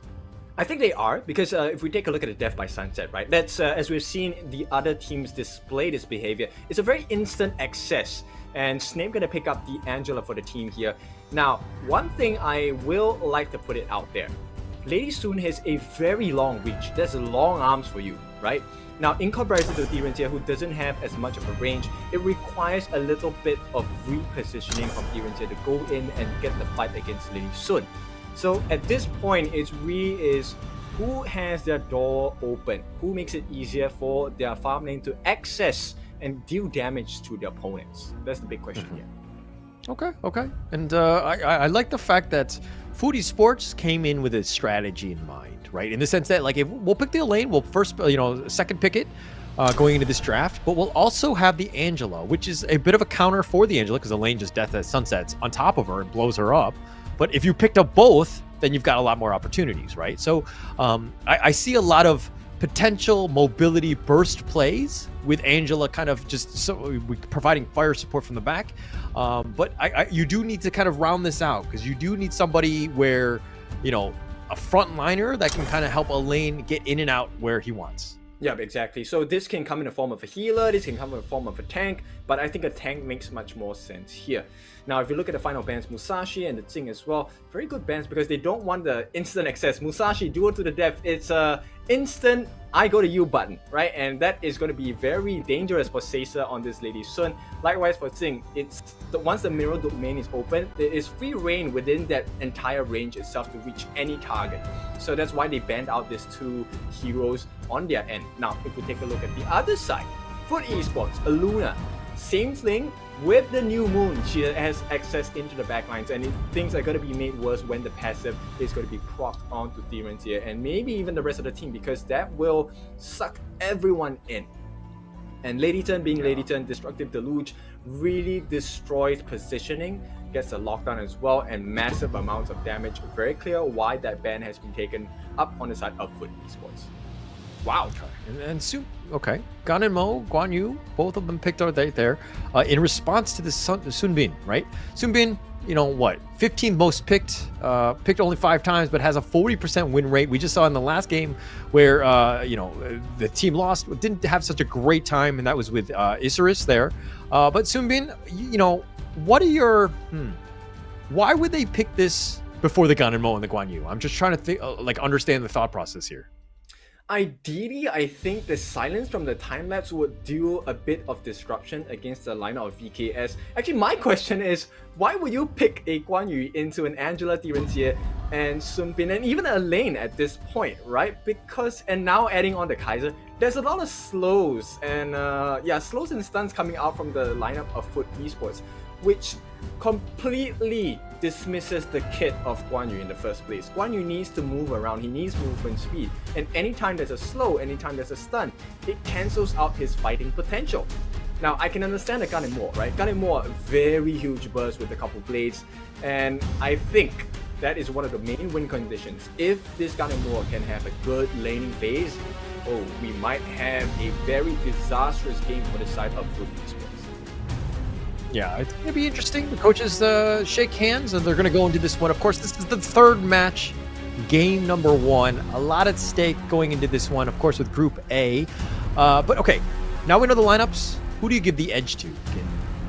I would prefer to give the edge to VKS at this point. I think their lineup, if you give them enough time, the burst potential will outmatch the health pools that they offer on the side of Foot Esports. At the same time, yes, Foot Esports, they do have the potential to come back, but that really depends on the laning phase. Can they whip out and drag that advantage away from VKS? Okay. We're going to have to find out. This is going to be, I think, one of the more interesting games going in, because I kind of wanted to see how Foot Esports would kind of really step into this one. This is one of those moments where, you know, the true test of a team. Like, again, I think we've only seen both of these teams play a single game each. But going into this one, super important to see how this team can really just live up to the international stage. Yep. So at this point, looking at it, I think the wave clear slightly lesser for the side of the Gan and Mo, which is the reason why, because you have to aim her skills, right? Couple blades, unless you're right in front of target, it doesn't hit that accurately. Yeah. Okay. All right. Foot Esports looking to just prioritize the bottom lane. Ryuga all the way in the front. Just kind of zoning out as much as possible, but this is just for the spiked Horntail. They're going to take this one, the spike beast, that is. They will take this one, but okay. The Gan and Mo versus the Angela. Who do you give the edge to in this mid lane here? Well, I think if they can get that Scepter Reverberation first, whoever gets it first will have the advantage in lane because the wave clear will be much faster. Okay. So now in the top lane, we're going to go Guan Yu, and it looks like Void on the run. He's going to be chased down. A couple extra shots.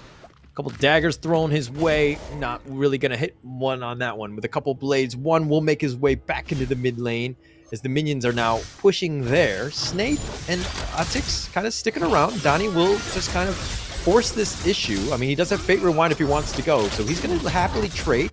He eats a Scorching Barrage, and one, looking to just kind of force the issue, have Niap have a little bit of a better lane. I think it's going to be much, they definitely want to focus a lot of attention, and so Niap can get as much farm as possible in that top lane.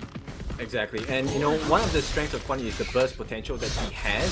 So right now, it really depends on how they're going to control the growth of Niap. Because if you allow Niap to have an advantage over the lane, he's going to clear the lanes much faster, and he's going to rotate much earlier as well. Yeah, and Donnie, I mean, he's the jungler, but he's been mainly in the mid lane. One has been just kind of, you know, farming, taking the blue buff at this point with the Azure Golem. But Mena looks like, I think, I'm not sure who got that at the end. It just went away at the last second. But one will continue to farm. He'll just continue just on his jungle path, so to speak. But yeah, Vivo Keat Stars have a slight advantage, almost 1k net worth lead. Yep. As expected of the lineup of VKS, I think they have very huge burst potential as well, and that is going to be even more. Oh, they've connected onto two. The Unbridled Outburst. Oh, they're so low, but none of them have gone down. Okay, Caesar will take him out. He gets the snipe in. He goes in for this with the Rolling Ray, but now he's caught on the wrong side of this. He's going to flash over the wall. He will be fine. He'll just use the healing dew to keep himself alive.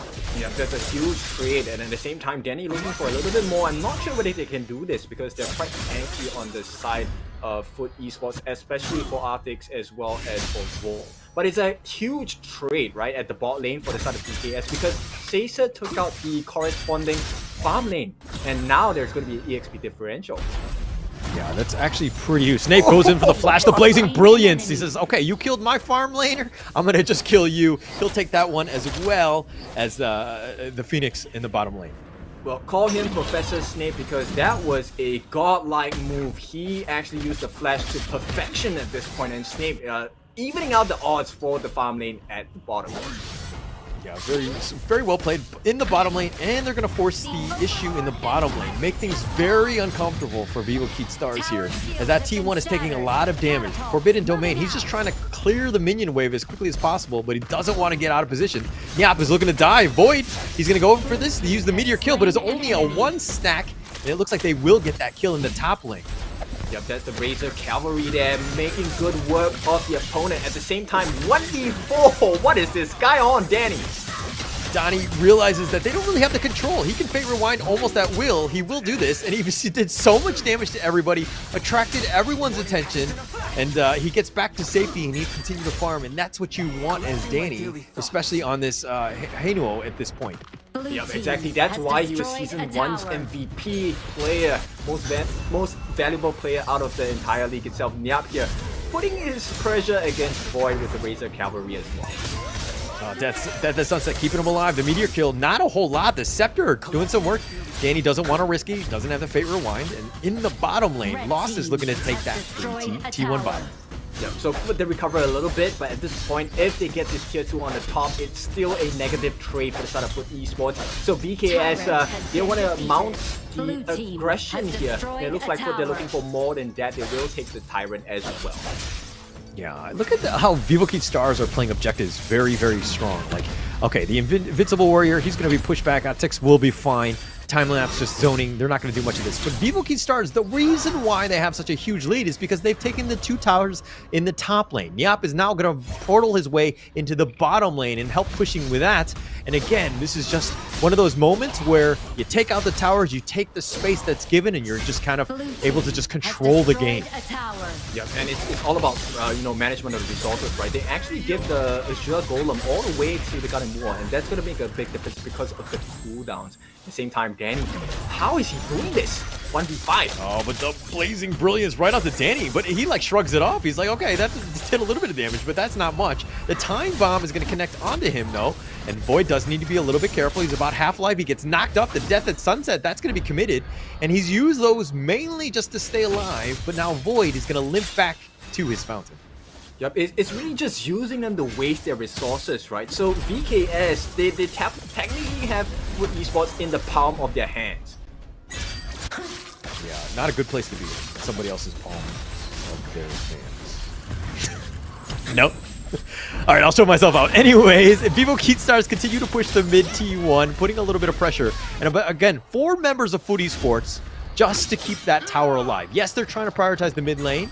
It is definitely the most important, but they're getting pushed everywhere. Vivo Keatstars being super smart, understanding that, hey, if you want to defend the mid T1, we'll take this. Again, Death at Sunset, keeping him alive, but he's just going to go back to the fountain. Yeah, but they're trading the hit points for the defense, and it's not going to work out for Food Esports that much longer, because when you have one who's snowballing out of control, he already has the Scepter of Reverberation building into the Void Staff as well. This is a very scary situation for the side of Food Esports. Oh, Donnie going at it. He's going to go 1 versus 3. Donnie don't care. Donnie strong. Donnie throws out his scepter. He fate rewinds back and says, bye-bye. I did my work. I've attracted a lot of attention. Look at how my team is just pushing on throughout. The Unbridled Outburst pushing him back. Ryuga, that is. And it looks like, oh, the couple blades. Not enough to kill Atix. He limps away. Yeah, almost so close for the side of this Ganimura. One doing so much work for the team at this point. They're gonna steal away another Azure Golem, and once again, this is gonna extend the lead. 4,000 gold ahead. VKS are just unstoppable at this point. Very easy for them. I mean, when you have map control, like Food Esports right now, okay, they've taken back their jungle, but it's empty. They've been looted. They've been raided. They have nothing left. Vivo Keatstars have taken everything, right? And they're just kind of, you know, they'll give you what they want, so to speak. And they've taken pretty much everything. I mean, yeah, the Crimson Golem have been taken by Food Esports, so that's great for them. But again, they're down 4K network lead. Yep, not only that, they have lost majority of their towers. In fact, you know, tier 3 on the top could easily be threatened by the side of VKS any time they choose. So Vivo Keatstars continuing to push. They're finding gaps. They're forcing the issue where, you know, again, Food Esports are just reacting to what VKS is doing. Blue team Right now, with that being said, it looks like the tier 2 is going to be threatened at this point as well. Ganimura looking for the couple blades. Look at the damage at this one mid lane. Yeah, they have so. I mean, the Niap, the Guan Yu is just so tanky. Nobody wants to go in at him. He's just kind of standing up front. Again, another Death at Sunset, keeping Void alive. He's going to back off. And another ult on cooldown. And so now they're going to continue to push. Vivo Keatstars backing up. The Tyrant is about to spawn. So perfectly timed by VKS. Yep, exactly. And this is going to be close to the 10-minute mark. So we're going to have the Shadow Overlord and Shadow Tyrant. And it looks like they want to have one more snap at the Tyrant right before the 10-minute mark here. So they will have that extra Chain Lightning. Now take a look at the items itself. I think we are pretty close to a unkillable Guan Yu at this point. Yeah, it's going to be... Oh, Void! Oh, limps away. He had a of life, somehow survives.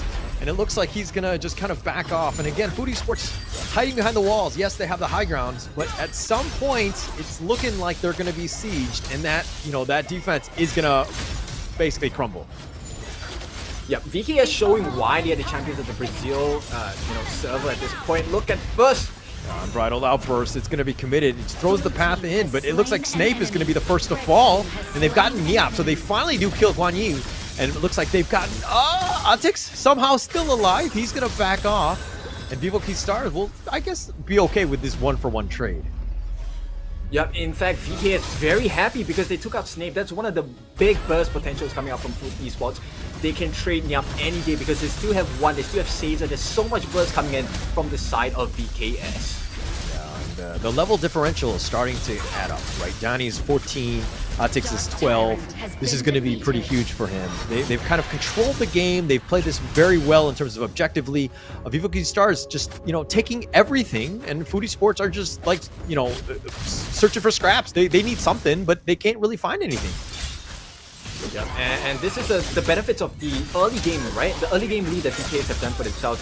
Now they're freshly, you know, rewarded for it, and handsomely as well. And down here, Danny showing off the advantage they have.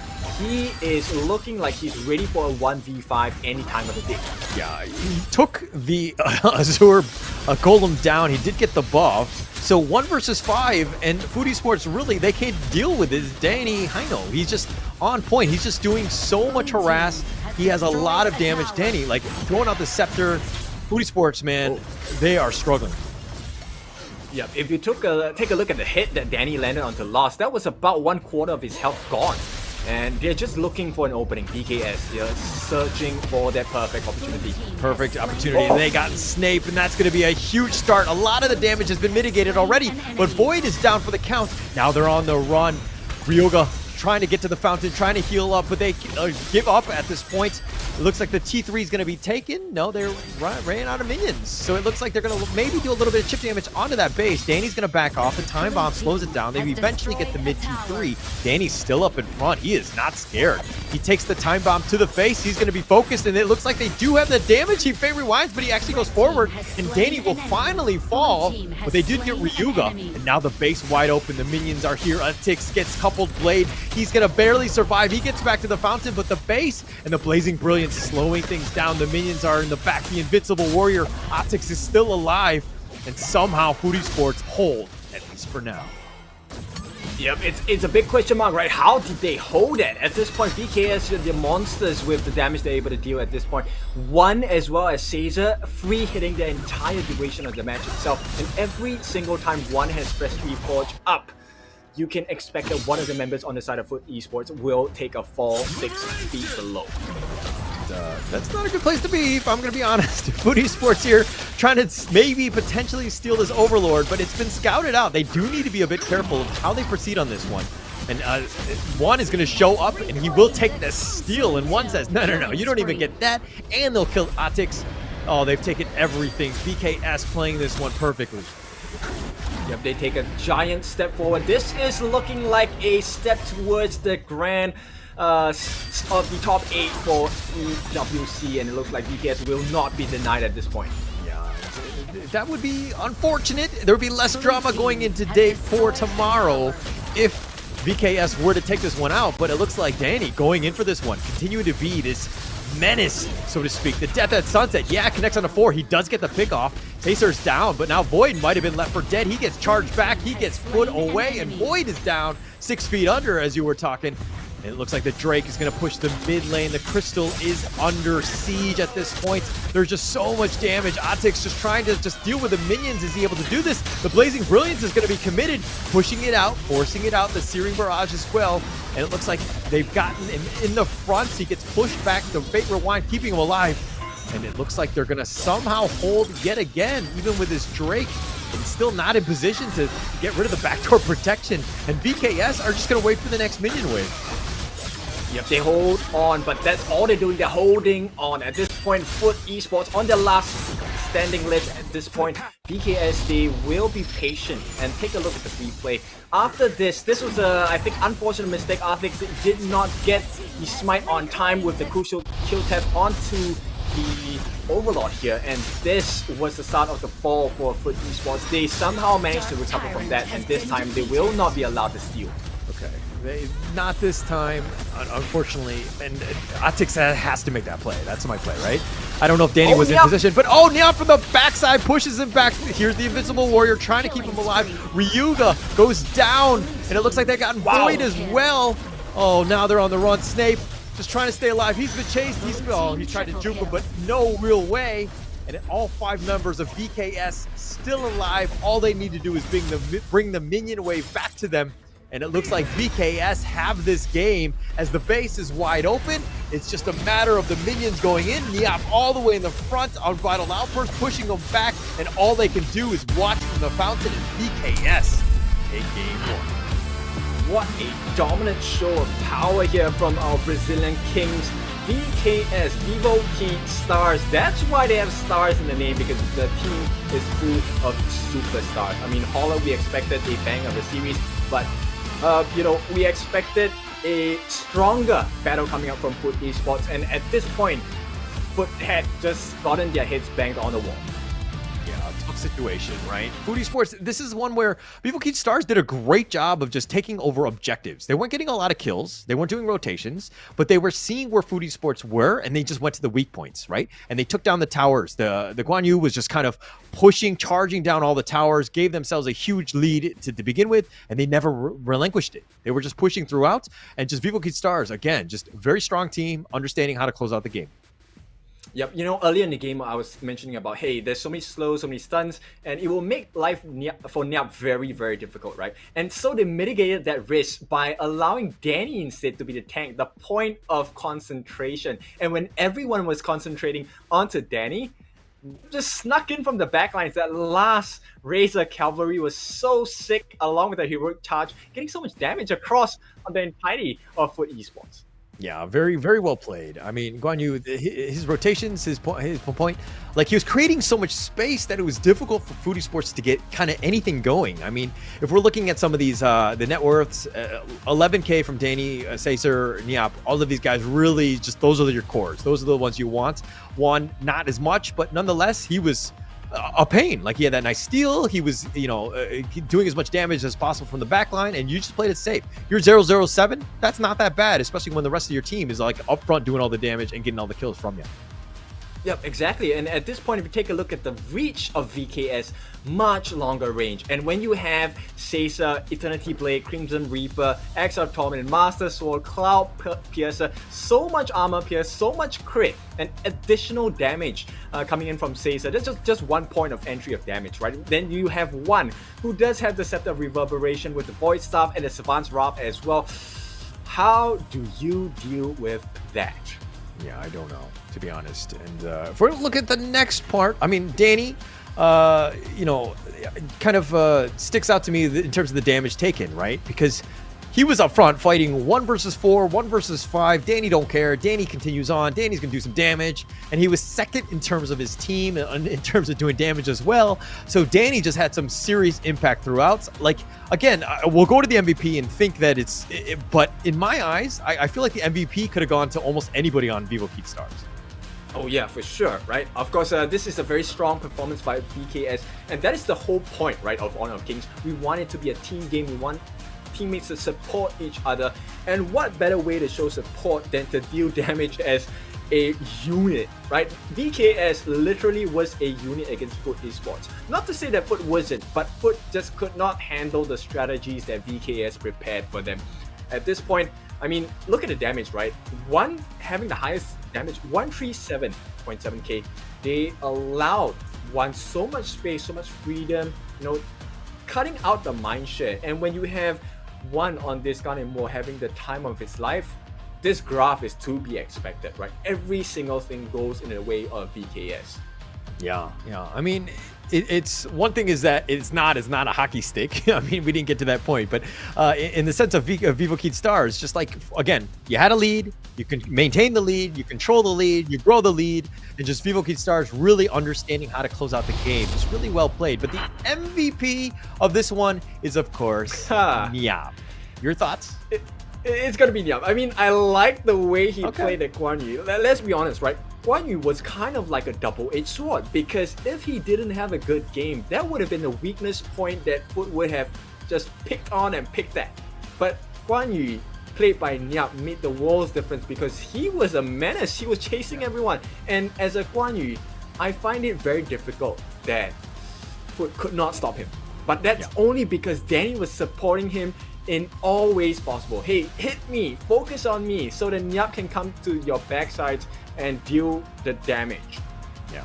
And I mean, it's not only objectives, but the fact that he got 7 kills as well. I mean, he was just kind of lining them up. Look at this, like he just forcing it out. Void was uncomfortable throughout the entire day, and Vivo Keat Stars did a great job of just making sure that Void really didn't get going. And this is a nice play by the Unbridled Outburst, and Caesar going in for this, gets that first blood, and that's all you want as a farm laner. Yep, that was a huge moment actually. So besides that, they also got the kill on Void 2v1 under the turret, and when you get killed off like that, you know the game's not safe any longer. And I think I like the fact that Niap always saved his Razor Cavalry for the most insane of moments. At this point, didn't get any kills, no problem. But here comes the team play, a nice steal with the Freshly Forged from Freshly Forged. And at this point, Niap was having a freedom to kind of roam the map, right? And right off the bat, that was the advantage that VKS were looking for. Yeah, definitely the advantage that they were looking for. But it's a moment where Atix probably should have gotten that smite, right? I think losing out to 1 who had an amazing steal, mind you, nice blades at the right time. But it's a situation where you can't really afford to do that. There are no mistakes at this level, and unfortunately, he made a bit of a blunder at that one, and just a tough situation, right? And I think Nyap, this is the cleanup crew. Look at him all the way in the front, hurting people back into the fountain, just doing a great job of just controlling the game. Yeah, it's a difficult position, right? Because end of the day, the amount of damage that the one Gun and More offers is actually higher than the damage of Smite available for this side of the jungler. So unfortunate. It was really just a timing issue, I guess. But nonetheless, this is just game one, right? It's not over yet. VKS, yes, they have the upper hand. Right now, Foot Esports, they need to, dig deep. They need to find that winning formula for themselves. And at this point, they need to pull one game back. They need to shake up the table, right? If VKS falls here today, that's going to be a huge contention for the second place in the Group A. Yeah, and I think that these invitationals are great to not only get the fact that you get some international experience, but it's also a time to really put your your team to the test, right? If you lose the first game, yeah, it sucks. But getting yourselves back into the situation of a game 2 and a 3 to basically come back in the series, you need that sort of resolve. You need to be able to face adversity to move on. This is the whole mindset of a champion as we get into game 2 here. Yep, exactly, right? The mark of a champion is the ability to adapt as well as be flexible with the options you want to take. So at this point, I mean, we've already seen that VKS are a very flexible, very adaptable team, right? So right now, the ball is in the court of Foot Esports. Yes, VKS have the lead, but Foot Esports now can use the pressure to really turn things around, maybe turn the tides as well. But it really starts from the draft. I'm really curious this time, what's the thought process behind the draft, right? Is there a different and a secondary win condition for the side of Foot Esports? Yeah, and Foot Esports, I mean, pressure makes diamonds, right? There's that saying. And Foot Esports, are they able to kind of, live up to the call that Foot Esports can potentially do in this one? If Vivo Keed Stars wins this one, the teams basically have 2-0 in the Group A, and it looks like then, Team Vitality and Vivo Keed Stars would be moving on into the knockout stage. But, this is one of those things where,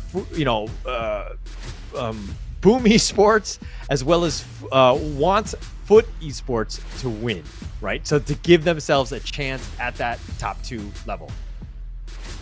Yep, and the funny thing is that if Foot Esports does them the favor, Boom Esports has the chance to take the game against Foot Esports because tomorrow Boom Esports will be going up against Foot.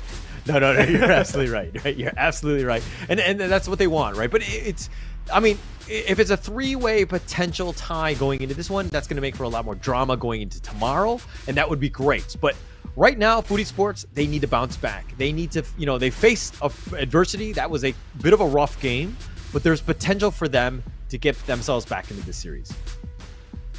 Yep, that's right. At this point, let's take a look at what our Brazilian Kings are thinking. And of course, our Turkish boys here, can they pull something out of that magical bag? Maybe from the stack of papers they have on the tables, and see this could be the secret winning formula for them to shake up the table. Yeah, they need this one. This is one where I was expecting, and we were talking about this even at the start of the day of how many game 3s we're going to see today. We haven't seen a single one. We actually expected the last one to be a 2-0. Okay. The first 3 matches, we expected all of them to go to the third game. We have not seen that thus far. We're hoping that this one does go to that third game. But the final series, we're expecting it to be a 2-0, and we'll talk more about that later. But this one, it seems to be a bit of a not really is what we predicted going into today, correct? Yeah, but you know what? Things can happen. Anything can happen. At this point, it looks like Foot Esports, they want to take the experience of Game 1 and put it into practice. They're going to ban out the Hainor as well as the Dolia. Now, this will mean Arlie is open because Nyap is going to snap up that Arlie for the side of VKS, and we know how well Caesar plays on this Arlie. Yeah, that's going to be scary. I mean, the potential for outplay is high. I mean, it's a high ceiling hero. There's so much potential that you can do with the Arlie. The mobility is unmatched. But banning the Haino, I think that that's something that you need to do, Don. Especially if you're not going to pick it up yourself, I think it's definitely something that you want to do. But the Mayan and the Zhang Fei here, your thoughts on the counter, or hopefully countering this Arlie pick, right?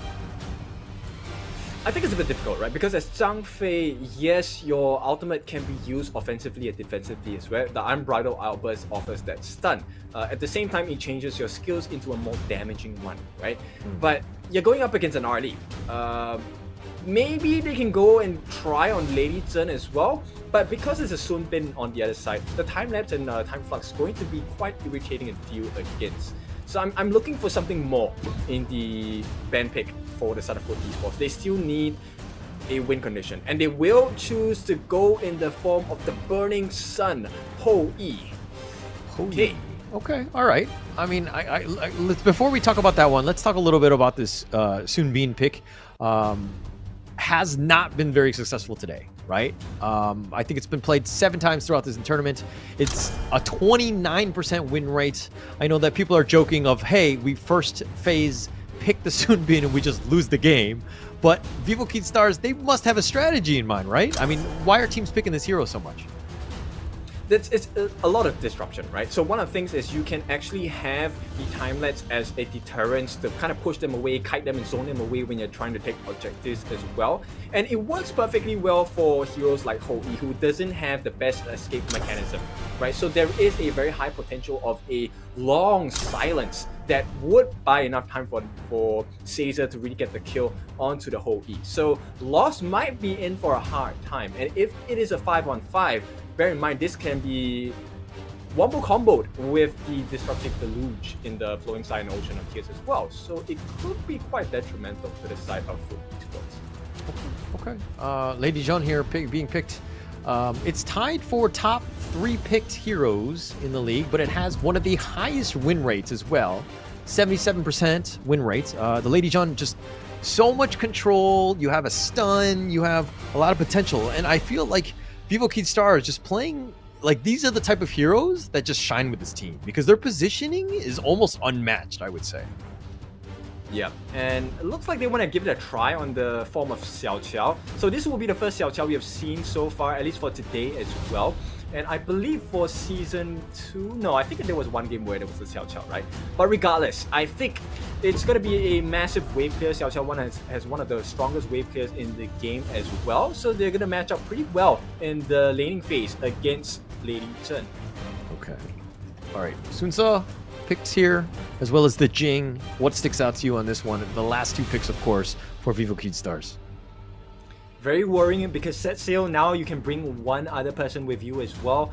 So there's very fast rotations that's going to be offered by the by Niap, right, in the Clash lane. Not only that, they have Jing. So the mirror domain, once again, very easy access. You can kind of ignore Zhang Fei, you can kind of ignore Ma Yin. They can really go past the front liners and take a swipe at Xiao Qiao and Ho Yi as well. So it's a real concern for me, at least for the side of Foot Esports, because they need someone that can kind of kite or zone away these 2 heroes. Sun Ce and Jing, they are known as one of the people, one of the heroes that have very easy access in their backlines. Yeah, I mean, to be honest, I really like this lineup of Vivo Kid Stars. Yeah, there's really no, I would say, conventional tank, but everybody has the potential to just burst you down and then just kind of time flux your way on out of there. You have like so many options where the outplay potential is quite high. The positioning is going to be key for them. Whereas I feel like Food Esports have a more traditional draft. So it's going to be very interesting seeing how, game 2 rolls around. Alright, let's take a look at how it's gonna be like. This is potentially the final game for VKS, Vivo Kid Stars versus Foot Esports. Make it or break it, this could be the ender of the table for Group A. Yeah, but they would still play tomorrow. I mean, I think it's more of a just, maybe they test strats tomorrow. I'm just, again, maybe getting ahead of myself as they go into this one. They still have Foot Esports to kind of deal with at this point. But going in, all right, draft-wise, who do you give the edge to?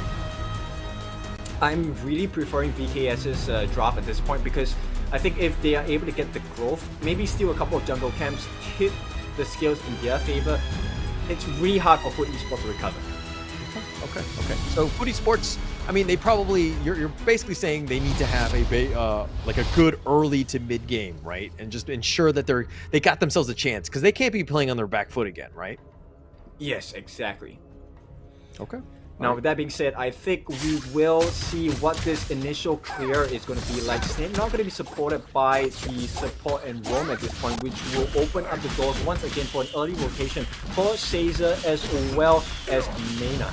Oh, look at this. And it looks like one is going to, deal with the bottom lane, the farm lane. Lost is going to just kind of be sheltered or protected by Ryuga in that bottom lane. So if we're looking at in the top lane, Niap dealing with Void and Otix. Foodie Sports, like which lane? Oh, nice two-man stun. Sorry, they're going to continue on. Ryuga is trying to stay alive, not able to do so. Lost is going to give up first blood. Ryuga leaping saviors over the wall. He's being focused by one trying to dive deep. He takes a little bit of damage, and Sacer changes it. Gets one more shot. But let's talk a little bit about Zhang Fei, the survivor of that one attack in the bottom. Yeah, Zhang Fei, actually, if you pay attention to his madness and his skills, you can actually give the shield with the Leaping Savior. That might change the fight for you guys. Of course, if there's any trouble, or maybe even if you need an initiation, Unbridled Outburst, you've seen many times a day, will be the game changer. Not only do you turn into a damaged form of your Unbridled Outburst, you will be able to save your teammates as well by using the quote, offense is the best defense. Yeah.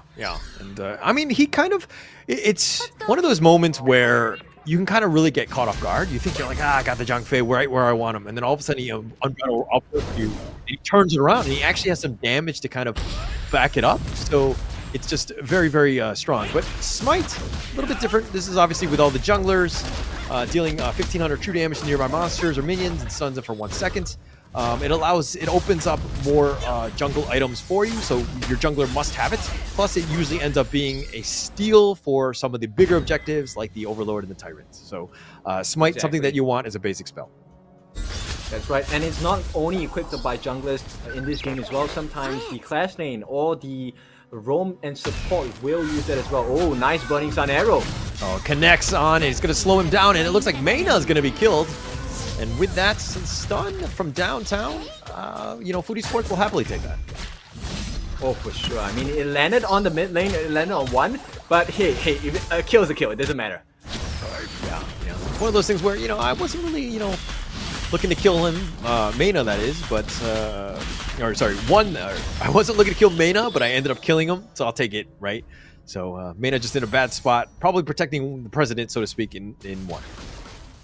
Yep, and so far, I think this is the closest we have had of any game. Both teams around 8.7, 8.6k gold at this 3-minute mark. And I think for esports, they have, maintained this equilibrium. I would look for them to want to maintain this a little more. And, in the top lane, okay, Void throws him up, gets the launch up with the whatever. He's going to back away.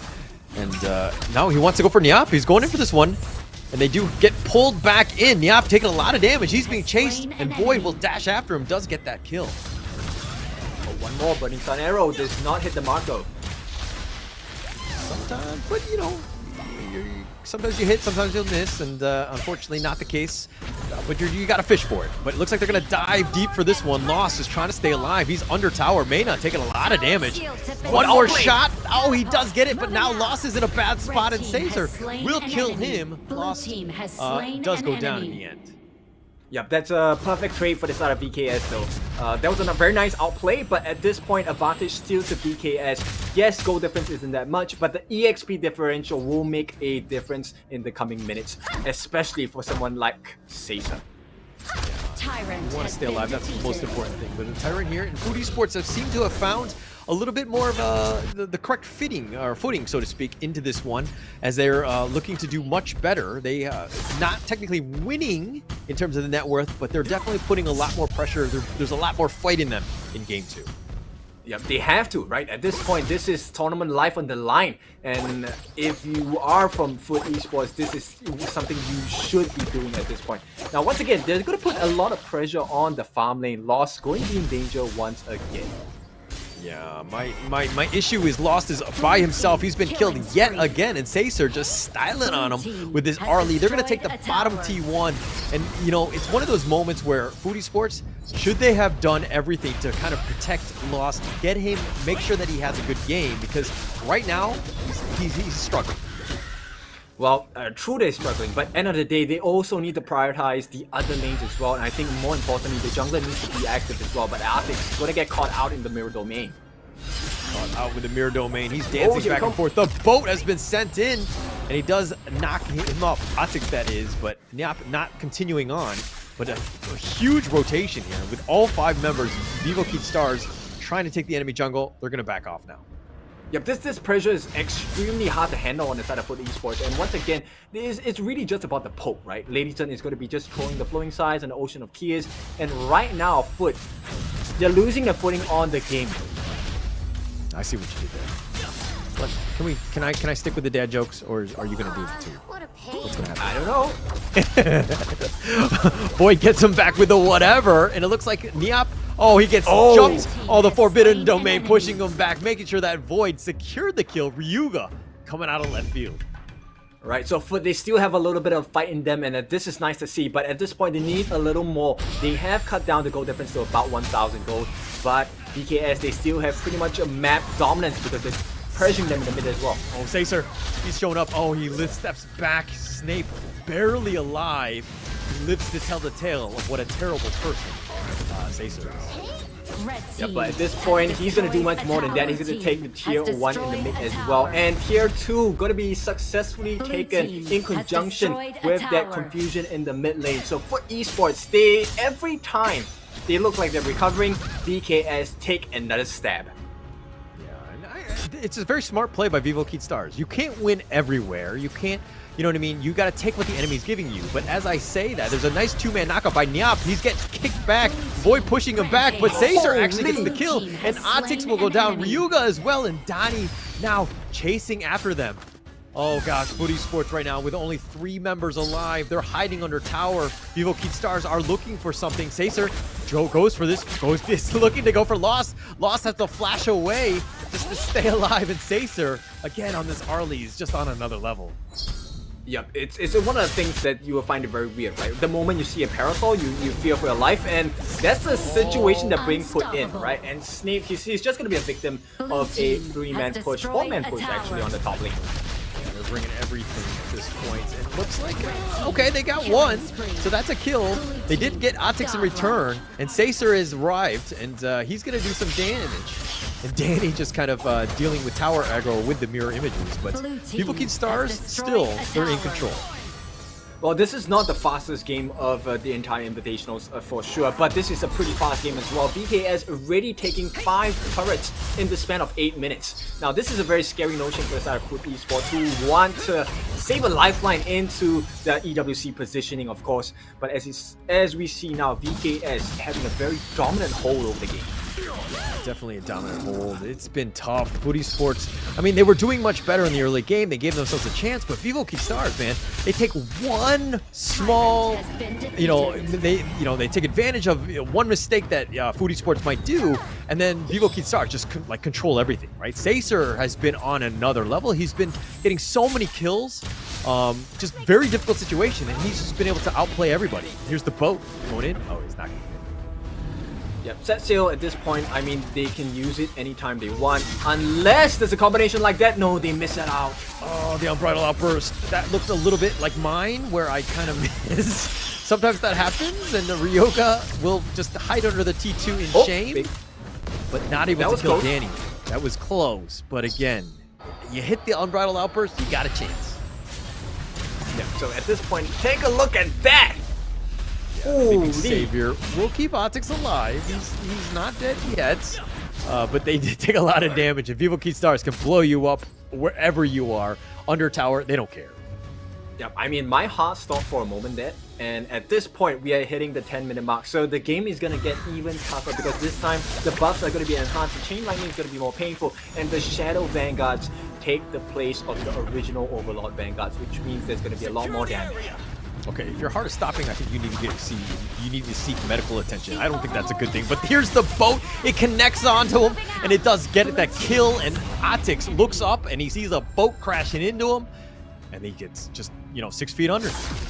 Yep, his heart has stopped at this point, and you can't blame him because VK have hit the stride. The itemization has been reached.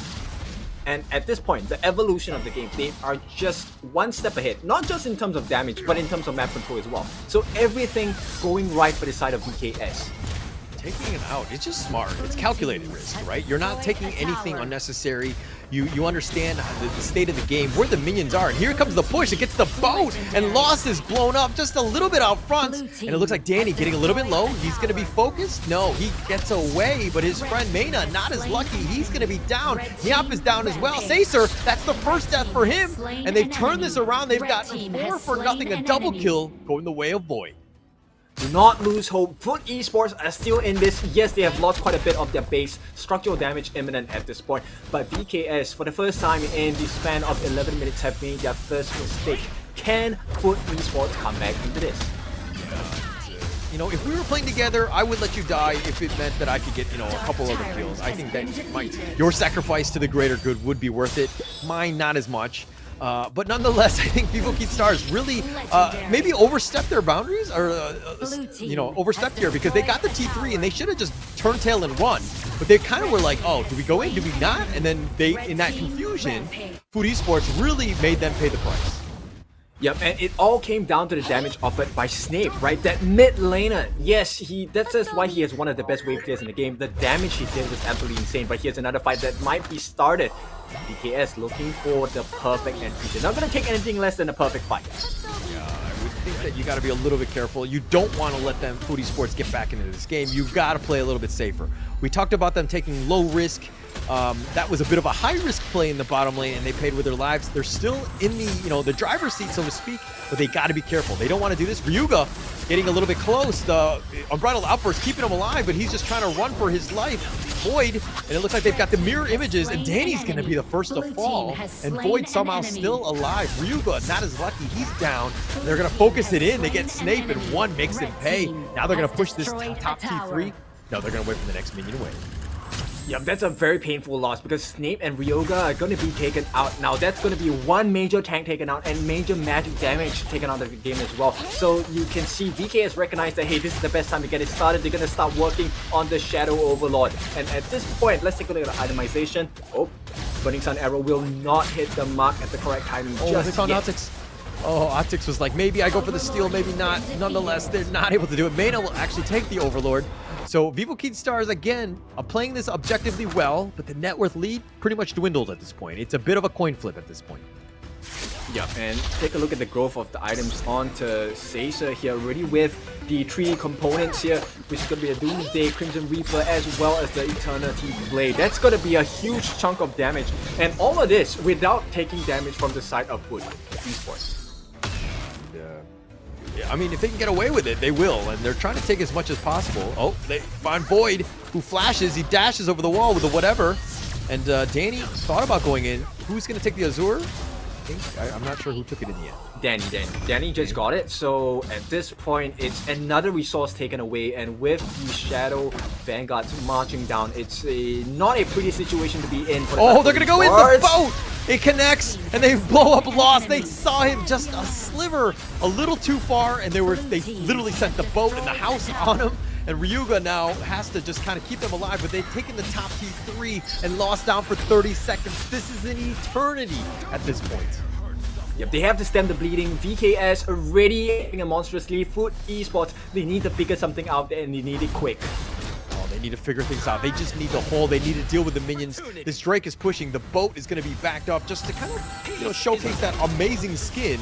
And he's going to back off. But look into the bottom lane. The image, Atix thought about a 1 versus 1, but he's going to be killed as his friends come in. Sacer just doing so much damage. Mayna gets the kill on the Snape as well. And it looks like all 5 members. The Drake is here. This is the one last hurrah. Are they able to hold the Unbridled Outburst, pushing him back, buying a little bit of space, but now he's all the way up to the front and he's being focused. He doesn't get killed. Sacer will take that one, and it looks like they want more. They're going to take Niap, is going to go down. Lost finally gets his kill, but he falls as well. But they're going to take the base, and Vivo Keith Stars take game 2. Vivo Keith Stars, VKS just ahead of the competition at this point, winning the games 2-0. And at this point, I think it is just monumental for the side of VKS. They stand themselves as the king of the group, as well as king of Brazil. Now, I'm gonna have to throw it over to Choo Choo. We want to know more about how these Brazilian kings feel. And of course, with that being said, big props to Foot Esports. They did a valiant effort. They did their best, right? So tomorrow's games, more for the guts and glories to really show that they do have some potential in the team. And we will take a look at Choo Choo. Over to you. Thank you so much, Cousins. What an exhilarating match it was just now. What a matchup between Vivo Kid Stars. And we have our winners here on stage live with me. But before we starting off the question, I want to thank the Brazilian community and also my colleague Samiri Osmal actually sharing out the question coming up from the Brazilian community themselves because they love you guys so much. Now the first question will be coming out from One. Can we pass the mic to One? Yeah, thank you so much. One, you weren't kidding yesterday when you talked about you will steal a lot from the other teams. You stole it again in game number 1 for the Tyrant and Overlord. Now, when it comes to the next team you want to steal from, which team will it be and what do you want to say to them? Você roubou Tyrant e Overlord hoje, né? E eles querem saber, para a próxima partida aqui, de que time você quer roubar? O que você quer dizer para eles? Acho que eu queria muito roubar um dragão da Lux, porque Brasil, né? Brasil contra Brasil ia ser muito engraçado eu acabar roubando um dragão do ABH. He would love to steal a dragon from Loops. It would be lovely also to take one from V8. That's your brother, man. What's wrong with you? Okay, for the next one, we have to give it to the side of, well, we have, I think I want to ask Donnie as well, but we're going to start off with Sacher. Why Sacher? Did I pronounce that right? Sacer? Sacer? How do you pronounce the name? Sassy. It's Sassy, guys. Sassy. Not Sacher, it's Sassy, okay? Okay, Sassy, right? Okay, Sassy. Now, we do know when it comes to you playing marksman, you're super aggressive. A lot of ultra kills always. What happened in game number 1? Why weren't you that aggressive in game number 1? Sempre bem agressivo, né? Tem muito ultra kill, tudo isso. O que aconteceu na primeira partida que não teve muito disso? Mudar a estratégia? Eu acho que a primeira partida não teve tanto porque era uma comp que não era muito pra frente, igual a segunda foi. A Arla é bem mais agressiva do que a Lady Sun, é um boneco que vai pra frente, faz play. Então acho que o primeiro jogo era mais farmar, escalar e chegar num ponto que nós ganhava. Já o de Arley nós só amassou e foi pra frente. I think the first team was a little different than usual because we were trying to probe the ground to see what they were going to be doing. That's why we gradually moved forward, and only towards the end we really pushed all the way. So they're warming up to the game. Last but not least, I have the question for Danny. The mic? Yeah. Okay, Danny, you're known. Your signature hero is Hino. When Hino was being banned, how do you feel about that? Sempre usou Hino, né? O que aconteceu quando baniram aí? Como que se sentiu? Sinceramente, era um pique que eu já esperava que seria banido. Eu nem achei que ia passar no primeiro jogo, mas já que passou, a gente aproveitou, executou o pique com muita eficiência, conseguiu basicamente não deixar o jungle inimigo jogar. E na segunda partida, quando a gente foi lá no backstage conversar, a gente já sabia que seria um ban, então a gente teria que focar em outros campeões. Well, I knew sooner or later he was going to get banned, so we needed to adapt. I was very happy when I could use it on the first match, so I went all the way, and you saw how it worked out. On the second one, when they banned, of course, we had to adapt and move forward. That's quite a mindset there coming up from Danny. And Danny, as the captain of Vivo Kid Stars and representing Vivo Kid Stars, as a shout out for your fans out there that's supporting you from the Brazilian region all the way.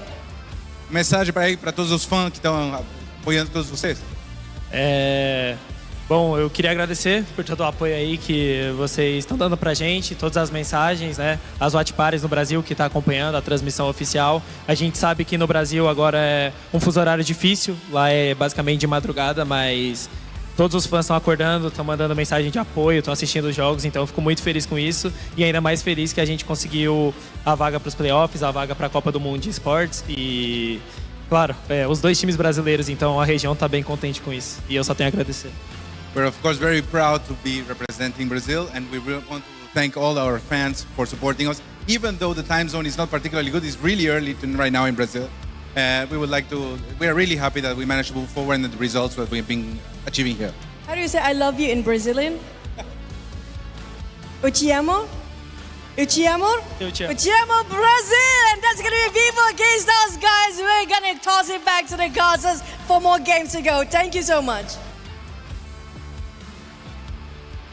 Fortiemo. I'm probably saying that wrong, but nonetheless, I think Vivo Kid Stars really showed up, right? That's what you want, representing Brazil here and just showing how strong of a country they are, how their meta, their region, everything about them. They're playing on a next level. But Kin, your thoughts on that one? I think it's a very nice ending to Group A, right? Because they've kind of sealed the fates for everyone from Group A to Group C. And of course, this leads us to the last group of the day. But before we go into that, we will run through the statistics of the game itself and look at how the game was like in terms of information, right? And we'll transform that into a story for you. Now, how do you feel VKS stands against their opponents? Sorry, say that again? How does VKS stand against their opponents? Well, it doesn't matter for now. We're going to just run through the state of the game that just ended. At this point, I think there was a massive amount of damage. Actually, I want to take a look at Snape instead, right? So Foot Esports, Snape did a very good job. Void Staff, Scepter Reverberation, as well as Savant's Wrap. There was quite a lot of damage that came down from this Xiao Qiao, and I think that changed the fights for a little bit against VKS in the later parts of the game. And more importantly, I think Artix did a very good job of trying to get the additional burst as well. Froscar Embrace, and interestingly, he went for the Doomsday. He was expecting to be able to land a couple more hits to make that health percentage damage make more sense. And of course, Pure Sky to reduce the damage he was taking against VKS. But for VKS, very, very painful lineup. Every single time they try on the side of Foot Esports, they were met with the Destructive Deluge. And to make matters worse, Frozen Breath, Twilight Stream, as well as the Master of Agony onto 1. That was a lot of percentage damage as well, and burst potential coming out from this Lady Zhen. Yeah, a lot of damage there. And I think one thing that Vivo Kid Stars were like, hey, we're going to make sure that Lost has a bad game. They were focusing him throughout. I mean, he did die 6 times. He got caught out a couple times, but generally speaking, he didn't really get a real good chance to shine, especially from the laning phase, where Ryu kind of left him a little bit open early, right? And so Caesar was able to style on him. I mean, he had the mobility, he had the damage. He just had pretty much everything that you want. And I mean, it was a tough game for Lost to get anything going. Yeah, and you can tell, right, by the team fight rate, he tried his best. He tried his best to farm around the map, but every single instance, every single angle he tried, he always got founded out by the likes of VKS. And unfortunately for him, that was a pretty scary game for him to take part in. Right? And you can see later in the graph itself, I'm pretty sure it's going to be like a golf club, right? So we will see a very sharp increment towards the end of the game. Maybe a slight drop at the moment where Snape and the rest of the teammates on the side of Foot Esports took a win in the team fights right as the tier 3 was taken down on the bot lane. All right, and if we're looking at these stats, I mean, some of the ones that kind of stick out to me is the damage dealt by 1 and Sacer. I mean, Sacer, we knew was going to do a lot of damage, but 1 did more. But you know, the golf club, this is I would say a broken golf club. This is actually one of my golf clubs. When I hit such a terrible shot that I break my golf club in half. This is what it is, because this is what, it was kind of back and forth. Foot Esports kind of, they put up a good fight. Obviously, they had some dips and dives, so to speak, in terms of getting in there. Foot Esports did have a chance to get back in, and that's kind of what you see at probably about the 10-minute mark. But, Vivo Kid Stars just understanding how to close out the game.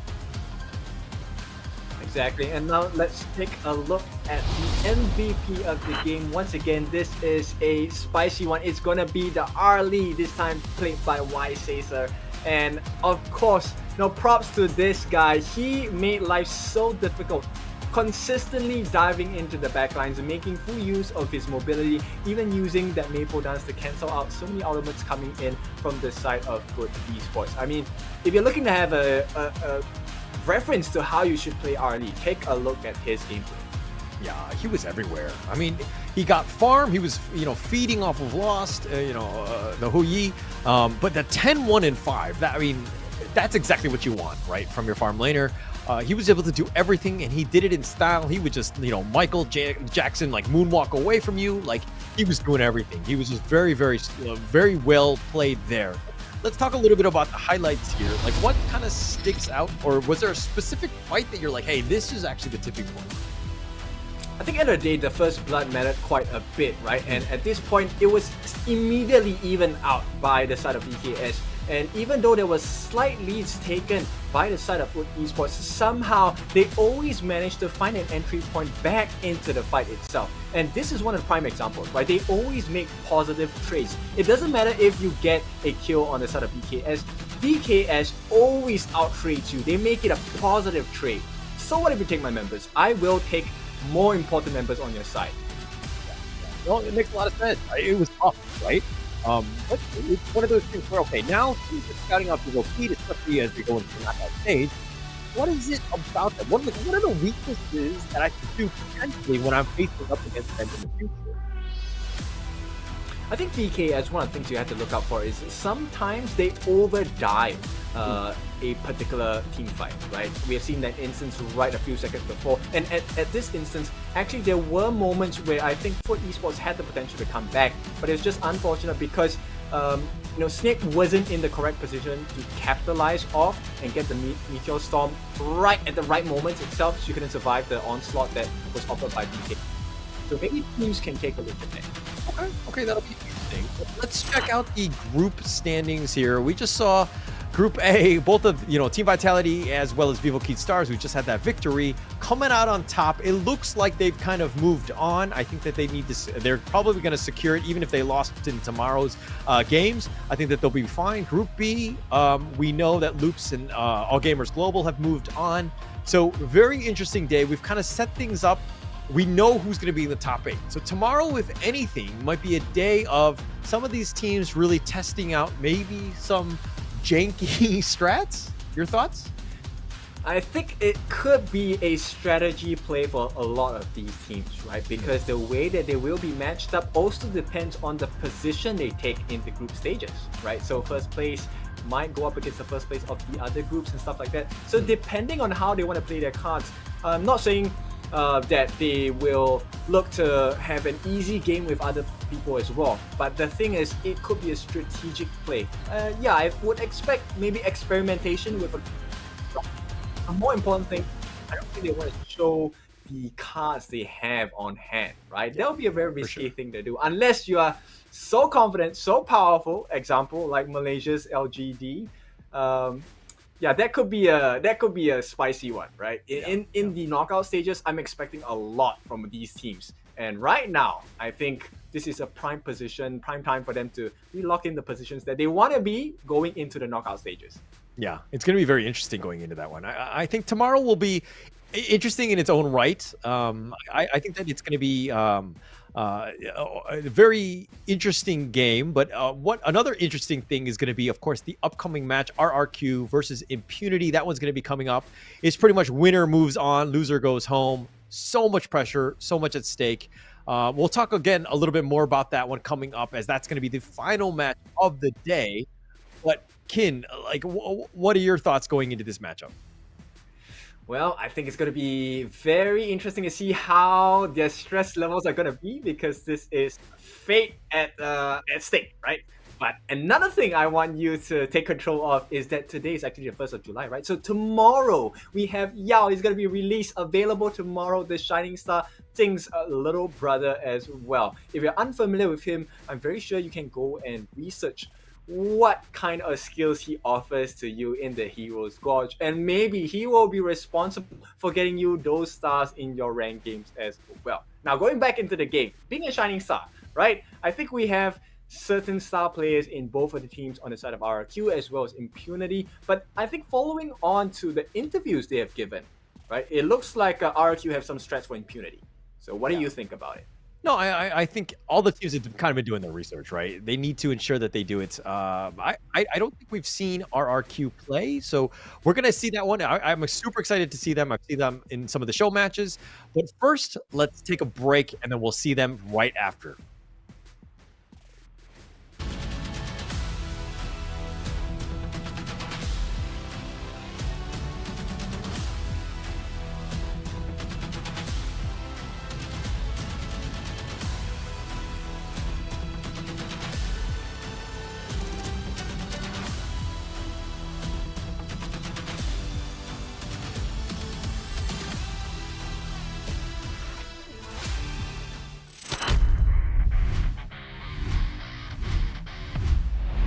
Welcome to day number 2 on our Kings Invitational 2024 season.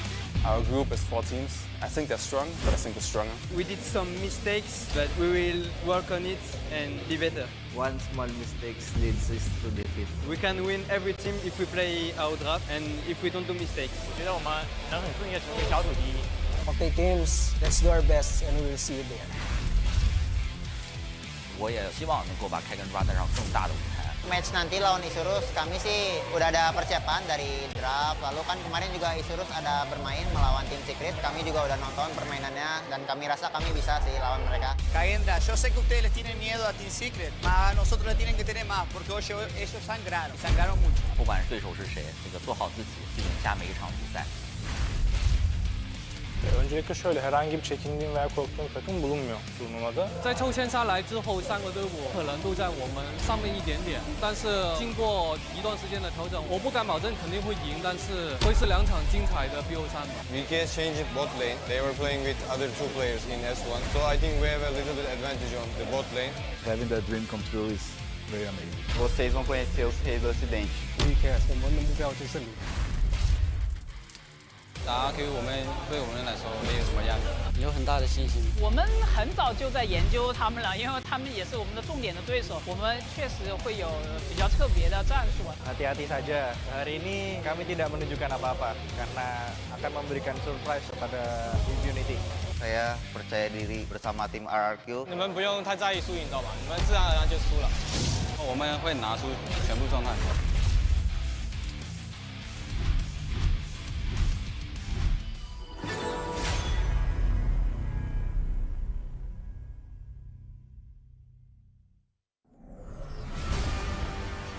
Through the ages, 2 opposing sides have fiercely battled for a power that granted them life, but cursed them with ruin. Wait! Oh, no, this story is too cliche. Maybe we can find inspiration from other stories.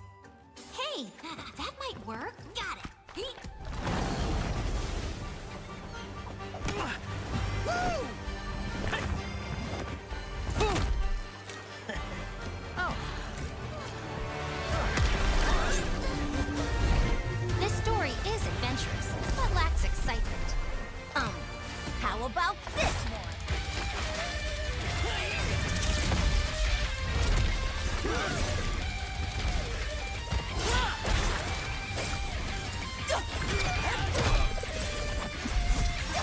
This is too much. It needs more fun. How about this?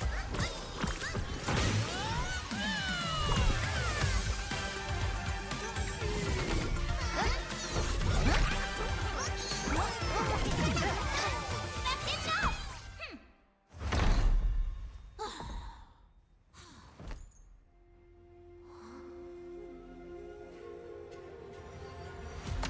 Like the thrust of a spear in battle.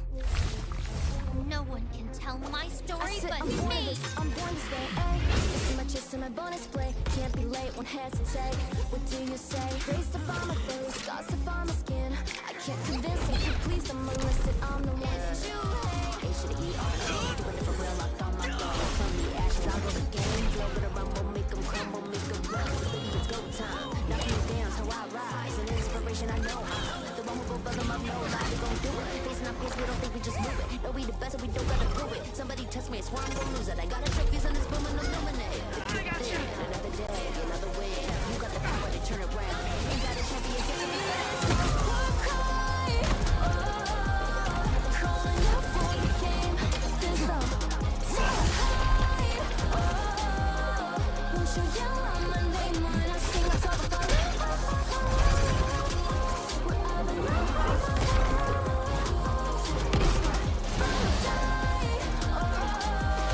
Won't you yell out my name? Crush the foe. Look at me now. This is my story. A story of honor. A story of bravery. A story of heroes.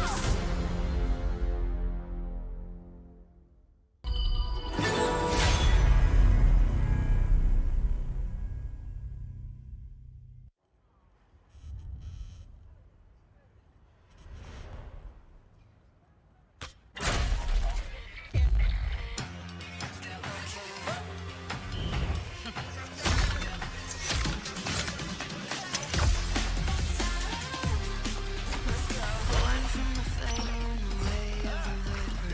Heart of a savior, the fate of a fighter. I can see what needs to be done. Highways of rebellion. Listen, I'll say now the evil won't stop me. Can you see me? Okay, I can show 'em the way. Can you hear me? Okay. Can you see it? Okay, I'm the guardian. Flame, can you hear it? The legend of the forest calls. Destruction's coming, watch your back. Our enemies are right to match, but you return and fight it.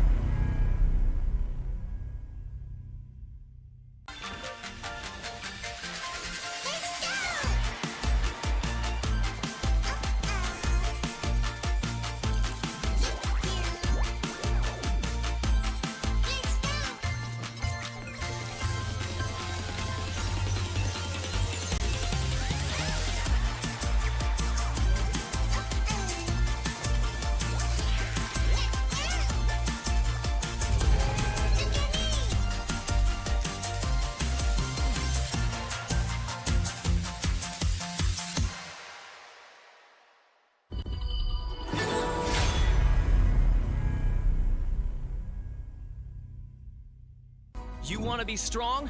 Learn from the pro now. When you're attacking a tower, you might accidentally target an enemy. Or when attempting a tower dive, you end up targeting the tower and minions instead. Professional players execute such impressive moves effortlessly. While you may feel overwhelmed and get killed by the tower, your control settings might be holding you back. Change the recommended basic controls to advanced. This activates extra basic attack buttons for minions and towers. Turn on show enemy avatars to accurately select the enemy's avatar for the kill and better assess vision exposure. Give it a try and play as smoothly as a pro, easily crushing the enemy faction. Learn from the pro. Learn more from Honor of Kings Global Esports. All I need is a target.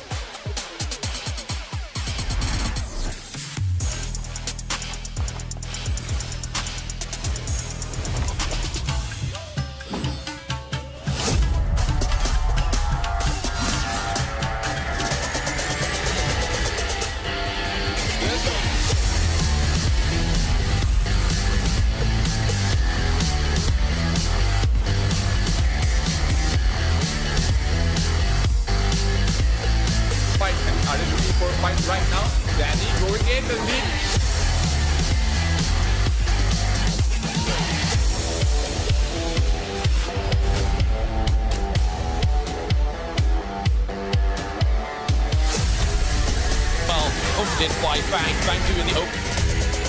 Time damage from Danny as well. Taken down the Wenshi as well. Niap is looking.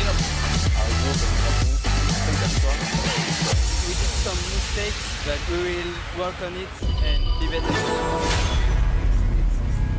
We can win every team if. All right, welcome back. It is the third day of the group stage for our Honor of Kings Invitational Season 2, and we are left with the final two of the day, the two professional teams RRQ as well as Impunity. Now, we're looking for them to give us a good result, right? Because this is the fate decider. Whoever wins will move on to the top 8, which means they qualify for the Esports World Cup. Holla, how are you feeling about this?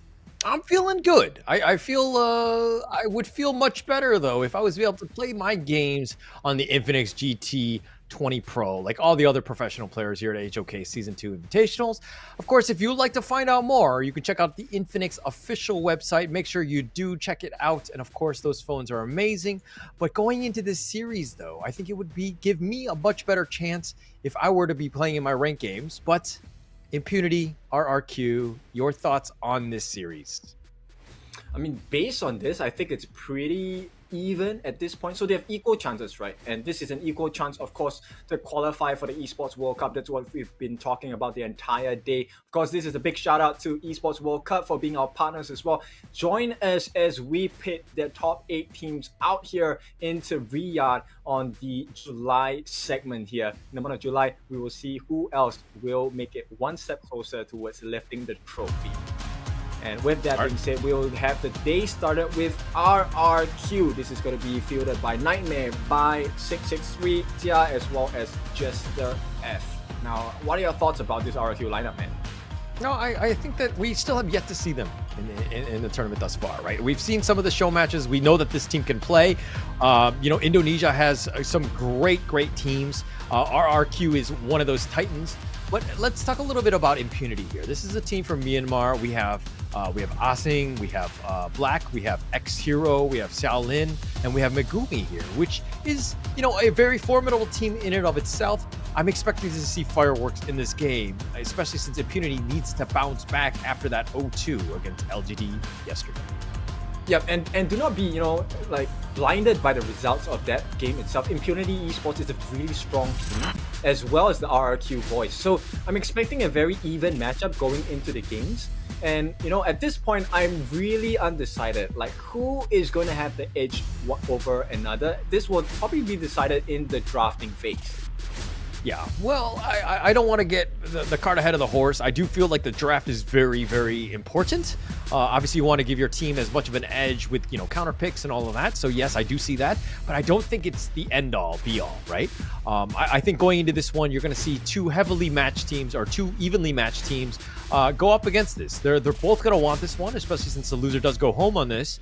But for me, in my heart, I would have to go with RRQ. From what I've seen of them in the past, this is a team that's still, while they're not I would say top tier as of yet, I've seen a lot of growth from this team, and they have the potential, right? Not to undermine or to kind of undersell what Impunity can do. I do feel like in this one, there's a bit of an edge, at least for me, for RRQ. Yeah, I feel so too. This is a series of realization, right? Who's going to realize the potential? And right off the bat, we're going to have RRQ pick up the Tun here. And this is a very scary start to the draft because Tun, as we all know, one of the best tanks in the game. And with the current patches and all that, they're going to ban out the Arlie because Arlie has been recently buffed. And, with the gameplay we have seen from the various players that picked up Arlie into the series, we know Arlie is a problem to deal with. And very gladly so, on the side of RRQ, they have taken this hero out of the pool. Okay, they've picked up Impunity, though. In response, though, they first pick Marco Polo and Dahlia. The back-to-back combination, providing a little bit of I would say, security. You have the ode potential, a save for Marco Polo. But is it too risky? Because it looks like RRQ are like, hey, all right, you're going to go squishy, we're going to go Lady Soon, and we're going to go Mai, and we're just going to run at you and just blow you up. Is that the right response?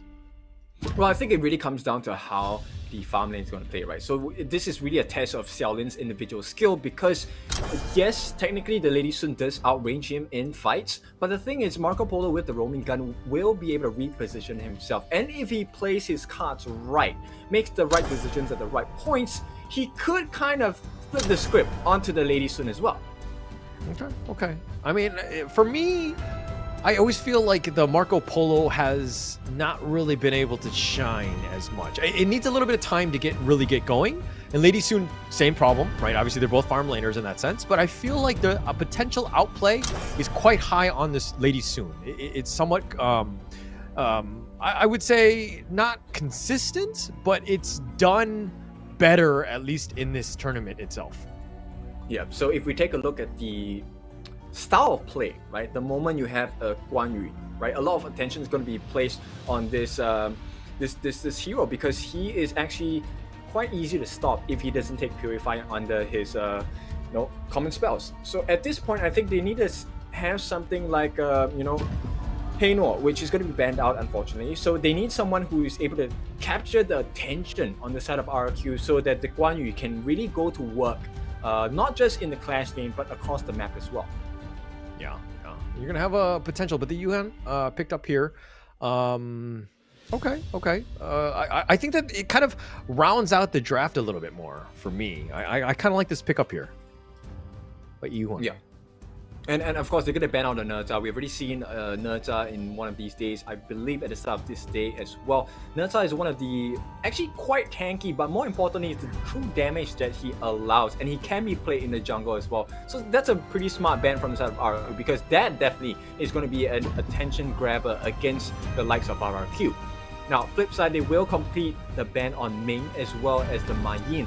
And for good reason as well. Ma Yin will have instant access, very easy at stopping the Guan Yu from hitting his strides. And more importantly, the Ming is meant to stop the growth of the farm lane, which is going to be Lady Sun. Because with the buff from Ming, the increased attack speed, increased movement speed, and the damage he offers as well, it could be quite detrimental to the side of Impunity. Yeah, it could be a bit of a problem here. But the Mose pick up and then the Dharma. Just a little bit more frontlining or control, so to speak, from the Mose. Impunity are going to probably want to stay at range as much as possible. Let Guan Yi kind of create a little bit of space or bring back whomever he can kind of maybe catch out. So you have that potential. But now the Lady Zhon picked up by Impunity. My only concern with this lineup is it's kind of on the squishier side.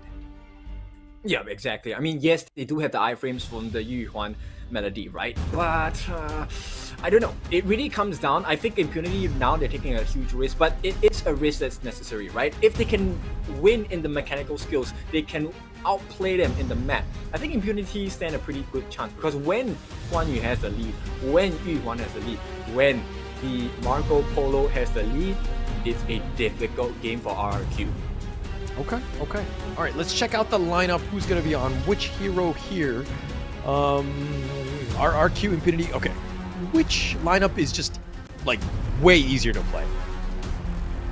I think it's easier for RRQ to execute their draft at this point, right? Because there's a lot of repositioning, a lot of making sure you catch your skills at the correct timing for Impunity. That is of major importance. So that's why I say they're taking a huge risk. But this huge risk also has huge rewards as well. It really comes down to how they manage the laning phase. Okay. All right, well, this is going to be the fourth matchup of the day. And of course, the winner will move on into the knockout stage. The loser will go home, unfortunately. So a lot at stake at this point. I think this game one is going to be super important for both teams to kind of dictate the pace, put a little bit of pressure on the enemy team. But as I say this one, RRQ Impunity kind of starting things out a little bit of, taking a little bit of damage on the top lane.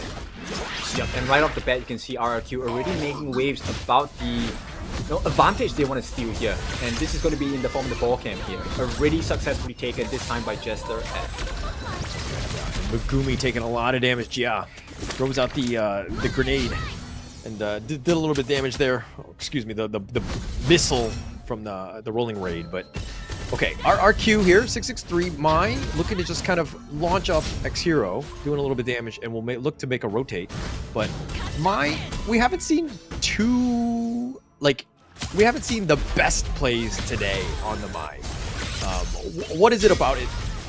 Okay, as I said, this Megumi goes down. Jia will take first blood. Yep, this is going to be a good start for RRQ, and this is all off of different strategies that RRQ have displayed, right? So number one, the River Camp, now with the level advantage, he's able to deal consistent damage against X Hero. This is why Black is coming in. Maybe he will be able to trade the kill here. Will not be able to do it. Oh no! It's a missed opportunity for the IMP here, Impunity. Yeah, so close. The flowing side is going to connect onto him. He's going to do a little bit of damage to 663. Does need to be careful. Picked up the dew as well, and he will recall back to safety and just kind of heal back up. But this is a little bit of an opening now. Impunity realized that, hey, 663's low, does need to go back. So what can we take from the enemy jungle? And it looks like it's not too much, to be honest. Well, at this point, Impunity needs to make something else happen, because if you take a look at the bot lane, right, for farm lane, it's a bit difficult for the Marco Polo to play. Right now, he's trying to use Dolia as the human shield to kind of suck in, the damage that's being offered by Xia. But in the meantime, that actually allowed the first blood to be taken by RRQ. Okay, and RRQ will happily take that with their 1k net worth lead. They'll continue to just kind of farm, push out the lanes. But the Ajing right now kind of hiding in the mid lane a bit. A little bit different to how Vivo Key was playing it. Yep, but now we're going to take a look at Dharma here. Holler, why don't you help explain what the combination is for Dharma? Okay. Dharma has 3 mantras: Formlessness, Enlightenment, and Truth. Formlessness is like his charge. Enlightenment is like, I would say, 100 fists being thrown at you. And of course, Truth is like a knockout blow, right? So when you start out with Dharma, you want to start off with the ult, which is the Truth, and knocking them back. Then you go into Enlightenment, where you just kind of line them up with all the fists. And of course, Formlessness to charge in one last time, and then the Truth to kind of clean things up. So if you've got the wall, you got the knock-up, just a lot of potential damage that you could do. You could just pretty much burst them down, and that's what people really like with the Dharma. Yep, so that's a huge skill to have, a huge combination to put down, and of course, one of the things you can use to counter this is actually the Purify. This is going to remove all the buffs and crowd control effects, except suppression like the Dongwang Ultimate, right? Forsaken Contract will not be able to be purified out of. And this is going to give you extended crowd control immunity for the next 1.5 seconds as well. In the meantime, it looks like RRQ, they're trying to force things around the map as well. Does Purify cure COVID? I sure hope so, because right now it's going to be damage taken in. Xia's the first victim of it. And coming in, they'll do the drive-by and they kill X-Zero, and looks like they get something in return with Jester going down as well. Yep, so this rotation by X-Hero has been super potent, right? And that's the winning formula for them. Yes, we're going to use Megumi as a meat shield, but for good reason, because she has a wave breaker as well, so she will be able to recover some health and some mana as well, helping to sustain your farm lane. Farming it out. It's Impunity right now, which is kind of forcing the issue. Jia left alone, he's going to be kind of just farming what he can. And Xiaolin kind of just taking the enemy, or taking his own jungle, excuse me. So taking a little away from X-Zero, it's more of like a prioritization of making sure that this Marco Polo gets as much farm as possible. But it's one of those things where they're prioritizing it as a team. But 663 taking a lot of damage. He's going to be focused by, still up in the front, Unruly Blade, and Jia gets killed in the bottom lane. Think inside the box, and Jester F, he's going to go down as well, and Megumi will secure this one. Nice little rotation. Yeah. It's starting to look a bit dicey for this side of RRQ. Impunity have finally hit the strides. Xiaolin looking like he is the monster of this game. Right off the bat, level 8 already, 1 level ahead of Jia. Yeah, it's going to be a tough situation for Xiaolin, and that's actually what you want as a Marco Polo. They've been prioritizing farm, letting him go, but 663 does a lot of damage on the Ajing. Looks like they're going to take the Tyrants, Impunity that is, so with that opening, with that kill, they'll take some of the objectives. And Jester, all he can do is kind of watch, throw out the cannon blast. And the unfortunate news for the side of RRQ is I don't think this is possible to Xiaolin anymore, and here we go. They're going to go for this one. Jia down for the count again. Oh man, tough situation for Jia on this. You need the XP, you need the farm, and not having either. And now Impunity are making a rotation into the mid lane. Oh, the charge back. It looks like Nightmare and 663 will be fine. It looks like they're going to try to focus this mid T1, the flowing side, just bouncing around on the buy, taking a lot of damage. Oh, he gets charged back. and he gets pushed back, but the nice launch of X-Hero is actually going to be the first to fall, and Bai with the wind slash, the slam from downtown, and he'll do it. Yep, exactly. Combined with the punches and the fans from 663, this is a tough situation because once again, Impunity, it looked like they had the lead, right? And suddenly RRQ bites back. And let's take a look at the group of the items itself. First and foremost, already with the sector reverberation on this mine, that's going to make a huge difference. And he's well more than half his way into the Savant Rock as well. Take the Overlord here, uncontested. RRQ, I mean, the T1 top has been taken out. That's the other big piece of this puzzle, so to speak. But now Jester taking a lot of damage. Black is all in the front, but they have 4 members of Impunity just waiting in the bushes. Who's going to be sticking around? Who wants to kind of challenge Black? He's going to be trying to bait somebody, but Bai going in, the flowing side does connect. Does a decent amount of damage. Black dodges most of this. The rolling right forward onto this, and 663 is killed elsewhere. But now RRQ have taken the mid wave, and with 663 down, I think they need to play a little more defensively. Yep, that's a little bit unfortunate, right, for the side of RRQ, and they still have, yep, that's it, that's the ultimate, right, Melody of Peace, but it's not going to be a peacemaker so far.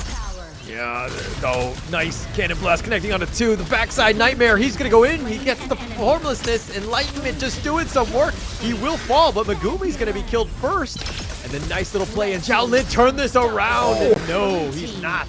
And with that, Bai will take credit for this. It looks like it's a 4-for-2. Yep, RRQ get the kills, but they do lose a tier 2 in the midst of the process here, and it's pretty much even, I think, because there's decent map control now from the side of IMP, but RRQ, they are leading in terms of the gold, just a little bit. Yeah, just a little bit, but that's all you need, right? I think that any sort of slight advantage you can get, that'd be great. Oh, he went for the cheeky Peacebringer play. Jester, that is. Missed it. Ajing will survive, deal with his Drake, push it back, maybe give it to X-Zero to farm. But Impunity right now, still a little bit behind. RRQ have done a good job of bouncing back in this game, giving their team a slight net worth lead. Yeah, but everything hangs in the balance, right? Because at this point, both teams have the option and have the ability to kind of swing things in their favor. And Asing, I have to say, making RRQ work for that advantage, because the way he's juking off these 2 shots has been phenomenal.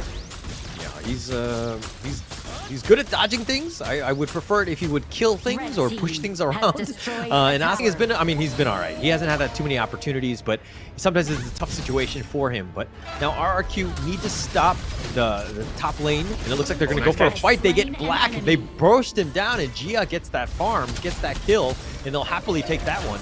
And now Impunity on the run. Yep, they traded 4 ultimates for that at this point, so there is a potential for comeback play from the side of Impunity if they can find the opening angle. Oh, the Ode looking to zone him. Oh, they there we charge go. in. Oh, they get the pushback, and Jia's gonna be the first to fall. Asing making plays. I feel like I called him out. He listened to me, and he's making plays just for me. What do you think? No? Yeah, that's why he's called the General, right? Asing on this Guan Yu, showing everyone what it is and what it takes to be the General here. Going to complete the counter push as well, clearing the wave out. Asing, once he's done, he's going to come back to the mid and try and force the pressure as well. Yeah, you got to be careful about where you're positioning. Especially, you don't want to be grouped up like that. Let Asing make those plays. I mean, he was just like, okay, you're going to want to group up? We're just going to push you all back. We're going to take advantage of this. And now Impunity's just definitely in the lead right now. And it looks like they're going to take the Tyrant almost uncontested. Megumi's in the front, providing any sort of vision. But their damage, a little bit on the slow side, no? Yeah, it is. But, you know, this is one of the closest games we've had so far. Oh, the attempted steal there. The Cannon Blast not going to work out for them at this point. But I think this could be a scary situation for the side of RRQ, because now the Chain Lightning is coming through. And with that, our dear Xiaoling has just completed his Frigid Charge as well as a Cloud Piercer. That's a lot of Pierce and a lot of health percentage damage coming down. Yeah, that's a huge boost for them. And they're going to kind of take advantage of that net worth lead that they now have. They're going to continue to force the issue. Again, the T1 mid has been taken out, so Impunity sticking around thinking that RRQ are going to make a play for the Overlord, but RRQ realizing that something is astray, they're not going to commit for this as they push the bottom lane. Yeah, that's right. They do have the Primal Bond, so I don't think it's a good idea at this point. But right now, it's just about sourcing for information, right? Once again, Asing being very sneaky about it. They're diving. It looks like they're going to take the T2. They were trying to force it out. Black was all the way to the front. Ashing is all the way in the backside. He's looking to go the long way around, maybe go for a flank. But he will be spotted out. I don't think RRQ going to overcommit for this one. Black will back things up. And Gnosis kind of slow things down. Yep, but it's a consistent pincer move, right? Look at where Ashing is looking to be at. Looks like they're going to take the Azure. Here we go. The Golem. Oh, but the backside does get the charge. Ja will get out. X0 down for the count. 663 will take credit. Ja kills Ajing as well, but 663 will fall. Black now on the run. It looks like it's going to be a 2-for-1 in favor of RRQ. Yeah, it's a good one, and Jia survives. That's a huge win for the side of RRQ, and this could be the mark of a momentum swing once again. Man, I love this skin. The Sundin. Or sorry, the Lady Sun. That's just awesome by Jia. Yeah, exactly. And you know what makes it even better is the amount of plays she's able to make. You know, so far I think Jia has been pretty on the ball. Yeah, definitely. And, okay, the Overlord is going to be started here.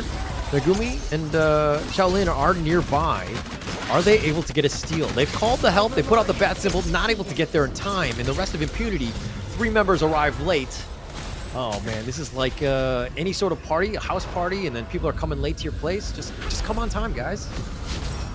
Yeah, it's difficult, right? Because at this point, like RRQ, they have pretty good control over the map, and the fact that they got so many kills in the first skirmish itself meant the countdown timers, death timers, did affect Impunity's gameplay. Let's take a look at how that went down. There was an attempted Razor Cavalry, but he got caught out. This is why you have so much control for the Guan Yu, and once Guan Yu is unable to make the plays for the team, you won't be able to be repositioned, and they took full advantage on the side of RRQ. Definitely took advantage. But speaking of taking advantage, the Cannon Blast. Okay, he's gonna. Black will just get back. He should be fine with the Unending Sorrow. But they're looking to turn this around. The flowing side does connect, but it looks like they're gonna back off. And Ashing just dodging in and out. Oh, he's trying to dash away. He went back in, and Jia will get another kill, and that's a bit of an opening. Yep, and this is pretty concerning because once Ashing is rendered useless, I think the win con for the side of Impunity starts to fall pretty much all apart. And RRQ, you can see they feel the advantage as well. They're going to try and push and up the ante as well. Yeah, they're going to force it. The Drake is going to be there, but I don't know if it's going to get in. Okay, it does get in range, but they're not going to do a whole lot of damage. They'll take the bottom T2 instead. That's where the opening was. Gio will get credit for that one. And they're going to continue to push. Oh my goodness. Look at that. Rolling Raid always outranges. Oh, they're going in? Get some free damage. Okay. Oh, they're doing some damage. Megumi does have the ode, pushes him back. Black, though, goes for 663. Here's the Resplendent Revolver. Does connect on Xiaoling. Did some damage, but it looks like they're going to back off at this point. Right. It's still thievery in the first 14 minutes here coming out from RRQ. This could change imminently as Impunity looks to secure a better position for this take. Yeah, Bai here will just kind of kite out the Tyrant. I don't know if this is a full-on commit here. Very risky. Oh no. Oh, Ashing, he's on the run. He's trying to dash away, but he's being bounced around like a pinball, and Jiao with yet another kill. Here's the ode. They're going to just kind of run away. And now this is the opening. RRQ have found something, and it looks like they're going to be continuing to chase after them. Bai will stick around and deal with the Tyrant. Yep. Trying to make some trades there, you know, pushing out the mid lane as well, but I think this is a small win, right? A small consolation prize in comparison to what is being taken by RRQ. At this point, it's going to be the Tyrant, and this is a Shadow Tyrant, mind you. So now take a look at the growth of the items. We already have the Insatiable Tome Void Staff, as well as the Savant's Wrath and the Scepter of Reverberation. So 663, he's going to be a very important component of team fights. Yeah. He's going to have to, I mean, he's been on point thus far. He's done all right. I mean, 2-2-3. But he's been there when he needs to, like in terms of just getting those right initiations, forcing the issues. And there's a reason why, you know, RRQ are up 4K. The team is starting to gel. They're starting to play, and they're starting to hit good cannon blasts like that. But they're going to take the top T2 as well. Yeah, you know what's concerning? At this point, Ashing, he actually has the Overlord Plate Mail, which is one of the highest HPs you can get in the game from an item. But still, he got melted down by RRQ. That shows you how scary RRQ's lineup is at this point. And with the lead they have, it's about 5,000 gold. It's quite a huge differential. Yeah, it's a tough situation. I mean, if you have more HP, you think that you survive, but you're still not able to do much more. Like the damage isn't like mitigated. It's more of like, oh, can I hopefully survive? And at that point, it's kind of like in the team fight, you need your team to just make sure they bring what you're lacking, which is like the damage and the control and all these other things, right? Yeah, exactly. And one of the things that's really hard to play against is just the F, because with the P-Springer, he's able to reposition himself, and every time he uses his skills, he gets a shield as well. So it's really hard to melt them down, but they're gonna try. They're gonna try here. Jester misses the cannon blast, but they found Nightmare, who's getting slightly damaged. Yes, he does go down. Black will get credit for this one, but now they're looking to turn this around, and they might have gone too far, and 663 is down for the count as well. That's 2 for nothing, and now Impunity are looking to take the Overlord here, and yeah, that was a good fight for them.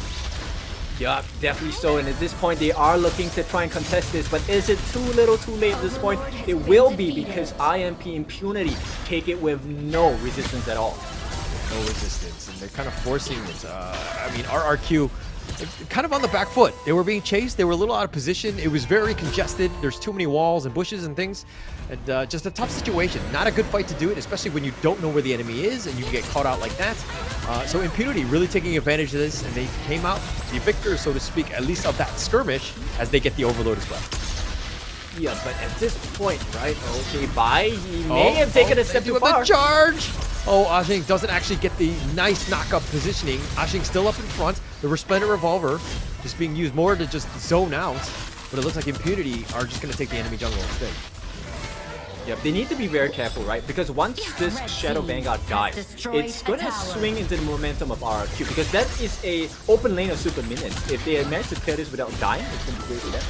Yeah, if they can buy. Ooh, getting chunked down. He's going to be fine, though. He gets under tower. He's going to heal back up. The Drake is now here. The Cannon Blast just kind of just trying to fish for damage. And they're still up in front. They'll deal with the Drake, and it looks like that's going to be the end of it for RRQ, at least for the next wave. Yep, so it's safety for now.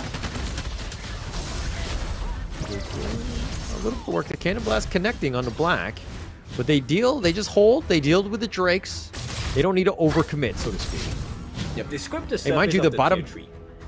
Yeah. Actually, the bottom T3 bottom has been taken out, so they do have a little bit of push in that lane. So it's more of the mid and the top that they need to worry about. Yeah, but at this point, you know, at the top lane as well, on the side of RRQ, they have successfully taken the tier 3 from them. So Impunity, I think it's pretty much even in terms of how the map works for them. Now it's really about finding the pickoffs, right? Can they get the important members? I feel if they manage to get Asing, it could change the fight pretty much in favor of RRQ. Yeah, and RRQ kind of playing a little bit more timid. I don't know if this is just like the norm for them, but they're not really like overextending. They're not showing themselves on the map, which is smart, don't get me wrong, but I think that they're also playing almost on the defensive scared side. Feels like a little bit risk at first. They don't know where Asing is, and they're gonna try and see whether he's there. He does not show very good understanding. They don't know what's happening here. Vision obscured. Vision obscured. Megumi still up in front. Ajing just kind of providing a little bit of a push in the bottom lane, dealing with those minions. Shaolin waiting in the bushes for somebody to come after him. And it looks like Impunity will just kind of walk out unscathed. Oh, Cannon Blast connecting on the Black. The Ode push back. Oh, they're looking to turn this around. Nice 3-man knockup though. Black, though, he's looking to go. Bai still up in front. The 2-man knockup in return. Bai continuing to fight. He's been knocked up yet again. Bai so low. He's got his shield. He's going to continue, and he's looking to turn this around, and he does get Black. They get the kill, and now they want to go for Shaolin. They're going to focus this in, but RRQ just get a 1-0, and it looks like they're going to retreat. It's just a little bit low. But that was huge. Did you see the recovery on Bai? My goodness, the amount of recovery he did was insane. He bought so much time for the side of RRQ. They literally had turned that fight around. You were talking about the power of this Doom, right? He has so much sustain, and like the shields and everything is just kind of keeping him alive. But his positioning was good. He was still in the heart of the enemy team, so you had to deal with it. So, you know, RRQ really playing their heroes correctly. Yeah, exactly. So when you have Bai in the middle of 5 members on the side of Impunity, that Gale's Benediction suddenly looks like such a godlike move. It's quite good at that point, right? But again, it's like Are you able to get in the right position and somehow survive, which he was able to do, but then also have your team to kind of back you up so that you get something out of it? And RRQ taking a really good team fight there. Now this is looking to turn into more than that of just a single kill, but now RRQ looking to maybe get the jump. They get the Cannon Blast. The Unruly Blade. He's going to go untargetable just for now. The Unending Sorrow, that is. And now they're going to focus on this Tyrant instead. Yep, there's a lot of space for the side of RRQ. Nobody's coming to contest just yet. Megumi gives them vision. They know that it's an attempt, but it's going to be thwarted by the support. So Megumi doing a very good job of pushing them away. Pushing them away, but Bai sees it in return. The Tyrant again is about 60% life or so. He will go back into his home. Now Impunity are going to use the Resplendent Revolver. Things are very precarious. Nobody wants to get out of position. Ajing is actually playing a little bit safer too. He's played a little bit more reserved ever since he died a couple times early. But now 663, he's been launched up. The Resplendent Revolver, the Unruly Blade back from Bai. And they're just kind of fishing around while this Tyrant just goes back into his home. Yep, it's not ideal for RRQ because right now they're able to match up the lanes as well, so they can clean up the super minions on the side of Impunity, and it is for Impunity to have to send someone so far away on the opposing lane. Yeah, one thing to note is that Impunity, they know that 663 is in the top lane. They had a numbers advantage. They didn't take advantage of it, as it looks like 663 is making a beeline for this. But it was a temporary moment where they had a numbers advantage. They didn't take advantage. Well, it is a risk, right? We don't want to have the risk. We love high risk, high reward, but at this point, I think the risk is a little too high for either team. All right, as a spectator, I want high risk, high reward. Okay. Yeah, me too. We'll see. So right now, Overlord's plate mail as well, completed. There is a bit of shielding coming out. This is going to come the Frigid Charge. Not just yet. 663, top lane. He was spotted. He was spotted out there, so that's why they kind of got the green light and they're trying to go. But now they're not actually committing for this. Okay, I thought that was going to be a bit of a team fight. Yeah, I mean, at this point, it's a tug of war, right? A tug of war for positioning, tug of war for an advantage between Impunity and RRQ. Nobody is letting up just yet, but it might all end in an instant if the Tempest Dragon falls below less than half his health. Ashing needs to make his way back to the Tyrant right now. He's going to look to go for the flank. Especially, oh, no, he's not going to commit for this one. Black getting a little bit low, doesn't he? Be careful. They're going to go for this one now. And it looks like Nightmare getting so low. He's going to be whittled, but that's going to be life number one. The second life from, looks like 663 as well. And they're turning this around, and Nightmare's down for the counts. They've got the damage. And Bai all the way in the front lines. Shaolin, though, he does get the kill. Megumi is down, and Jiao will get credit for this one, but he falls as well. And 663 and Bai, the only two alive from RRQ. They're continuing to fight the Unruly Blade. Bai continuing to go. And it looks like Bai will kill Black, but the top lane is open. 663 is here. He's going to look to defend. He needs to deal with the minion wave. Ashing is here. Resplendent Revolver. Life number one for Ashing. He's going to be down. Bai continuing to stick around. He charges him into the base. Might have gone the wrong way. 663 getting a little bit low. Ashing just trying to provide cover for Xiaolin to do the damage. He's trying to force it, but now Xiaolin, without the minions, they're going to have to back off. They take the mid T3, and they just limp away. But it's still a huge win at this point. Impunity definitely have the advantage. And right now, there's going to be two lanes of super minions and RRQ. I think they might struggle to contest for this Tempest Dragon. Yes, they are all up at this point, but Black is going to be out in the matter of 9 seconds. So once again, we're going to have the tug of war at the Tempest Dragon pit.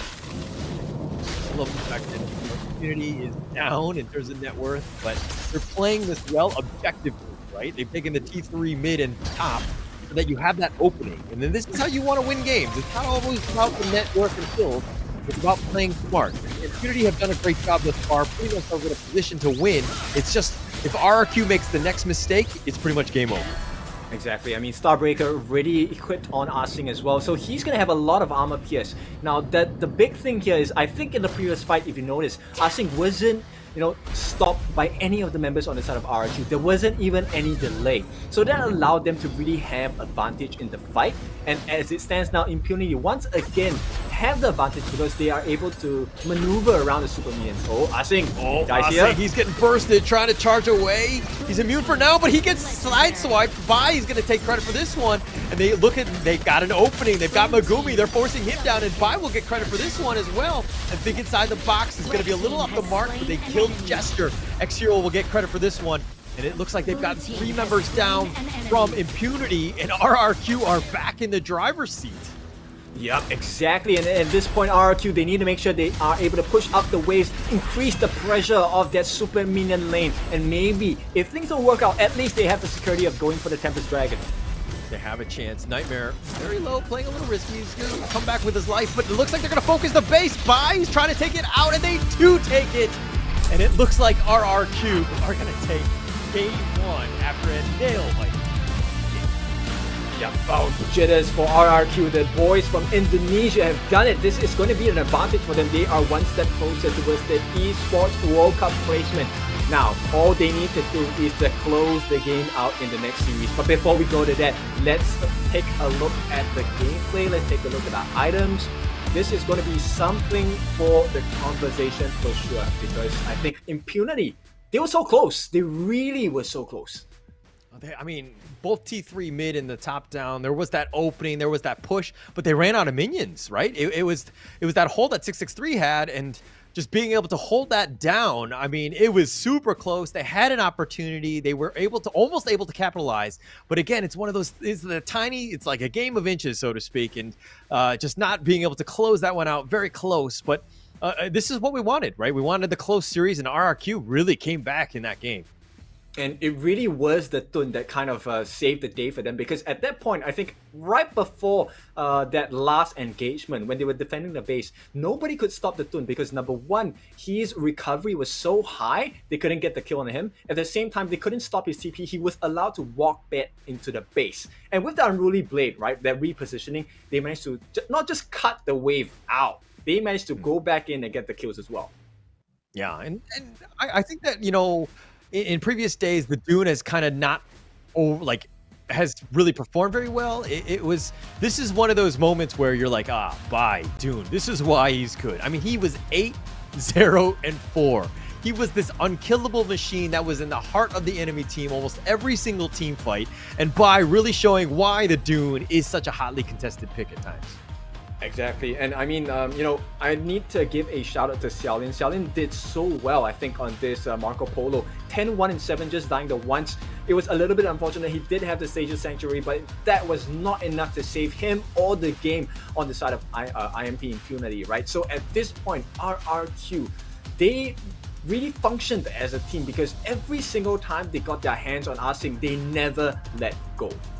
Yeah, and I mean, that was crazy, right? That game was so back and forth. We wanted a very hotly contested series, and we've got one. I'm pretty sure Impunity is going to come back angrier in Game 2, and Xiaolin definitely. I mean, in 10-1-7, the guy was popping off. If they won, he would clearly be the MVP at this point, but it's one of those things where he's literally trying to carry this team. He almost did it, but that one death was pretty much the straw, the straw that broke the camel's back. Yeah, exactly. So at this point, I think it's pretty clear to me, at least from my POV, who the MVP is going to be. It's probably going to be Bai here. He took 238,000 damage from the likes of Impunity and not dying a single time. Yes. I mean, that's the perfect game. That's what you wanted as the jungler. You just, I mean, the amount of damage he took, like he was giving, he was dishing out, but just the overall impact was just insane. But again, we don't have a vote in the MVP. We're going to find out what production thought or who they think is the best one. I think a lot of, some fingers might be pointing at Jiao with all that damage that he did and the kills that he might have had, but I think the overall impact was definitely Bai. Yeah, for sure. So we will be taking a look at the graph as well. Now, one of the things that they achieved was the fact that Jia was able to recover, right? This is one of the closest games we've had out of all 3 days. Yeah, definitely. It was definitely one of the most contested ones. I mean, look at this gold graph, right? It's up and down. This would be a fun roller coaster, to be honest. It's so many dips, so many peaks. trough, so to speak. Very interesting game, and to be honest, we weren't really sure who was going to come out on top. I mean, look at this. At the 18-minute mark, it was next to nothing, or actually, Impunity had a slight advantage at that point.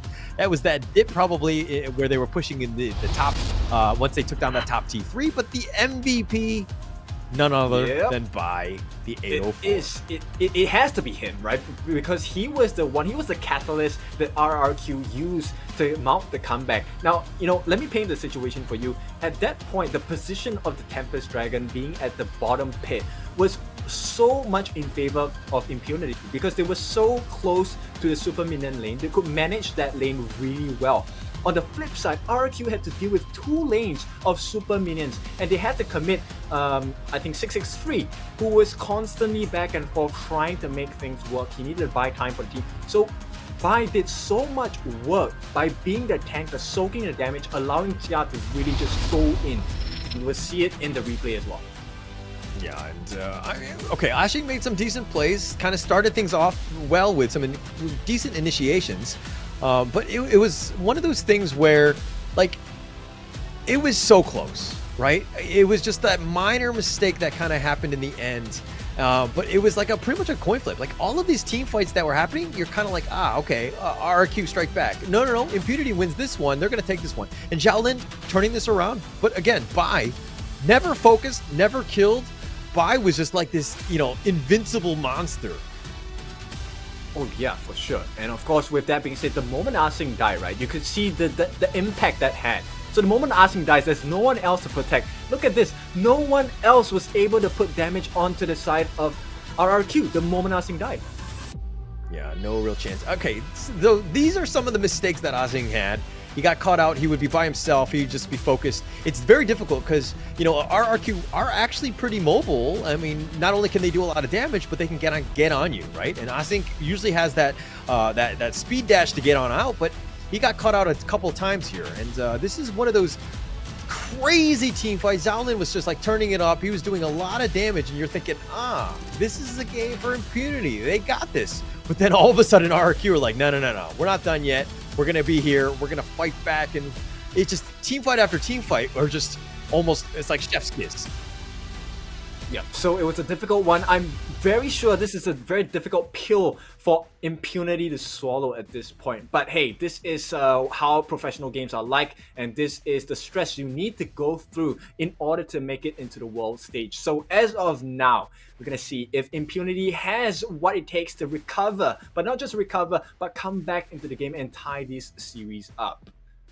Yeah, and I think that they have the potential, right? Impunity, again, you got to shake it off, right? Reset. Think of it as a 0-0 match. You can't really think about it. I think that if you dwell too much in like, oh my gosh, the what ifs, what could we have done better? I think now is not the time, right? You can play with these boys, right? The RRQ team, the squad. You have a chance. It's just a matter of just closing things out. So again, it comes back to the coaches of making sure that we just settle the team down, get themselves back into this one, because I think that they have a huge amount of potential, and I don't want to see, to be honest, I don't know who I want to see go home. I don't want to say that right now, but I think Impunity can really make this a tough series for RRQ. Yeah, you know what's funny? We predicted that, hey, the first 3 games of the day are going to be a 3-game series. But now, this last game is the one that looks closest to a 3-game series out of all the matches today.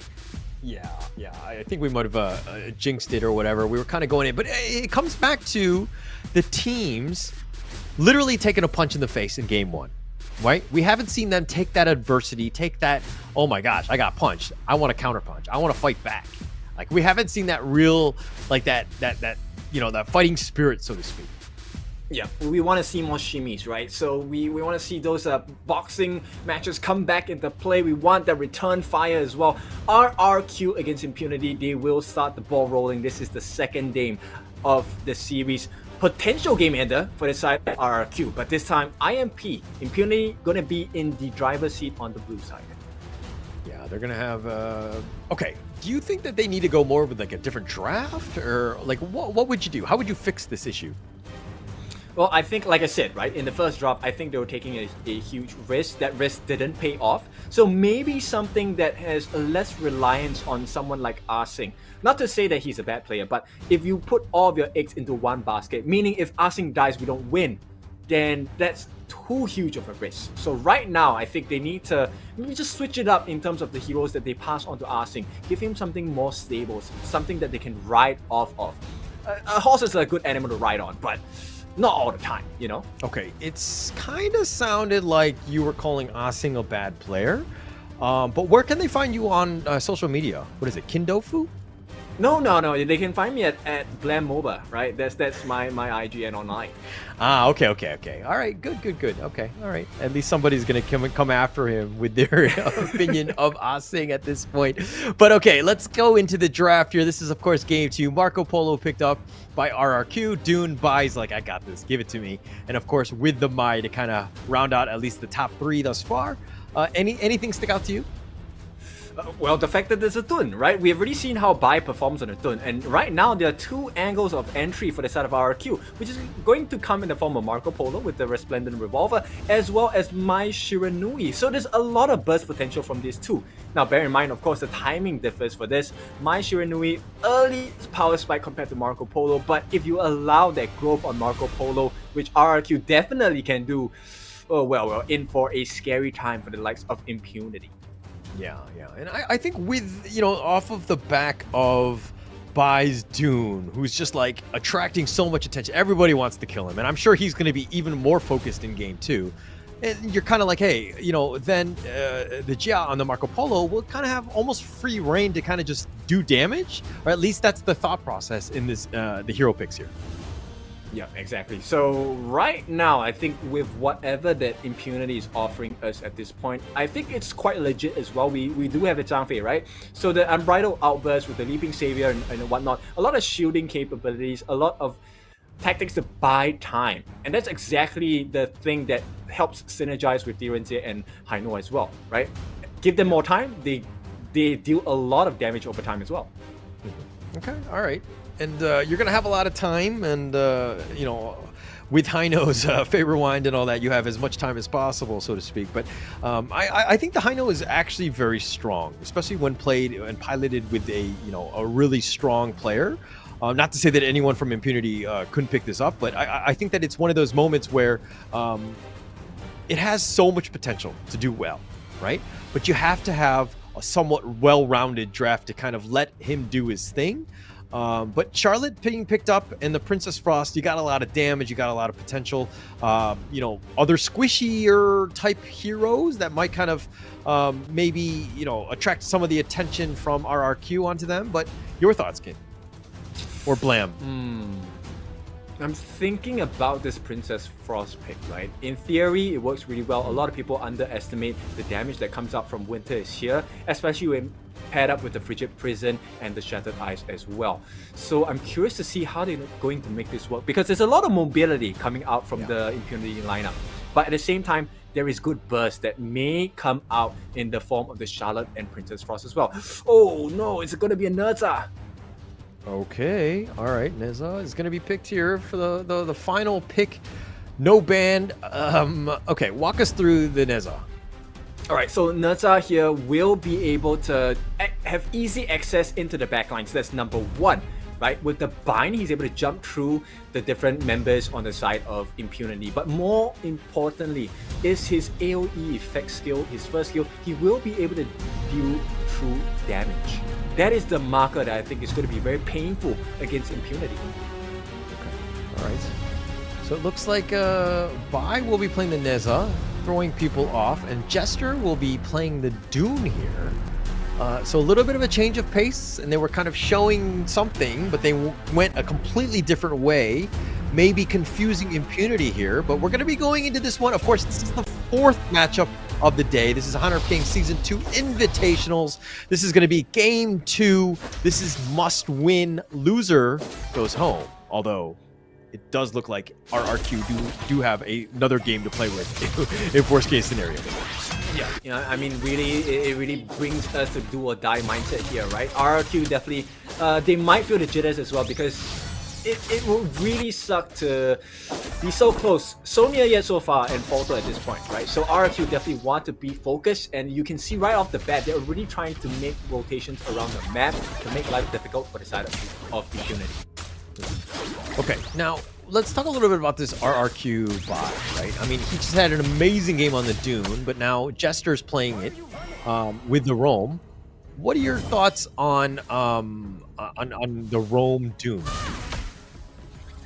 I think Dune is going to provide a lot of value for the side of RRQ, but let's take a look at Mai first, right? This is one of my favorite mid laners. The most common skill combo is to use skill 2, skill 1, basic attack, ulti, and then continue with the finishing blow on your second skill.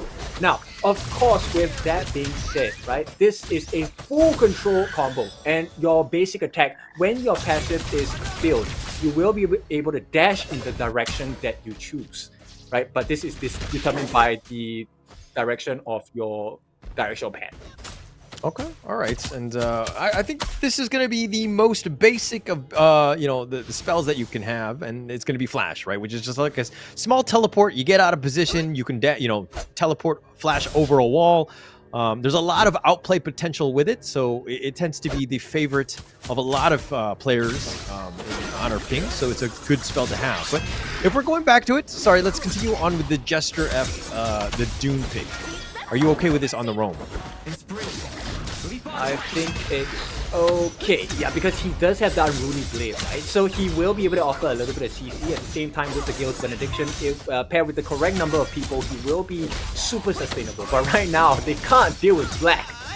Yeah, this is the Halo. Like, it's so annoying. Okay, he's going to zip on out, gets to 88 miles an hour, he teleports back, and Black just walks that one off. Super annoying. Yeah, perfect combination though. So at this point, you can see Impunity, they really want to buy time for themselves, and it's working out so far, right? Definitely. All right, so if we're going to go in the bottom lane though, okay.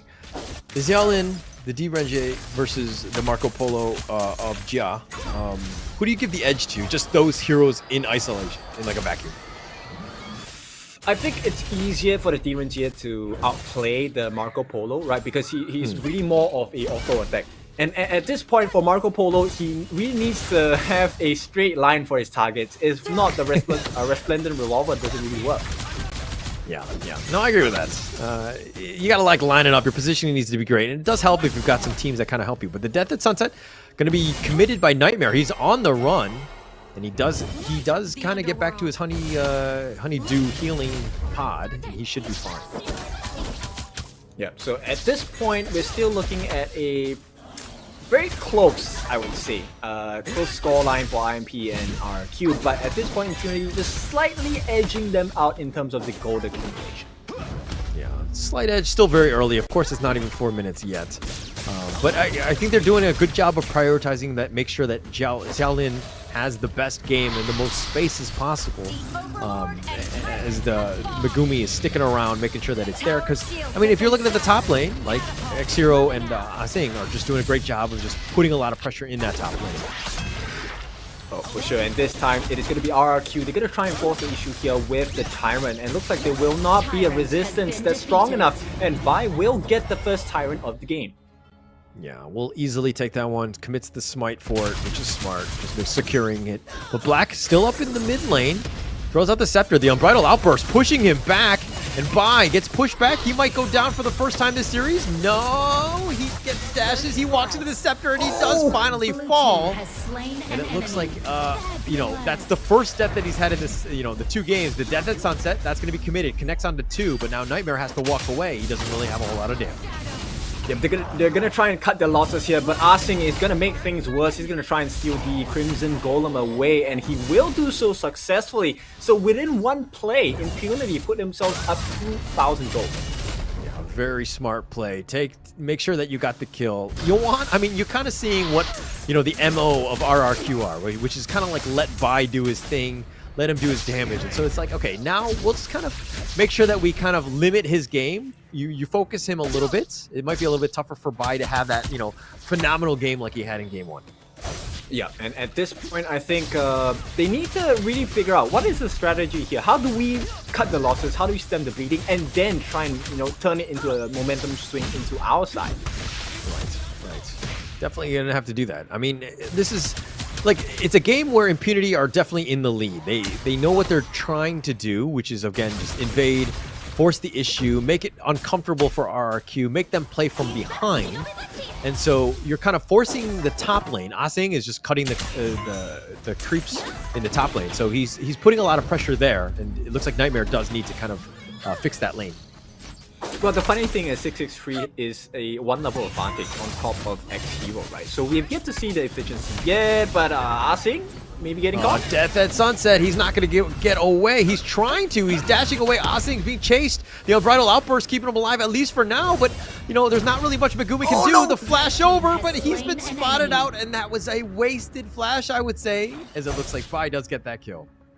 Yeah, with the Blazing Cape as well. He's going to be a quite a difficult target to deal with, because that moment, the longer he lasts the fight with you, the more damage he's going to do with the Blazing Cape as well. It looks like RRQ are looking to capitalize, turn this into a conversion of the Overlord here. They're going to do that one. And again, 0.7, 700 gold difference. And RRQ finding ways to get themselves back in this game, especially off of those solo kills. Yep, and so I'm going to try and threaten the Azure Golem here, and they might be, no, they're not going to be out of position at this point. Pretty decent map control from both teams, right? I don't really see big swings just yet. Not yet. It's still a bit. Oh, 663. Oh, he dashes away. Oh, he's fine. Okay, all right. Calm down. He's alive. He's alive. He's good. Yep. At this point, you know, the itemization, they're pretty close, very tight-knit. I mean, we are less than 100 gold difference between the two teams, right? So it's really neck and neck at this point, and itemization-wise, both farm lanes have done their Spark Force Jagger as well as their TP. Oh, the Fate Rewind, that's going to be committed. Yeah, forcing it out. Even. Yeah, it is even, and that's exactly what we wanted. We want this as competitive as possible, and of course, it's about who makes the first mistake, right? It's about those objectives, taking it out, who's securing what, and I mean, it's so neck and neck. It's anybody's game. Yeah, there's a couple of things that we need to bear in mind, right? X-Hero, I think he needs to definitely build one of the armor pierce, magic pierce items as well. He needs Twilight Screen, he needs the Void Staff to be able to deal with the nerds up, because the Express Shield is quite difficult to deal with, especially if Vi is burning you the entire time he's fighting with you. Yeah, tough situation. Vi is going to be still in the mid lane though. We haven't really seen him pop off. I mean, yeah, he's a little bit tankier and all that, but with the Tyrant taken here and almost largely uncontested, another bit of an opening for Impunity. Oh, here we go. Okay, Skyfall not going to be cancelled at the last minute. Not worth the dive under the tower, because the breath of Impunity actually going to keep them in their sight. But did he cancel the Skyfall, or did he run out of gas? Because gas prices are absolutely insane right now. Yeah, they need to, you know, watch out that foot on the pedal as well. And right now, Impunity might punish them if RQ step a bit too far forward, honestly. Yeah, and I think that they're going to look to invade the enemy jungle, take what they can. Impunity right now realizing that, hey, they have a little bit of space in the top lane. They'll probably push this one out. RRQ in the bottom lane, it's like two ships sailing in the night, so to speak. But in the mid lane, a little bit of action. They got the knock up onto Black. Jester is going to be there in the front line. They'd get him with the Wind Slash, but with the Fate Rewind, really not much you can do against this Black. Yeah, but it feels like those are the two heroes you don't want to engage against, right? They are wasting your time. So RQ, they recognize that they're going to back off right away. They need to catch up people like Asing, X-Hero, or even Xiaolin. With the Tyrant, make it much easier for Xiaolin to kind of push the lane. Now, will be played back for Jester. Keep them alive. Yeah, look forward. The roaming gun, the Resplendent Revolver onto the minions, though. Tyrant and the Overlord have now spawned again. So this is a bit of an opening, at least for Impunity. Not an ideal situation, right? RQ, they're gonna have to make the two recalls. I don't see how they're gonna be able to steal this. Impunity take things with no resistance. Once again, Nightmare can only stand by and watch. Yeah, not much you can do, but I mean, if anything, RRQ are making the right call. They're like, hey, we're not gonna contest, we're gonna take our own. Yeah, it's the Overlord. He's the ugly brother of the Tyrant. And they'll take something, right? Yeah. So at this point, 2-1, this is one of the lowest kill score games we've ever had. We've already hit the 10.5 minute mark, and this is where the winter is just going to make a lot of sense. And with that shielding, will reward the team with that mid lane T1. Yeah, kind of getting a little bit low, making me a little uncomfortable. Okay, all right. Hey, no, he didn't. He didn't. okay. I thought that was super close. But nonetheless, RRQ right now, I mean, you're talking about kills. It's just that this is an elimination game, right? You don't want to be making mistakes. So you have to play somewhat risk averse. You got to just take calculated plays, so to speak. And they'll do it, and they'll push ahead with the bottom Drake here. Megumi taking a little bit of damage. And just play things safe. They need to escort the Vanguard a little bit better at this point, because Xiaolin is rendering that Vanguard mute at this point, and it looks like RQ, they don't want to push too heavily, and they will make a beeline for the back of their base at this point. Gia taking a lot of damage. The roaming gun. Oh, he actually had to use the Fever Broad just to keep himself alive. The Unbridled Outburst pushes 2 back.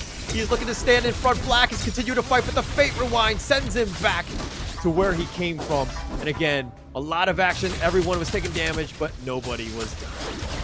Yeah, but this is a very, very clean foreshadowing, right? If you take a look at what's happening, Impunity didn't take that much damage, but the entirety of RRQ down to around half their health. And if it so happens again, I think Impunity will not miss a second time. Oh, Megumi, did you see that? There was a cheeky little, you get the Forbidden Domain, he got the steal on that Crimson Golem, taking it away from RRQ, and oh, they've got him, Jester! They found him out, the Death at Sunset, the Resplendent Revolver on the backside, but now he's in a bad spot. He's gonna go in for this one. He's continuing to fight. The Resplendent Revolver does kill Xiaolin. X-Hero is down for the count as well. 5 will get credit. Xiaolin is dead by 663. Megumi as well, and it looks like it's a 3-for-1 in favor of RRQ, and they're back. Yep, and that's what's so dangerous RQ, right? Every single time you feel like, hey, I have the advantage, RRQ bite back like this Indonesian boys. They will not let up without a fight. Red team I don't know where you're going. Has destroyed a tower. Fighting you, and if this is like a normal thing, I don't know. But nonetheless, RQ, they found out the way to get back in the game. It's a bit of a comeback in that sense. And now they're like, how do they proceed from this point on? They still need to deal with that mid T1. They have a long way to go, but they do have a slight net worth advantage. So that's you know, something that they can kind of hang their hat on. I think anti-heals would be good at this point. If you take a look at the itemization, there isn't anything that points out about anti-heals at this point. So I think it would do good for X-Hero to maybe pick up the Venomous Staff, because that is the skill with Winter is here, one of the highest AoEs in the game, which means potentially you could lay down the passive of the anti-heal, anti-regen onto majority of the cast on the side of RRQ. Okay, all right. Professor Kin is in the house. Oh, it looks like they're gonna go. They have the Starfall. He's gonna commit, but Gia's already down. That's the damage. And again, Impunity. Oh, X-Hero is down as well. They have the Meteor kill onto Black, who's getting sent back. He doesn't have Fate Rewind. Bai's been killed in the bottom lane. It was a 2-for-1, and Black somehow survived, but Azing not as lucky. And oh my gosh, we need to CSI this. It's a 3-for-2 in favor of Impunity, and they're back. Yep, exactly, and that's where the health pools matter, right? So Impunity, they once again reward themselves with another Tyrant. I don't think RRQ will be able to contest against this. This is a type, 3 turrets each, 3 neutral objectives each, 6-6 in the kill score, and we are in 14.5 minutes of game time. This is as even as it can be. Even as it can be, and that's what we're kind of looking for. Death at Sunset, connecting onto 2. The Moonlight flashes back. Jester is now in the front line. Looks like they're going to let him go, but Impunity here, they want to take the Azure Golem. Black pushing him out, throws out the Scepter. Gia was hopefully looking to get it. He's just going to farm up. Yeah, this is going to be the next big one. Jester will walk into Black here, who eats a Scepter to the face. Jester just using the Guild Benediction. Wind Slash as well, but Black just kind of shrugs that one off. Really no damage to him. But the Unbridled Outburst committed by Megumi. Something to take note of, as that ultimate, that cooldown is quite long. Yep. So this could be the trigger, right? This could be the marker for Impunity to not take a fight. But here, that's why our the wind slash that connects. The stasis though keeping him alive, but Geog is the first to fall. He's gonna go down. X-Hero is dead as well. Black still up in the front line, throws out the scepter once again. Oh, it looks like Asing survives, somehow limps away. 663 is being focused, and Black is wanting to go after him, and they got by as well. And they're turning this around. They've gotten 2 thus far. And it looks like they're trying to push the lanes as well. And Charlotte, Asing that is, will be going back to the fountain to heal. Yeah, they just out-sustain the likes of RRQ, right? So it's a 2-for-1, a very good trade for the side of Impunity. And once again, this time they're going to threaten the Overlord. And this is a Shadow Overlord. Yeah, they'll take this one. Black will secure that one. And it looks like Impunity right now. I mean, the net worth is like negligible, right? 100 gold or whatever, it's nothing, right? So at this point, Impunity continuing to push on. This is so tense right now. 663 getting jumped in by Asing, and it's just a matter of it's like the small wins. Yeah, it really is. And if you look at the itemization by Impunity, it makes a lot of sense, right? They have the Pure Sky onto the Charlotte, they have the Splendor onto the Princess Frost as well, and they have the Ominous Premonition, right, on the Zhangfei. So it slows them down, it reduces the damage that RRQ is able to deal against them. At the same time, it also buys a lot of time for the team to get damage in. So damage over time, one of the strengths of the Duans here, one of the strengths of the Haino as well, and this is working out for Impunity. Looking so strong at this point. Oh, the Starfall, he goes right into this one. He doesn't care how many there are. He's going all in, and it looks like they've gotten some damage, but Bai is looking to go down. He does get killed. He went in. The rest of the team didn't seem to be on the same page. Nightmare's down for the count as well, and Asing will take this one. The favorite wine, keeping Black alive one more time. 663 dashes away. Asing is going to be healed up. He does have the shields, and it looks like 5 members still up from Impunity, and they're looking to crash into the T3s. Yes, they can buy time, but can they buy enough? That's the big question to jump in. Oh, Gia, he gets sniped in. Asing will take this one. They've taken the mid T3. They're looking to do this one. And one last hurrah, 663. How are they able to hold Jester alive as well? 663 does get the kill, but that's going to be life number 1. Asing is back for the count. Doesn't have any minions, but 663, he's like, I don't care. I'm going to take this one out. The Drake is here. They're going to take the base, and Impunity strike back.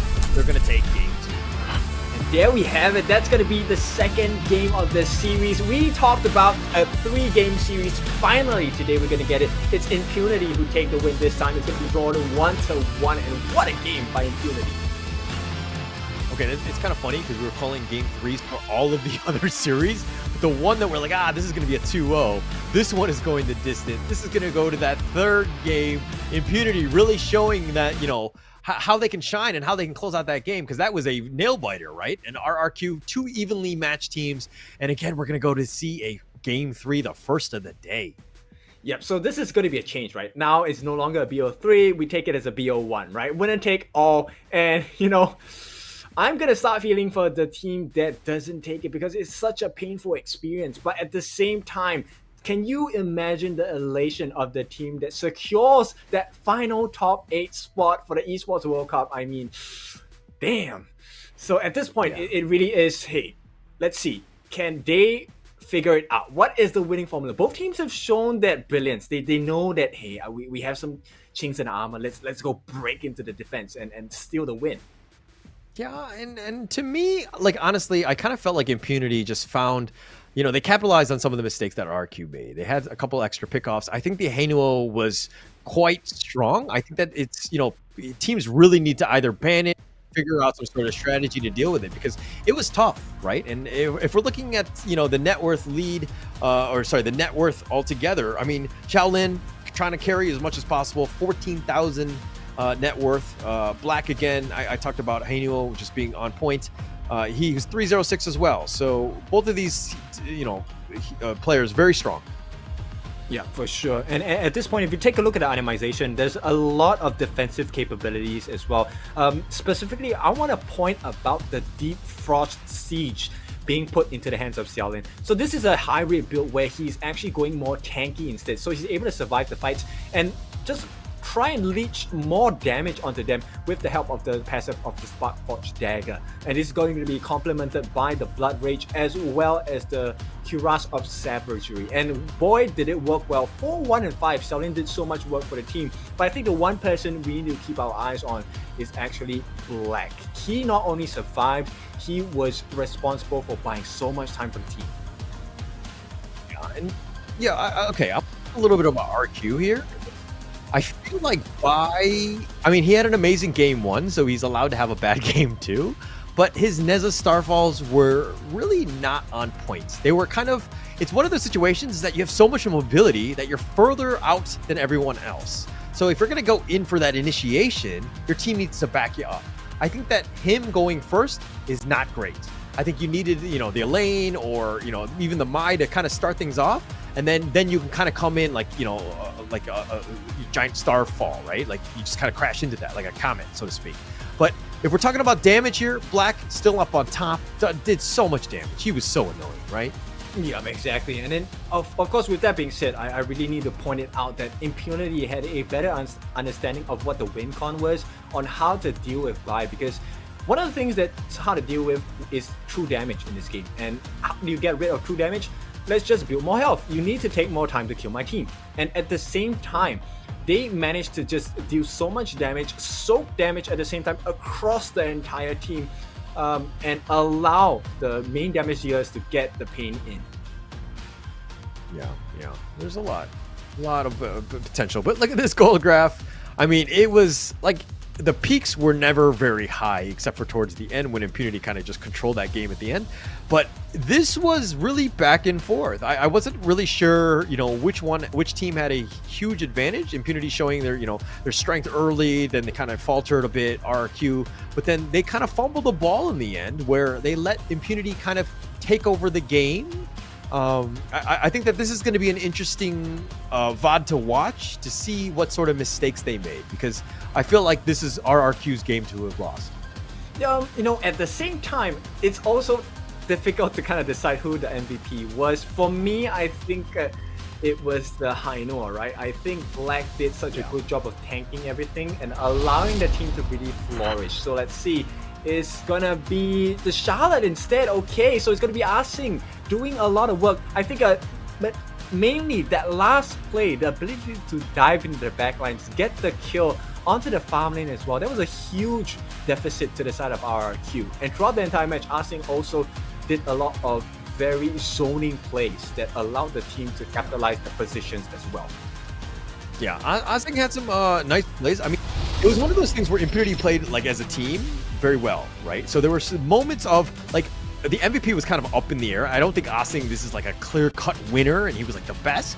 It was more of, he made decent plays and he put his team, just slightly better than everyone else, because everyone from Impunity played well, in my opinion. That was a good game by them. They were able to bounce back. I mean, just look at this Fate Rewind. He attracted the attention of 4 members, made it very difficult for RRQ to kind of get anything going. But the Starfall, again, this is a numbers advantage, right? They're taking this fight 3 versus 4. Not the smartest of plays. Now 663 is joining the fight, right?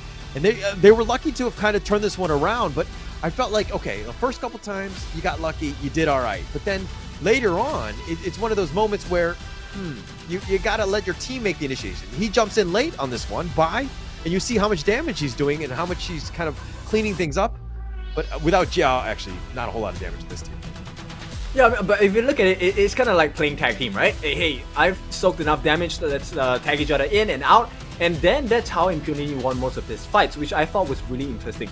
Yes, they did very good control on the buy. And at this point, like I said, it's really the HP pool, right? The ability to reset, the Fate Rewind, buying so much time. And Asing here with that last flurry of slashes into the base itself, allowing for the kill on Jia, allowing for the kill, I believe, on Jester F as well. And that really changed the state of the game, because then the floodgates were open. Yeah, but him going in with the Starfall, like Jiao was not in position. He came very late to the team fights. They went in 2 versus 5, and they were continuing to fight. Like, the call needs to be made where we're all in the same place at the same time. right? And then we focus on, we just blow up people that we need to do. The farm lane, you just have priorities, right? You just make these calls. But if you're going in solo, you're like, oh, go, go, go, go. We're like, oh, wait, I'm not ready. I was halfway across the map. Like, we're going to have a hard time. Yeah, I think they miscalculated a little bit because at that particular moment, I think you're referring to, the T-Ranger was actually being chased down by the clash lane of RRQ, and they were doing decent enough amount of damage, but not fast enough because they did get the kill on the farm lane, but they lost the trade because Impunity just wiped them off the face of the earth shortly after that. So now these are little things that happen across the game that matter, right? Small decisions in the split seconds really do make the difference. And this time we will see how much of a difference these seconds make because we are going into the third and final game of this series, our first 3-game series of the day, Holler. Yeah, and we had to wait for the fourth match to get to it. Of course, it's going to be going in. It's going to be straight up fire. Again, best of one, right? Winner, you win, you move on. You lose, you go home, unfortunately. And so there's going to be a lot of pressure. Make sure that you get into the top 8 because, again, there's so much at stake. You not only get into the playoffs for this one, the knockout section stage, of the tournaments, the knockout stage, excuse me, but you also get to go to EWC, and who knows at that point. Well, as the saying goes, right, we always save the best for the last, and welcome to the last game of today and of the series as well. Impunity and RRQ battling it out to see who will be the final victor, one step closer towards that esports World Cup dream. Yeah, and I'm sure there's got to be like the coach is just trying to calm people down, calm the team, the players, make sure that hey, you just play the best of your abilities, right? We're going to draft. We're going to go into this third game. We're going to pick everybody's most comfortable heroes so that when you get into this with your backs on the wall and all this pressure is there, you can just be like, hey, I know this hero. This is the best one. It's going to be for the team. Let's stick together. We're going to do well in this game 3. Yep, exactly. So it all starts with the draft once again. This is the last draft of the day. Like you mentioned, I think the coaches, they have to take very careful care of the mental state of the players, right? Now everything's at stake and you don't want to be the one that misses the buzzer beater, right? Imagine you miss that shot, it's going to be a very painful experience for the players. So the coach right now, besides calming the nerves, they're also trying to provide them with the best tools possible to get the best results. Yeah, for sure. And they need to do this. I mean, going into this draft, okay. I think right now with game 3, this draft, you cannot get cute. You pick your best heroes. You get yourself the best possibility of winning this game because everything is at stake in this game. Yeah, so right off the bat, RQ going to ban out the Guan Yu as well as the Zhang Fei, right? So 2 very, very difficult to execute heroes, but when executed properly, it can be, decimating to the side of your opponents. Likewise, Impunity going to take out a specialty hero in the form of Jing, and of course they want to reduce the amount of burst damage that comes through, taking away the Lady Sun. Yeah, take it away. But the Haino being picked up here with the Dahlia, interesting to pick up here. Again, the Dahlia's been doing decent throughout. The win rates have definitely gone up from today. So they're going into this one. But, I think the Lady Soon, you just ban it out. Make Jia play something he might not be as comfortable with. But the Haino, I really think this hero is in a really strong place right now. I'm not saying we need to nerf him, but I think that it needs to be in a situation where your team needs to be prepared for something like this. Yep, and interestingly, I was about to say, hey, isn't it a very huge risk to allow the entry of a Haino into this match? But now they have come up with the Yaria, and Yaria, I think this is one of the first few appearances, at least for today as well, right? So Yaria, a lot of disruptions, but more importantly, giving you that extra life, extra shield. So it could be the difference maker, especially if she gets her ultimate, the Verdant Protector, onto the RLE. Yeah, and I mean, it opens up a lot of doors. I mean, the Yaria, the Verdant Protector is just so strong at times. But it combos well with the Arlie because, like, obviously the extra mobility and all that. And she's kind of on the squishier side, so you got to be a little bit more careful. But there's a lot of outplay potential where Arlie can list step with the Verdant Protector on it, and now you've got 2 people like right in the heart of the enemy team, or dodging away. You have, but a lot of mobility. Oh, for sure. And of course, it might not seem like a lot of damage, but you know, accelerating blitz, the second skill of Yaria, does give some wisp damage onto the opponents. Sometimes it could be that slight additional increase of damage that makes the difference to get the kill. So we'll see how that works out. Yeah. Okay. So it's gonna. I mean, we're gonna go into the final phase coming in for the draft here. But Impunity again going with the Charlotte, very you know, the MVP from Asing last game. So picking it up here, no surprises. Again, picking into the best hero. Now I'm curious as of where this Dune is gonna go from RRQ. Is it gonna go back to Bai? I would hope so, right? I would think that at this point it's a flex pick, right? He could go into the Clash lane, he could go into the jungle as well. And if you take a look at the bans coming out from RRQ, they want to make life really difficult for the farm lane. So I'm curious to see what they have for the farm lane. Yeah, so at this point, let's take a look at what's going to happen. Yuan going to be secured by Impunity as they look for inspiration for the final picks coming out from RRQ to give them some direction on what the final pick will be for the Impunity farm lane.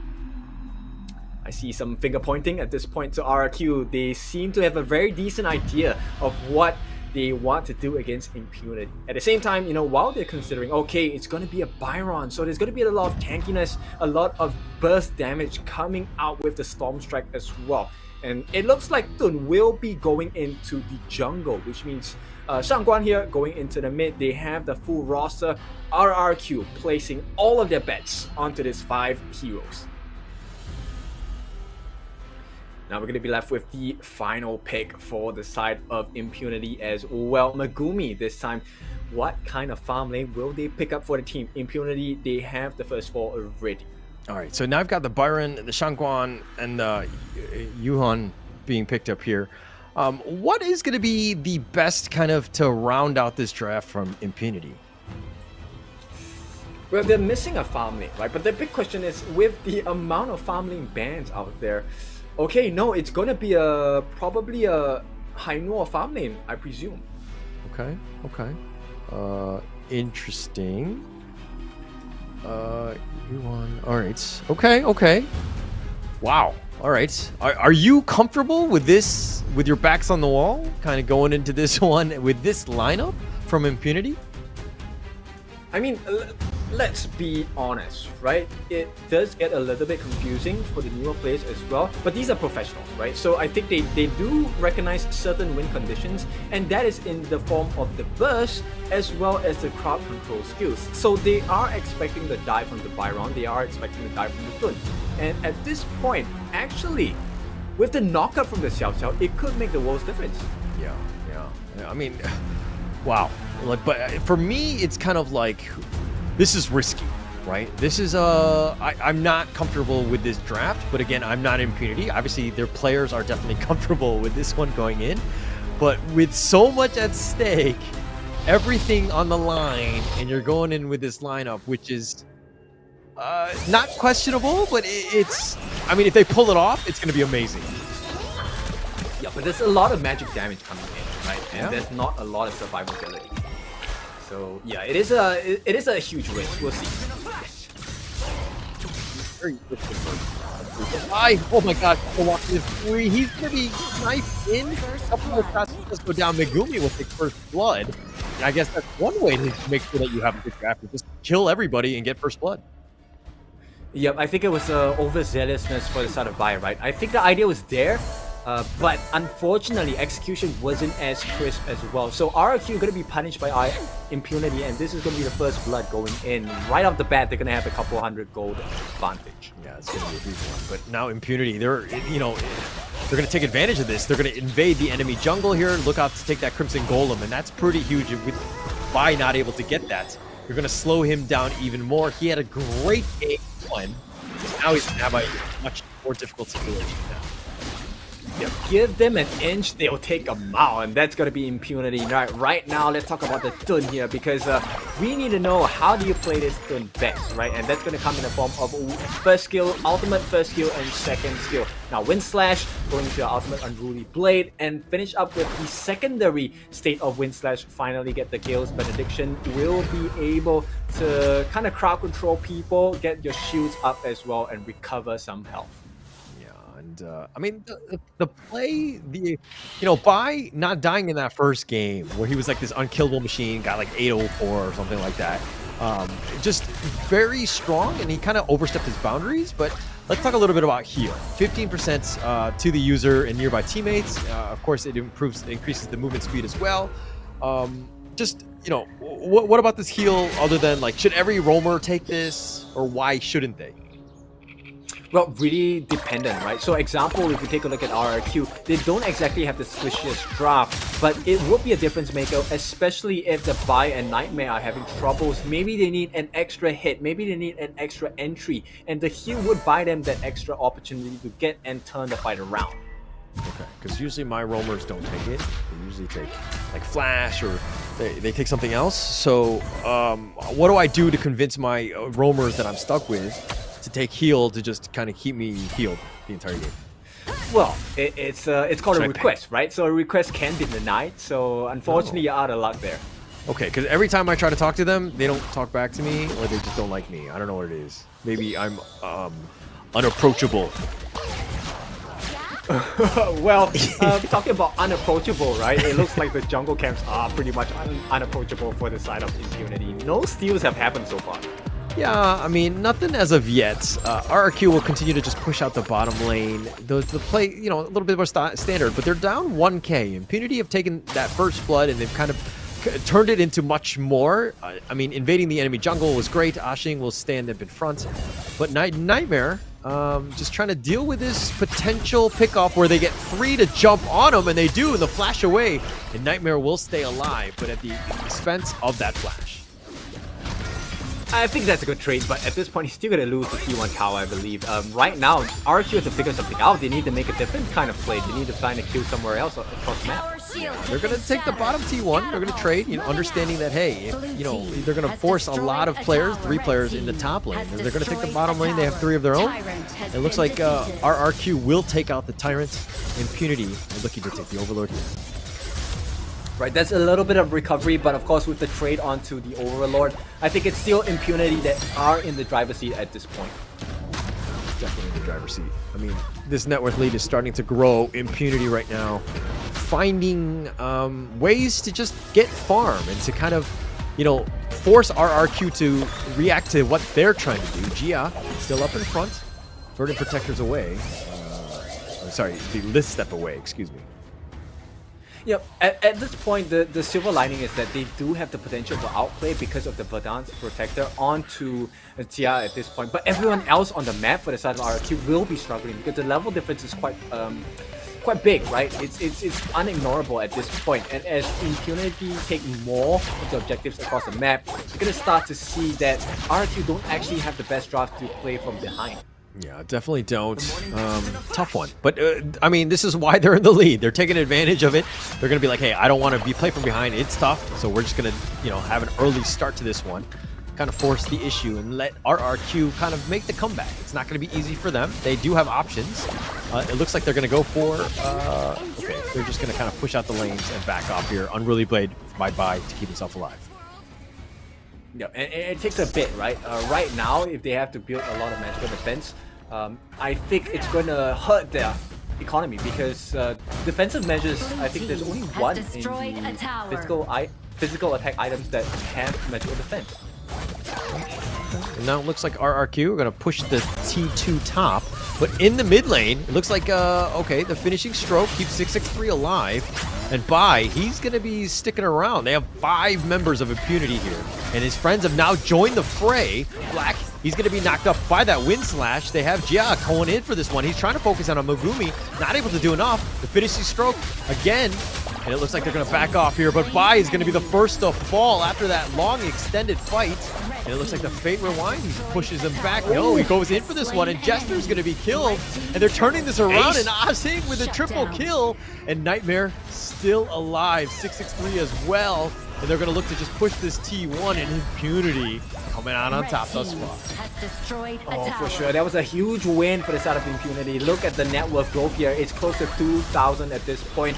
And, you know, most importantly is they could have gotten the ace, and that would have been damaging to the growth of the game for RRQ. Yeah, it would have been very tough here. But again, you know, Impunity understanding that they've got the T1 mid, they're going to focus their attention on the bottom lane. Bai hasn't really been doing as much. I mean, Black he has a slight net worth advantage if we're talking about roll to roll with the jungle, right? So Bai needs to figure out ways to get back in the game, right? Having the Dune, being behind, not great, especially when you want to be tanky and doing a lot of damage, and just kind of controlling the team fights, and just a much tougher game for him. Yeah, and I just noticed this, but there's double smite on the hands of Impunity. X0, he gets launched up. Nightmare, he's going to take this one.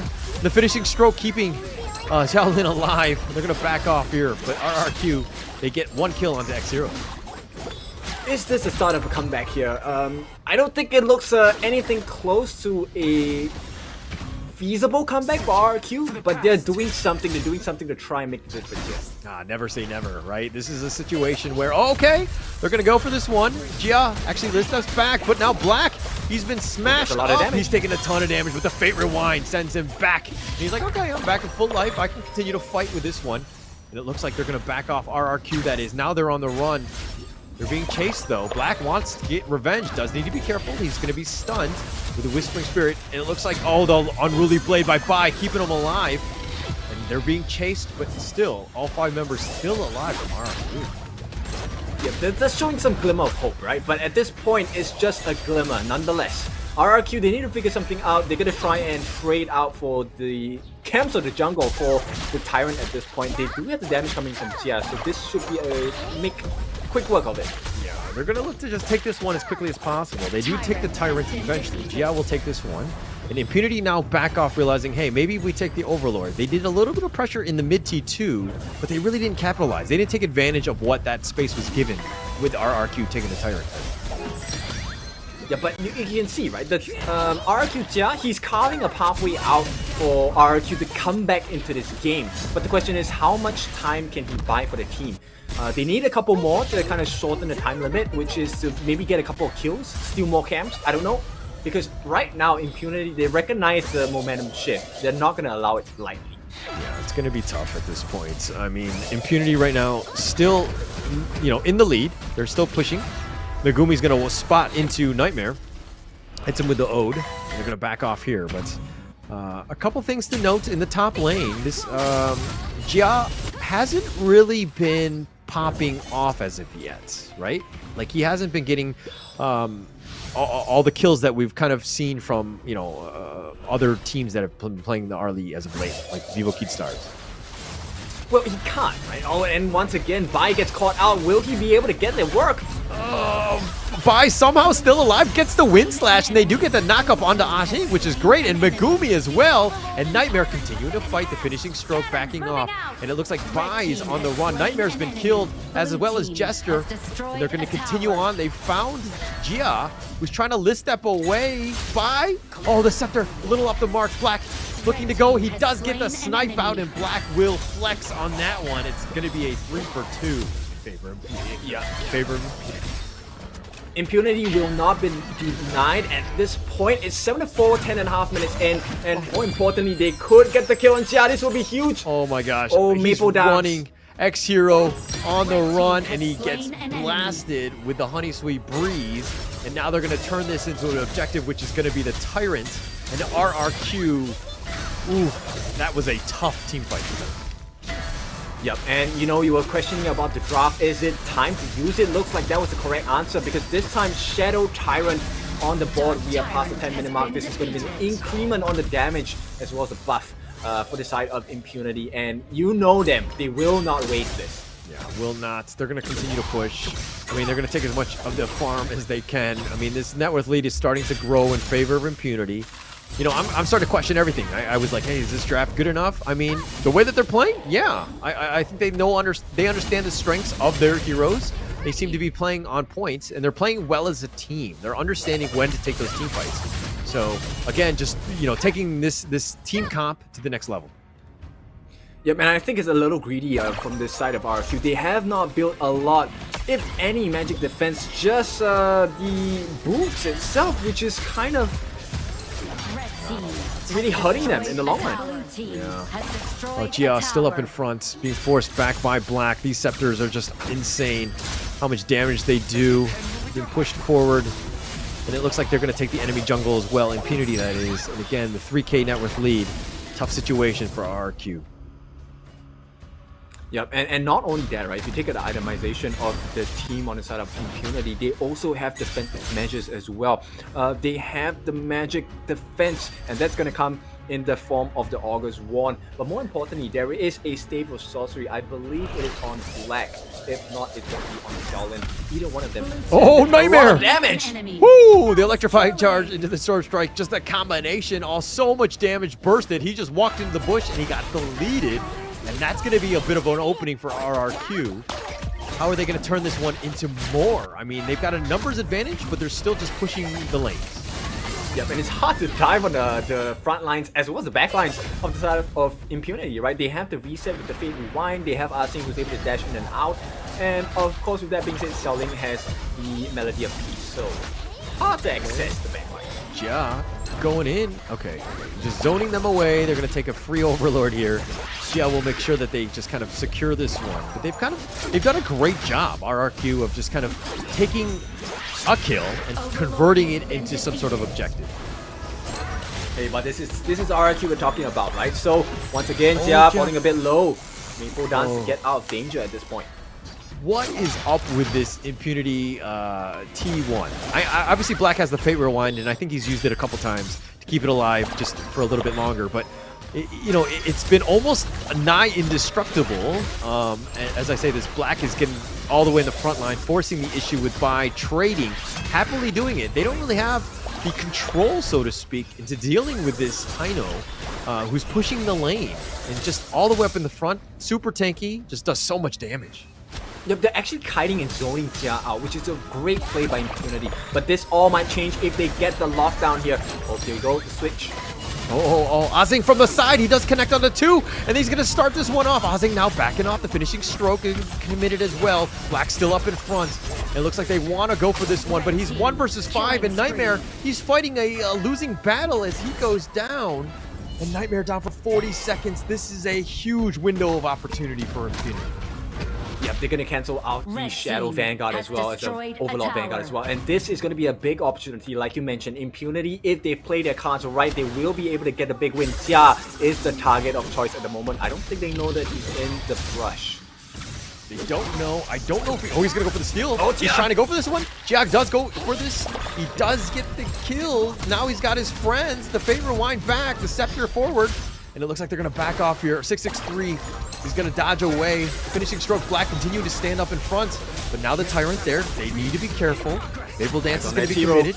Oh, Bai's all the way in the front line as well. He's taking a lot of damage. Black is still up in front as well. They're chunking him down. The top T3 is taking a little bit of damage. And it looks like who's fallen? No one thus far. Black's still up in front, and they do get Xiaolin, and that's going to be the first, hopefully, of many as RRQ on the chase. They're trying to chase after him.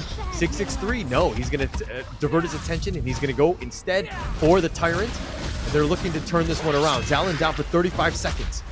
Black. But this is the RRQ that we know, right?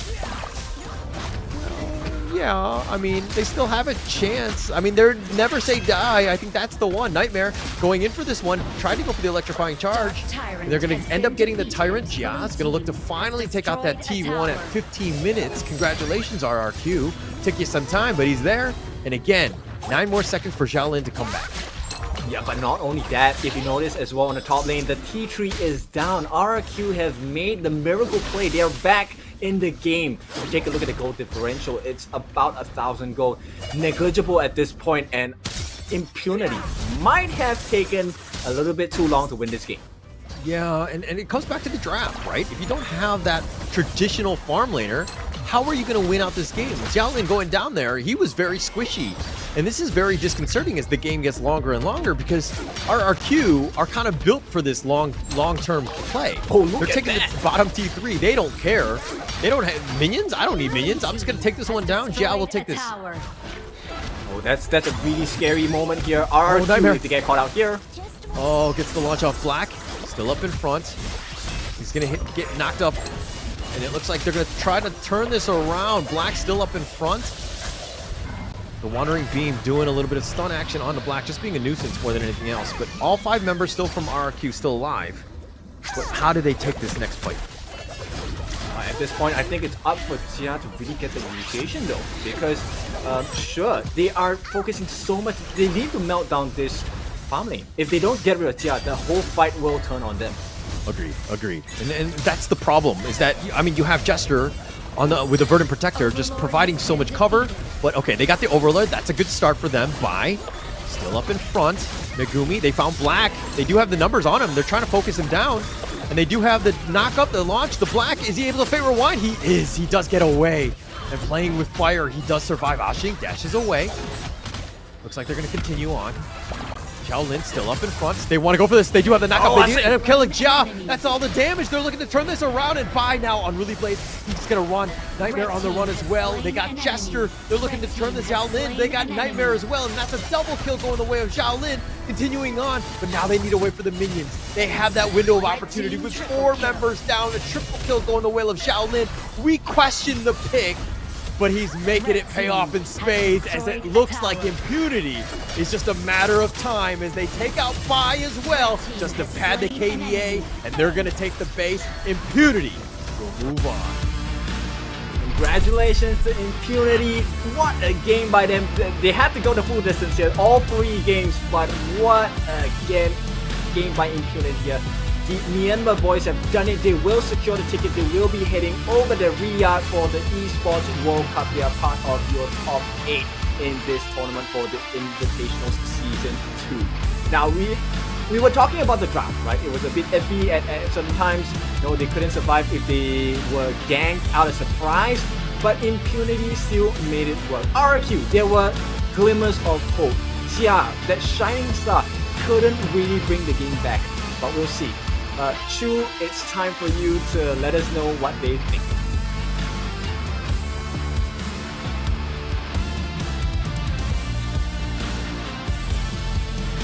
What a tug of war just now between the 2 teams. Oh my god, I can see the devastation in the air. There's also the cheer coming out from the fans as well. RQ versus Impunity. That was such a phenomenal run. It's a whole sum of Honor of Kings, as it is. But congratulations on the side of Impunity. I know, I need to translate. Don't worry, guys. But yeah, starting off, I want to ask, 谁是射手啊？我忘了啊，小雷是吗？啊，小雷你拿麦。Okay, I'm gonna starting off with Chinese first, okay, just in case. 啊，小雷第一场的比赛的时候，我感觉到你们差一点点而已就可以赢了，但是发生了什么事呀？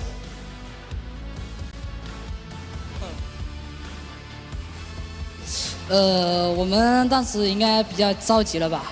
我们应该觉得我们把线处理好再打架。我觉得我们打龙团那波有点那个吧，有点不像训练赛打出来的成绩。就是我们训练赛打出来的跟比赛打出来的有点不一样吧。你可以告诉我什么不一样，可以吗？就是我们那波其实要从下路给压力的，但是我们还是。给自己压力了。对，给自己压力了。Okay, so I basically asked Xiaoling, he was the marksman or the one that actually had to carry out the game number 1.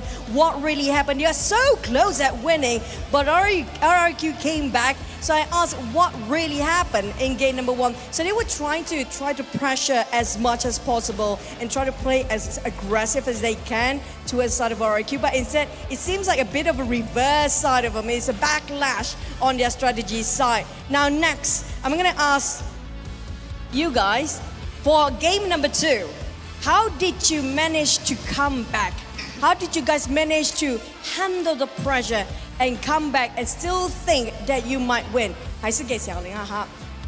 第二场完全不容易，对吗？对对对那压力很大。对，压力很大。但是你们会怎么样回来？你们呢？你想的东西，你们那时候的打法，还有你们讨论东西，那时候很短的时间，你们的过程是怎么样？我们过程就是尽量放松一点吧，就是我们比赛的压力不要给到自己吧。我觉得我们紧张，对面也会更紧张。你是一个射手，你当然压力最大是吧？他们有骂你吗？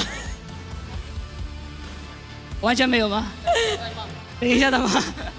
So basically what they do for second game, how did they come back? They try to cool it down for a bit. They know the pressure is big. It was huge, enormous, especially for Xiaolin. He's actually the one that have to carry up till the last, and especially when it comes to the dragon game.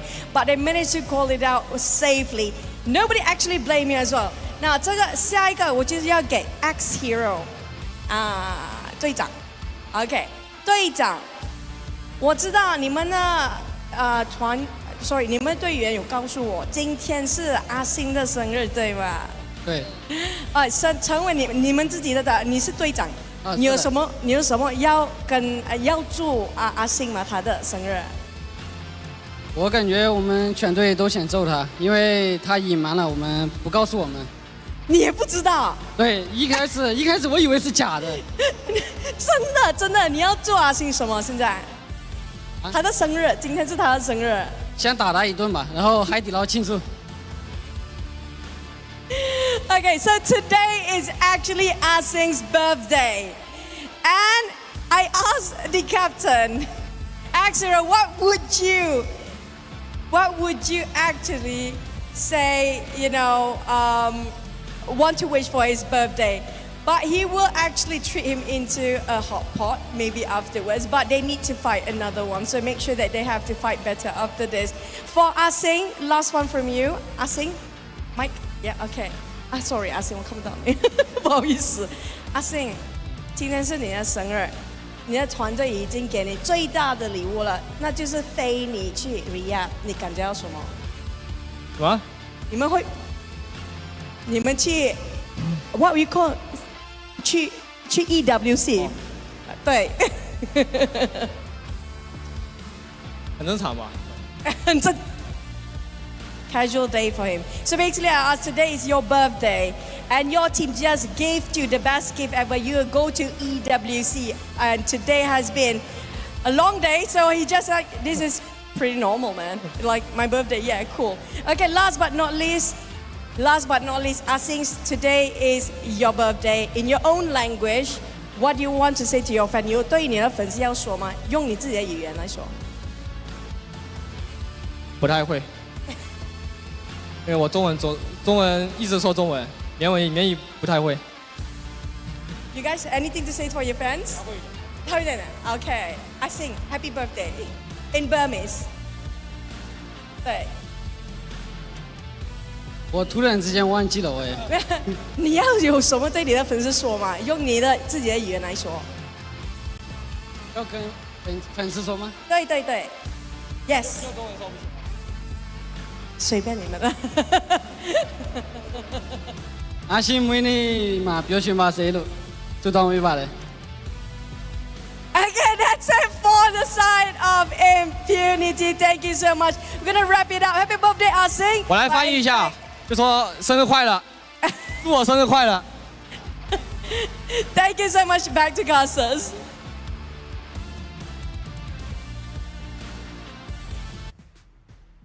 All right, thank you, Choo Choo. That's the end of the day, and of course, happiest of birthdays to Asing here. What a big birthday gift to make it into the Esports World Cup as part of the top 8 for the competition. But we're not done just yet, right? So, Hollow, we have to walk through how this game went with the stats and, of course, the MVP and whatnot. But how was this game for you? All right. Okay. Let me respond to Asing's birthday. I didn't know that going into this one. I felt like you can't lose on your birthday, right? Like the other team didn't even have a chance on that one, right? Nonetheless, very good game. Impunity proving that hey, unorthodox drafts, we'll roll with it. We understand how to position our, get the right pickoffs right at the right moments. and just closing it out. Unfortunately, this is the road that ends for RRQ. I thought they put up a valiant effort. I expected them to go even 2-0 going into today. So, color me wrong. You don't like this feeling. Actually, it's a terrible feeling for me. It's okay. This is what happens in the competitions. But of course, we look on the bright side of things as well. Now we have our confirmed 8 finalists. Now the next part of the competition is going to be going into the knockout stages. But before we jump into that, let's take a look at the post-game stats here. The itemization was very huge. Let's focus on Impunity first. What speaks out to you, man, Paula?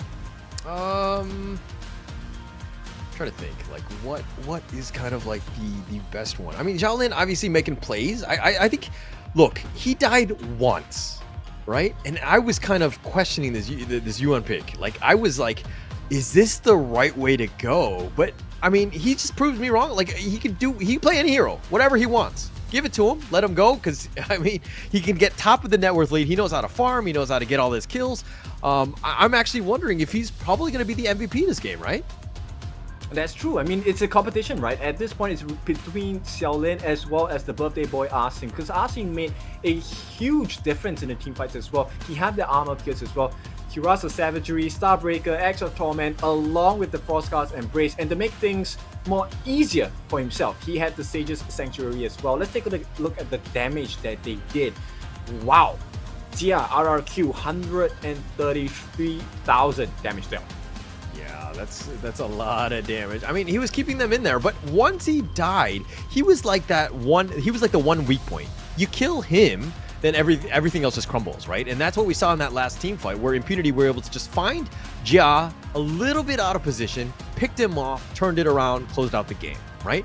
So again, when your damage dealer is like, the Arlie, you got to be super careful. A very high ceiling skilled player or a hero. So very difficult for Jia. Obviously, not to say that Jia can't do it. He was on point, but it's just one of those things where you make one mistake and, everything just crumbles. Yep, exactly. And Black and Xiaolin, the two of them, dealt a total combined of 200 over 1,000 damage as well. Now, not only that, Black was doing a very good job of soaking in damage for the team, which allowed a lot of freedom for Arsene to just jump into the backlines once the health pools of the RRQ members were low. And, Xiaolin was not going to miss that opportunity as well.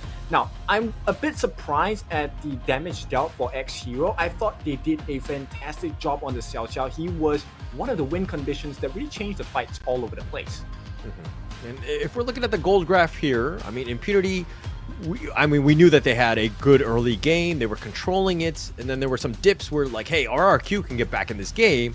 But Impunity, again, that last team fight where they killed the Arlie, and boom, the power spike and the game. So Impunity understanding that, hey, we were on a timer, but we just close out the game when we can get that one opportunity and we'll take it and just end it. Yep, exactly. And this is where the benefits of the Overlord come in, right? So the massive Overlords and the Shadow Overlords really help Impunity find that opening for Jia. Now, who is the MVP of the day? That's the big question. Let's take a look. It is going to be Xiaolin. This is going to be the Yuhuan. What a game, especially with the Melody of Peace so many times averting the imminent death coming in that RRQ wanted to provide and give him with a fast delivery as well. Xiaolin, juked all of the damage, juked all of the attempts, made it out, gave so much damage for the team, and with that, he helps the team secure entry into the Esports World Cup. Yeah, congratulations to Impunity there, and I was definitely on the back of this one. I mean, the 6-1-4, the KD, like, you only died one time on the Xiaolin? Like, that is perfect positioning, and we'll see a lot more of that in the replay here. This is where I think that RRQ, you're taking a very high-risk play, and I think that it's really not worth it. I think this is one of those moments where you go back to game one where Vi was playing a little bit more conventional in terms of his jungle pathing, right? You don't have to do this. You don't have to force things, and putting yourself in a situation where you're playing from behind, it's way more difficult than, playing like a more traditional one where you can just farm for Vi, because Vi is that player, just get him that farm. Just give him space. Don't force things. Yep, and this draft itself, there was a lot of magical damage, and I think RRQ didn't expect the amount of damage that was going to be dealt to them, especially with the iframes itself. They kept getting pulled into fights that were unfavorable to them. Yeah. Actually, you bring up a really good point, right? In the sense of like, just play things a little bit more stock standard. I don't know why you need to kind of force it as RRQ. And get that magical defense, understand the right itemization. But this is the end, right? They got the Jia down for the count, and it's just a cleanup crew. There's really nothing RQ can do. They're running for their lives. There's really not much they can do with the minions pushing and by one last goal, trying to keep them alive. But Impunity came out on top. They're your victors. They're going to move on. Top 8.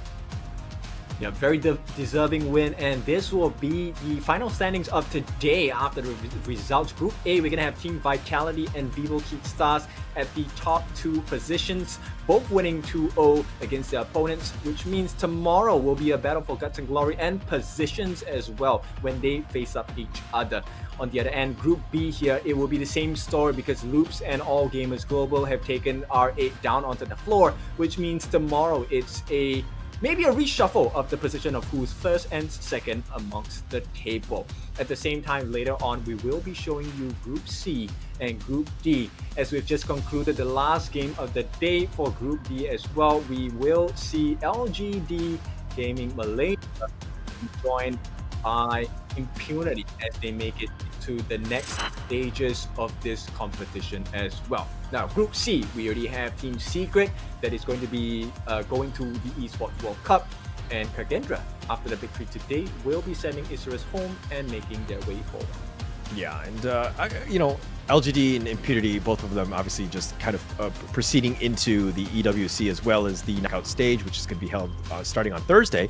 But you were talking about some of the other games. Yes, we have more group stage games tomorrow, and I think that I want to stress the importance of those games, because if you happen to be second place in your group, you might be going up against the first place squads of the other groups, and who wants to play against LGD or Team Secret, especially in the first round, right? I think that you got to play super hard tomorrow so you don't get matched up against them going in.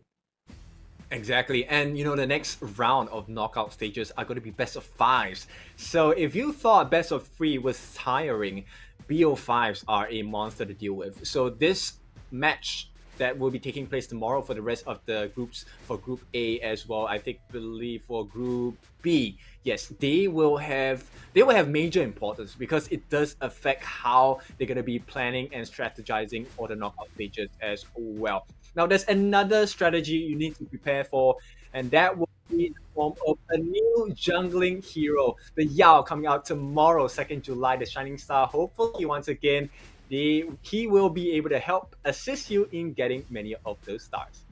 Yeah, hopefully. That's the plan. If I buy it and I don't get stars, do I come find you, Kindofu, on social media? I don't know. Like I said, don't say Kindofu. I'm Blamova. That's the real name you can find me online by. All right, if I don't get it, got it. Now, with that being said, I think it has been an exciting day. I mean, thank you for joining us as well. And really excited because once we hit the knockout stages, this is going to be the second part of the competition. First part, yes, we have identified our top 8. They will go for the EWC. But tomorrow, it's also the secondary objective to see who is closer towards the first place of this competition, right? So Vivo Stars against Team Vitality, that will be the first match of the day at 3 o'clock GMT plus 8. Followed by Loops at 4:40 p.m. against All Gamers Global, and we'll end the day at 6:20 for the last match, Boom Esports versus Foot Esports. Yes, and of course, tomorrow is all about the seeding going into the knockout stage. Super important. Vivo Stars, Team Vitality, both of those guys 2-0. That's going to be a great game. All Gamers Global, going to be a good one as well. So I'm super excited. I'll be casting tomorrow. Unfortunately, Kindofu, you're going to be taking the day off. Slacker. But No, again, I'm not. they will find you, of course, during the knockout stages, in the later stages. But yeah, thank you, Kin, for today. I think we had a great number of good games. So super exciting day, and I'm super excited to see what happens tomorrow and also in the knockout stages. Oh, for sure. And of course, just to keep it open and out in the air as well, we do see the comments, and I really like the fact that you guys on Twitch and YouTube and Facebook enjoyed the matches a lot. We're always open to feedback. Let us know what you think of the games, and maybe let us know if the strategies that the professionals have pulled off in game on the professional stage work out for you in your ranked games as well. Remember, we do want to find out about more content, right? Not just about season 2, but across the board for all types of content for Honor of Kings. Now, Holler, of course, I'm pretty sure you're ready for tomorrow because it's another round of decider matches, right? Like you said, it's going to decide the fate of the position and the teams they're going to be playing against in the knockout stages as well. So with that being said, I think it's been a interesting first few days, right? Day 3, and we're going to head into day 4 with a lot of big expectations as well. Yeah, a lot of expectations playing live, I'm sure, for some of these squads. Not something that you always do, especially traveling here into KL and being able to play in on stage is not easy to do, and going into this one. So nonetheless, interesting games to play throughout. But we're going to go check out the highlights. All right, so let's take a look as we dive into the Hero Scourge. Oh, okay, and right before that, we're gonna sign off. So it has been your favorite kind of tofu, Kin Dofu. With me today as well has been Holler. We'll see you guys tomorrow. Just Holler and Blam.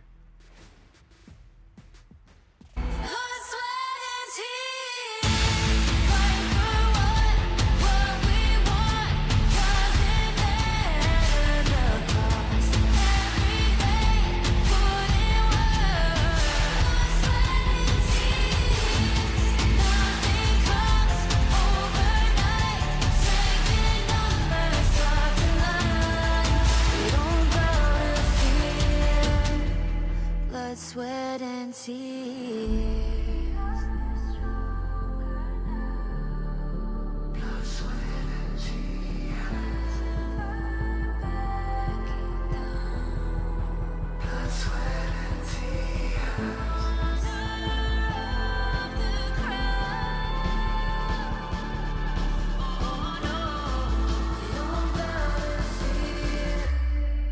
Blood, sweat and tears.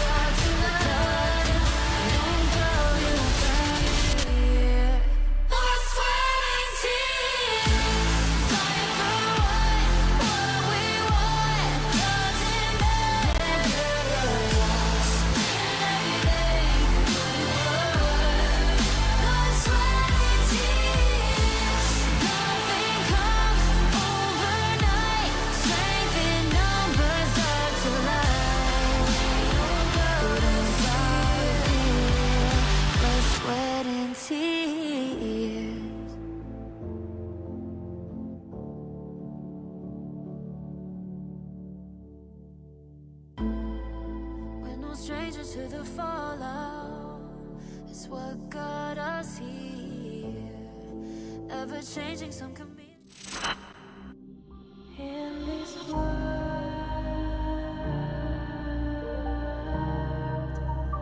Only ones in this world. Only ones in this world. Call out my name.